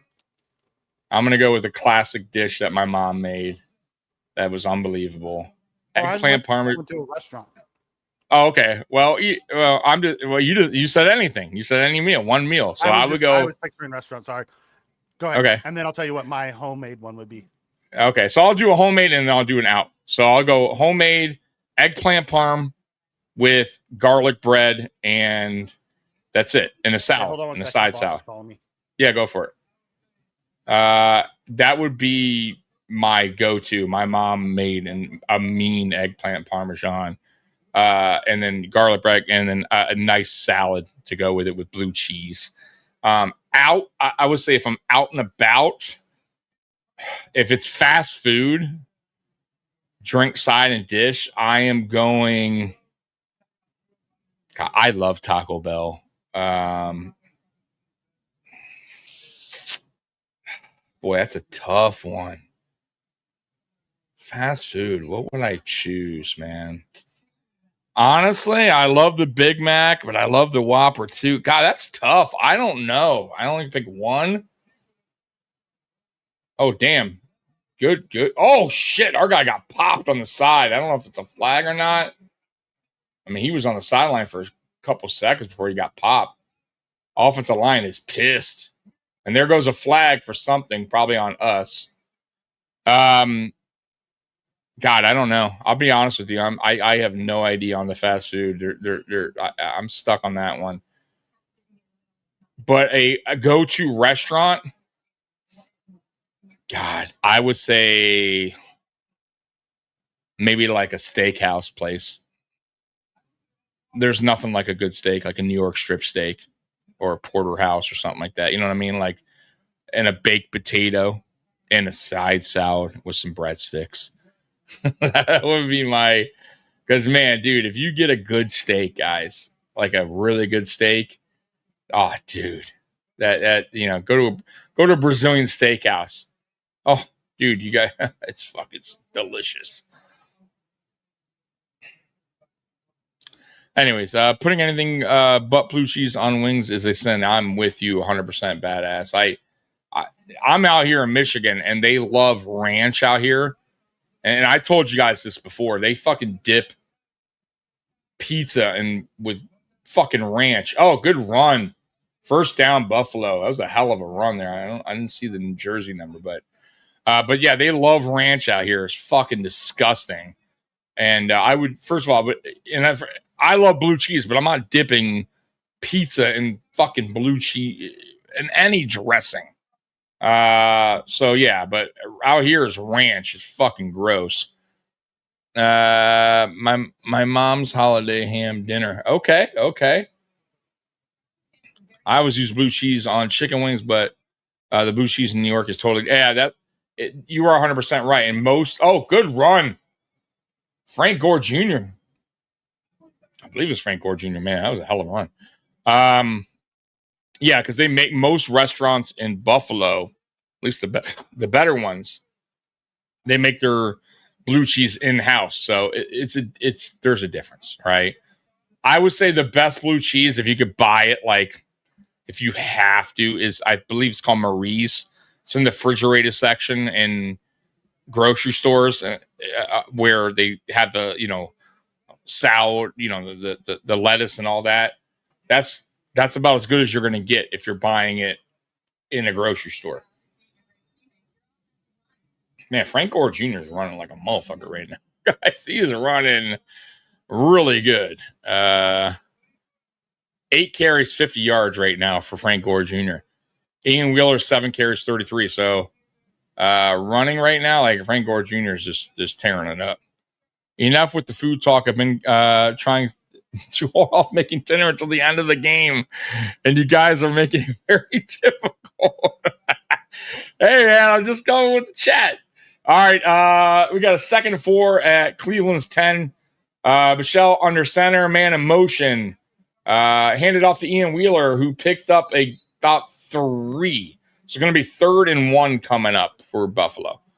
I am irritated the NFL cut off the 4th quarter. I'm on the website of NFL Plus that Mikey hooked me up with. So I'm still watching the game, but that sucks. If you're in Buffalo, I'm sure you can watch it on CBS Buffalo. Let's see here. That's awesome, Tommy. Thank you. Great block by Wheeler. I felt like Wheeler has gained ground in the running back. Yeah, he's doing really, really well. All right, we got a 3rd and 1 here. They should hand it off to Wheeler, and they do. And that is a 1st down. He picked up about 2 or 3 yards, but it's 1st down Buffalo. I think we would have to go with my mom's spaghetti and our macaroni and cheese, probably a great sweet tea. Love sweet tea too, bro. And you can, and same thing, listen, I know spaghetti's a basic meal, but if you make it good with meatballs, boy, my uncle and aunt I remember as a kid, man, we would go over there for dinner time to time. Bro, spaghetti and meatballs was on point. And they big old salad. Right, dude? On point, man. Michelle rolling out a little bootleg, and he's going in, and that's a touchdown. Unless there's any flag, and there is not. Touchdown, Buffalo. Buffalo goes up 30-7, 31-7 after the extra point. Hopefully is made by Bass. Man, we are just tearing up the Browns in preseason. Steak is my favorite with some soft potatoes. Yup. Bro, a baked potato and a good steak. Oh, dude, bro. Nothing better than a good steak, bro. And by the way, and when Mikey's talking about surf and turf, I love seafood too. I'm not a big fan of grilled seafood though. For me, I like it fried. You know what I mean? I can eat shrimp, fried or steamed. That's fine, but or even cold shrimp. But like fish, I gotta have fried. I gotta have it fried. Like cod, for instance, like cod. A good cod sandwich, fried cod. Oh, so good. You know what's underrated a little bit? And I know maybe some of you guys don't like it. By the way, the extra point's good. The Bills go up 31-7. And there's not a lot left over. Long John Silver's, the fast food place. They have a unique taste to their batter. And they actually have chicken as well. So they sell chicken and fish. But, bro, not bad. They, for me, underrated. Hush Puppies are really good. Yeah, I think they're underrated for sure. But I can't eat. I want to eat it every day either. You know what I mean? I think for me, I get in the Long John Silver's mode, like wanting that like once every 3 months. I dip my pizza in blue cheese. Oh, I can't. For me, I'm very, dude, I'm going to tell you something. I am extremely picky when it comes to pizza. Extremely picky, dude. Like, when I moved to Michigan and these people kept telling me, oh, go here. Like, bro, this pizza place is so good, Tommy. You got to try. And I would go there and it would be trash, bro. Like, stop it. Like, the Michigan food out here in Michigan is terrible for the most part. They do not know what good food is about. And they especially don't know what New York style, like a round pizza, should taste like. They do good on the Detroit deep dish. Don't get me wrong. Detroit deep dish, which is known as Detroit pizza, off the chain, really good. But for me, I can only have so much of it. I am a New York style, big slice, thin slice kind of guy.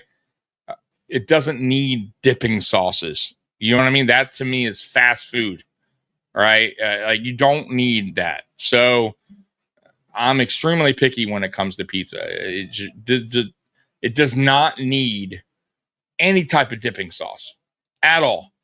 Like the only dipping sauce I feel like is fine is a fast food Papa John's butter garlic for the crust. And that's if you get fast food pizza. You know what I mean? I lived in Florida. They don't make wings like Western New York. Oh, I'm sure there is some spots. That's not totally true. There is. I used to go to Brews Room when Brews Room was not, when it didn't become a big thing. Now I don't think they finally closed, but they used to make excellent wings, big wings too, man. Like a lot of meat on the bone. You know what I mean? Kind of wings. Like, so there is some places in Florida. The good thing about Florida, South Florida, where I'm from, by the way, Gabriel's coming in the game, so Watson's out. They have a lot of people from New York that live in Florida, right? And that open up restaurants. So, and they also have, it's very cultural out there. So they have so many different types of food, right? Colombian dishes and Argentinian, Brazilian, and Mexican, and, Italians, you know what I mean? Like they have so much different culture. You just don't get it here in Michigan. You know what I mean? And then you got the New York side of it where a lot of New Yorkers go down there, open up pizza restaurants, and they understand how New York style pizza should be made. So, yeah, dude, I think South Florida food wise is on top. And I've been to a lot of states. I've had food I've even been to Colombia, the country. And they have some excellent food too, but nothing to me compares to what South Florida brings because of all the cultures that live in South Florida. The game is on channel 4 here. Okay. I like shrimp. Yeah, shrimp. Oh, shrimp's so damn good. All right, Cleveland with the ball. I think there's another penalty. So they were 1st and 15. Now they're going to be 1st and 20, another offsides.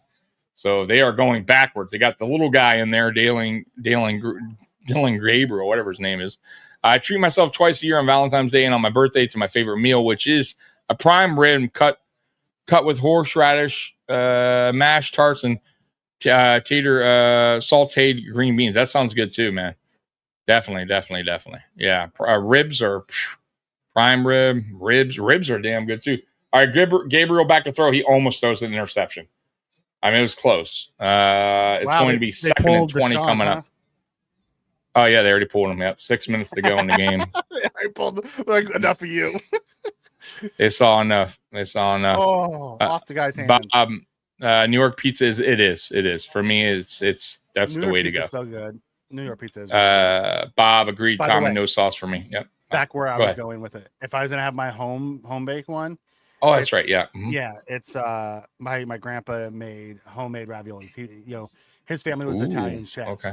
So okay. like they made like the sauce and the dough and everything from scratch. So if I had to go with one, it would be the homemade raviolis with the garlic bread as the side, because then you have the extra sauce to dip, and it's just like sounds good. Yeah, sounds real good. What about fast food though? Because I already named mine. If you had to go fast food, like what do you consider fast food? Is it like Taco Bell, Arby's, like that, or are you talking about like no Taco Bell, Arby's, KFC, Wendy's, McDonald's, Chick-fil-A? They're all all fast food.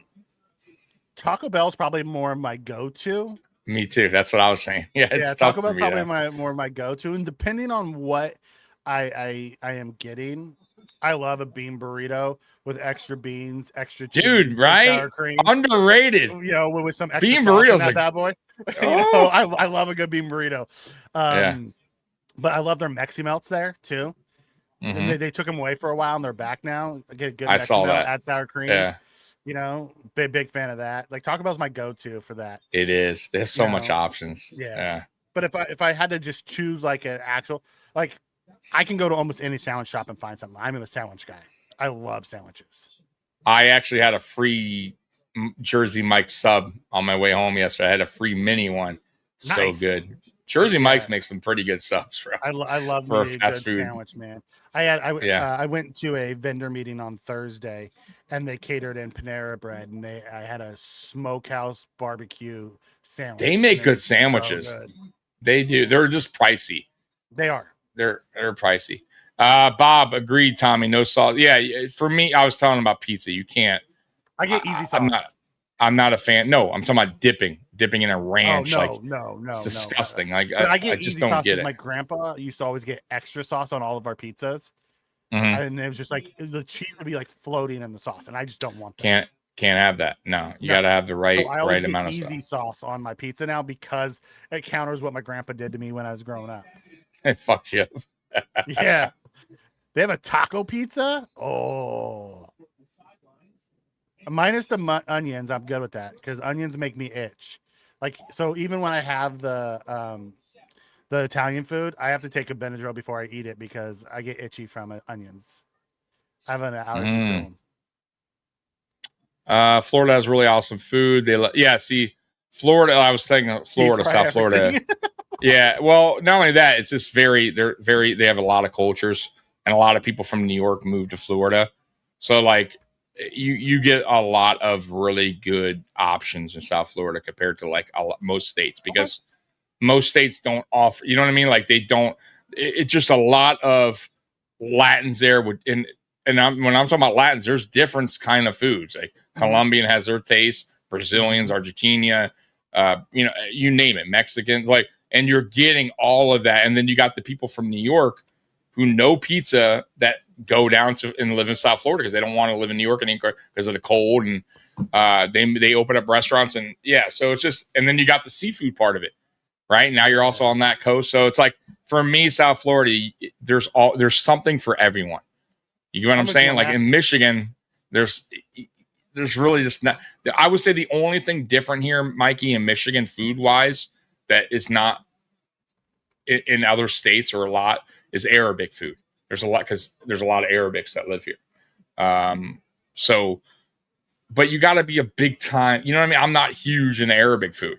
Like I like chicken shawarmas, but I'm not overly, I got to have a chicken shawarma. You know what I'm saying? Like it's a once in a while thing, so yeah, there's just nothing here that sticks out where you're like, hey, I can't wait to go to Detroit and try this, you know what I mean? Like just nothing here really. It's both. It's both, Sandra. It's a little bit of both. Preseason football, yeah, it's a little bit. You're gonna get that. Yeah, I'm with you on that. Like out here, there's really good Mexican food in California. Really good Mexican food. Is there? Okay. Well, and there's a place called Don Coyote's, right? And it's like have you ever been to Chipotle? Of course. Yeah. Okay. Well, I'm assuming you have, but it's very Chipotle-esque where you walk down the line and tell them what you want, but it's like more like you have a choice between refried beans, black beans, or pinto beans, right? Mm-hmm. 2 different kinds of rices. You can have like the cilantro lime rice, or you can have the brown rice. You can, and then when you walk over, you can pick all your stuff. It's like you're building it. Yeah, so you're building it. But they have a Chipotle ranch sauce there that is to die for. Really? Okay. I always get a chicken burrito, and I get the Chipotle ranch inside of it. Oh my god! And then I just makes Chipotle it ranch over the top to make it wet. Oh, sounds good. Sounds so good. So now good. I would say this, and I did forget about this. In Michigan, they do have a lot of Mexicans here too. They have a place called Mexican Town, and it's just like exactly what it is. Yeah. It's a town, and they have a bunch of Mexican restaurants and restaurant there? Yeah. But I'm not a big Mexican. I'm not huge in Mexican food either, though. Like, I am. That's like I'm not big into it. Is it? Yeah, I'm not like I'm fast food Mexican. Taco Bell, which is not really Mexican. I love me some Mexican food. This game's about over, but we'll stick with it. 4 minutes and 20 seconds to go. Sorry, I had to step out. No, you're good. You're good. You're good. So we were just they're fucking working on Sunday over there or Saturday. My company works. We're a facilities management and janitorial company. 7 days a week. So we're a 24 hours, 365 operation. Now I'm on the corporate side, so I work Monday through Friday, but there was an escalation that came through. So he called me and I had to deal with it. Yeah, I was walking. We were just triaging the issue, what the steps were we took to do the transition and a bunch of stuff like that. Because I managed services for them. So all of our subcontractors and vendors and all that, I manage that whole department. Gotcha. Okay. And we're going to probably just run the clock out here, guys, by the way. So I don't expect anything major here, but we did score a touchdown, I believe, while you were away. Yes. 31-7. Pulled his Yeah. pulled the duck Yeah, down. did a little Ran in. bootleg. Yeah, ran in. it. Looked like he was gonna throw it, and then he realized he could just run for it, and the He's like, the all wide right, receiver turned into a good blocker and just let him walk right in by the pylon. Yeah. I was watching Steak it while I was on the phone. quesadilla. Oh, okay. Steak quesadilla, they're not bad. They're not bad. Yeah, I'll tell you what, anything quesadilla is pretty good. I feel like you're missing the point if you're gonna get a quesadilla at a Mexican restaurant. Yeah, see, I haven't had one in a Mexican restaurant. I feel like if you're gonna get a quesadilla, you might as well just make that at home. Like, why would you go buy one at a Mexican restaurant? Unless it's off the chain, though. I mean, I don't know. I never been to a restaurant. If I'm going to a Mexican restaurant, I'm not getting a quesadilla. So what are you getting at a Mexican restaurant? Like, what do you get? Some sort of burrito. Some kind of burrito? Or fajitas or something along those lines. But not a quesadilla. You're not at a restaurant. I feel like I'm going to make that at home if I want a quesadilla. All right. I'm a big burrito guy. I love burritos. Me too, dude. You ever have I'll tell you what, burrito's not terrible. You ever have the one at Cheesecake Factory? No, I've never been to. I've been to Cheesecake Factory one time in my life. That's it. Okay, so if you ever go again, they do have a burrito. It's fucking massive, and it's pretty good. You have to eat that bitch with a fork, bro. Like, it's a big those are fucking the best burrito. Burritos. Like when I go to Dawn's, the Mexican restaurant, I have to eat mine with a fork too because it's wet. Okay, so it's just so big. So this is what it is. You ain't opening it. I love it. Yeah, you're not picking it up. Yeah, those are my favorite. Those are my favorite burritos. So if you go to Cheesecake Factory, definitely have the burrito and obviously get a cheesecake by the end. I got you. All right. Dude, bacon ranch and pasta salad is so good. That sounds good. I can smell all corporate on this quesadilla. Hey, we heard you. Right. We just heard you talking about. Oh my god, fajitas are so good. They are. I love fajitas. You know, that's true. But the burritos are so good. Mexican food is so good. I love Mexican food. You know, so yummy. So yummy. Oh, I just had a bunch of dude, pizza, and I could go for a burrito right now. I Hey, always go and for a burrito. nothing could beat a pizza too, though. Like I could eat pizza all day Like, too. I asked my brother the other day. My brother's older than me, 2 years, and I asked him the other day. I'm like, "What's your favorite food?" He's like, "Melted cheese." Just cheese in general is He great. said melted, he's like I melted get it. cheese. He's like, it doesn't matter if it's lasagna, if it's pizza, if it's enchiladas. Like, you melt cheese on it. That's my favorite. He's good to go. He's good. He's like, I'll take what do they call them? Where they're fried cheese, the mozzarella sticks. Oh, mozzarella sticks. Yeah, he loves. He's like, mozzarella sticks. Like, fried cheese is my favorite food. Put it on anything. Great. It's fucking great. So I'll say this too. There's another thing they make. It's a Greek thing. It's called where they fry cheese. I forget what they go oopa. They light it on fire, bro.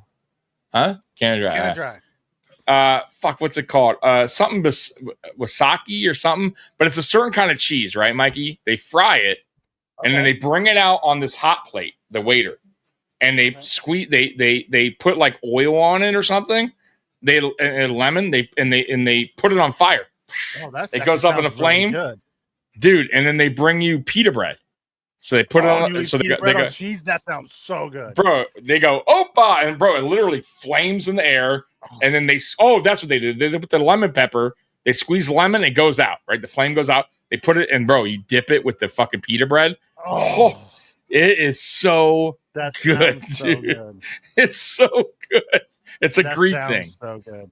Oh, dude, you would love it. Barbecue last week. I was telling you about that.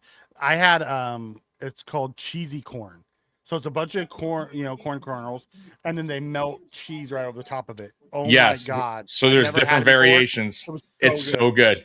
There's different variations. So in Colombia, it's a side dish, and it's corn with like some paprika and cheese melted, and I think they put ham in it.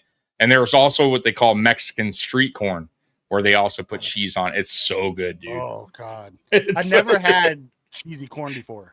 It's good. Boy, Wheeler. Good run for a first down. Yeah. There's that 1 year. Ran over him. Yep. First down. That should do it. That's I think what you were talking about. That's what I was talking about. They ran that motherfucker over like he's Wait, is Eddie Fuccio? Former it Buffalo is Bill? at 54, right? Former Buffalo Bill, Eddie U. Yep. I think that does it, right? They're going to kneel the ball there, right? Pretty much, It's quarterback kneel down, right? Game, set, match. Yeah.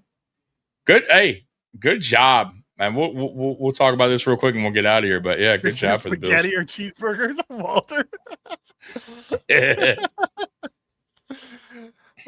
There you go. Like my New York cousin style, used to be yeah. the person who would go to like Olive Garden and ask for ranch at an Italian place. Like, you don't do that.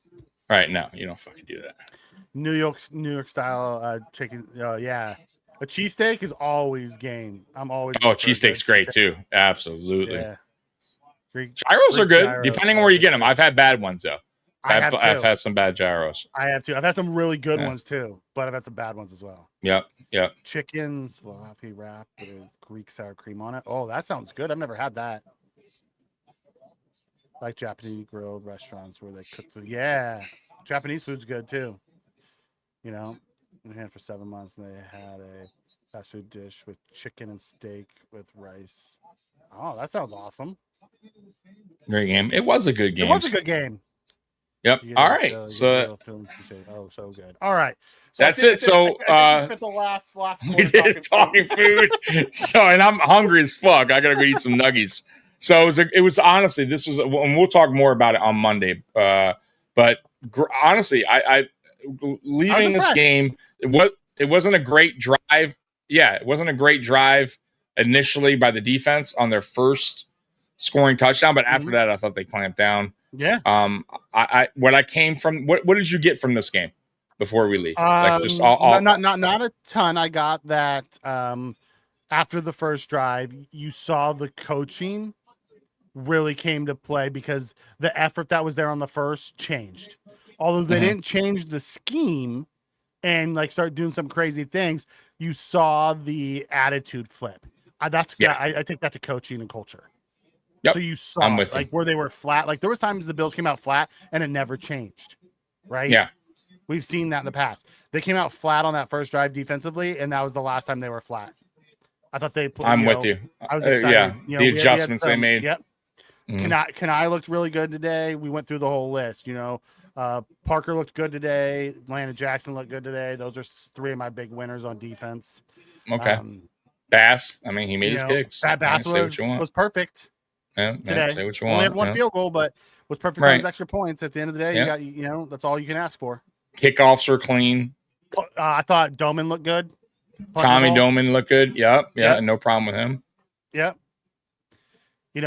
I would say I didn't really notice the difference between Anderson or Colbert. So I don't know how they're going to make that decision, but that's a tough one. I thought both played well today. I thought SAP looked good today. Bowery struggled a little bit, but I thought Grable after the first series looked really good. So overall, I'm happy with what I saw. I'm gonna pull up the stats before we go real quick. Kyle Allen 10-12, 128, 1 touchdown, sacked 1 time for 9 yards. Shane Bichelle 5 of 10, 111, 1 touchdown. You did have that, that nice touchdown pass. Before you move on, yep. Shedeur versus Watson.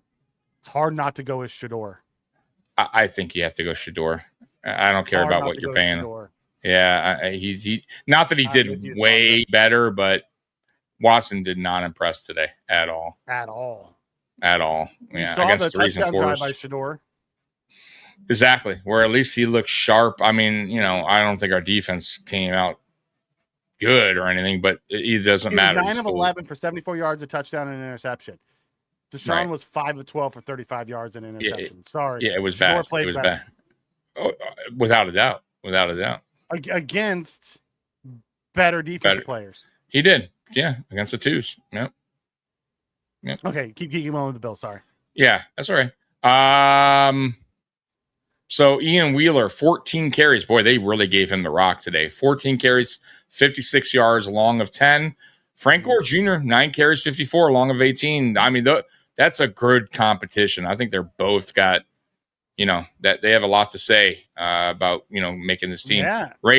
Ray Davis, 7 of 21 with a touchdown, 8 yards. Receiving, Macklin, he had that long of 71. That was such a beautiful play. That was such a beautiful play.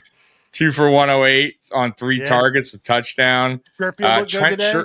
Sherfield looked good. 4 of 4, by the way. Like, honestly, I think he moves a little bit ahead of McCall. He does, I believe. Shane, can't pronounce his name, 3 of 29. Ian Wheeler, 2 of 21. So he was making some plays. 2 of 15 for Hardman. Yep. With a touchdown. He did get the touchdown. Yep. And Ray, 2 of 10, and Hall's 1 of 2. Let's see who else. You got fumbles. Frank Gore Jr. had 1, but he recovered it. There was, just quickly, there was no Knox or Kincaid today, correct? Correct. There was no Knox. Okay, they didn't play. I didn't think so. Nope. Defense. Hamlin tied with tackles with interception. 5. He had an interception as well. But I'll tell you, Hamlin struggled in coverage. He did. Jenkins, 5 tackles, 2 solo. Solomon, 4 with 3, and he had a sack. So Solomon did finish with a sack. Also had a really bad offsides. He did. So nothing special here. What about outside of that? Show me Landon Jackson. Landon Jackson. I don't. Oh, here he is. Nope. Yeah, 1 tackle. And as a tackle for loss. Okay, I love that. Hancock had a really good breakup. 2 tackles. Yep. What about TJ Parker? Where we go? 2 TJ tackles. Parker. 2 right tackles. Here, 2 tackles. But 1 solo. What doesn't shows the pressures. Like, he had a lot of pressure in the second half of today. Zane Durant, like that, he had the 3 tackles. I thought he popped in the second half. Mm-hmm. Okay. Yeah. Okay. And then interceptions, Hamlin and Couch both had an interception apiece. Yep. McCall Hardman, kick return, if you want to know, 1 for 30. Frank Gore had a kick return. 1 for 22. 1 for 22. Okay. Punt return, 1 for 17. And Ray, 1 for 12. Bass, 1 for 1 with the 52 and 4 for 4 on the extra points. Tommy Doman, if you want to know. Oh, Mitch did have a punt, apparently. 59. Tommy for 3 for 129. Long of 50, and Mitch had a 59 on that one. 1 for 59. So, that was the day. I thought been the one that got off that last one that was the boomer. Yeah, blocked. We thought was that. Yeah. So what I thought of the day, man, honestly, what I take away from this game is my biggest takeaway is Kyle Allen is going to be the backup. There's no doubt. As he should. He's earned it. As he should. He earned it. Really good the last 2 games. Yeah, I would say the play action pass is going to be used heavily. I'm so excited. Under center in this season. They are definitely leaning towards that. Yeah. And I think the young guys on defense are definitely playing with a high level of energy, and they're making plays. And I'm enjoying what I'm seeing out of the young guys that we drafted. Even some of the second-year guys. So that's my takeaway on offense. We had a lot of backups in there. So a lot of these guys, like I'll tell you what, Trent Sherfield's kind of impressing me a little bit. He's been, every time they've thrown his way, he's caught the ball. Like he's made something happen with it. You know what I mean? Like he's been reliable. So I would say that's standing out. And Frank Gore Jr. and Ian Wheeler are both kind of standing out too. They're both having really good preseasons. So it's interesting. What about left guard? Do you think either one stood out today, or you think both of them are making a case? It's still. I thought they both looked good today. Like I don't know how they're like. I thought they both looked really good. So I'm not exactly sure how they're going to be able to make that decision. Mm-hmm. Thank you for that. I was just about to do that. Good job, Mike. I'm on it. I love the play action. Yeah, play action. Yeah, I'm really excited about that. So, all right, that's all right. Tommy. So, I appreciate that was great. Bud. That was good, man. It was a good preseason. That's my last one, by the way, guys. I know there's one more game to go, but I'll be working. It's on a Thursday. We play, I think, Pittsburgh. Is that correct, Mikey? I think our last game's against Pittsburgh. Let me tell you right now. So just that, so you guys know, I won't be doing it, but we are playing the Pittsburgh Steelers at home. Okay. On NFL Network. It's going to be on a Thursday. I won't be doing that game, guys. But we'll talk about it on Friday night. We'll talk about it on Friday Night Lights. Me and Mikey will be back on Monday night. Yep. Monday night Uncensored at 10 o'clock. And enjoy your guys Saturday. Enjoy your guys Sunday. Yeah. Mikey, it was fun doing this preseason watch party this year again. We'll be doing it again next year as well. So, Bills Mafia, you guys rule. And as always, go Bills. I'm out of here. Peace. Go Bills. Well, we're out of here. Peace. Yeah, that's right. That's right. Just let your soul go. Just let it shine through. Just let your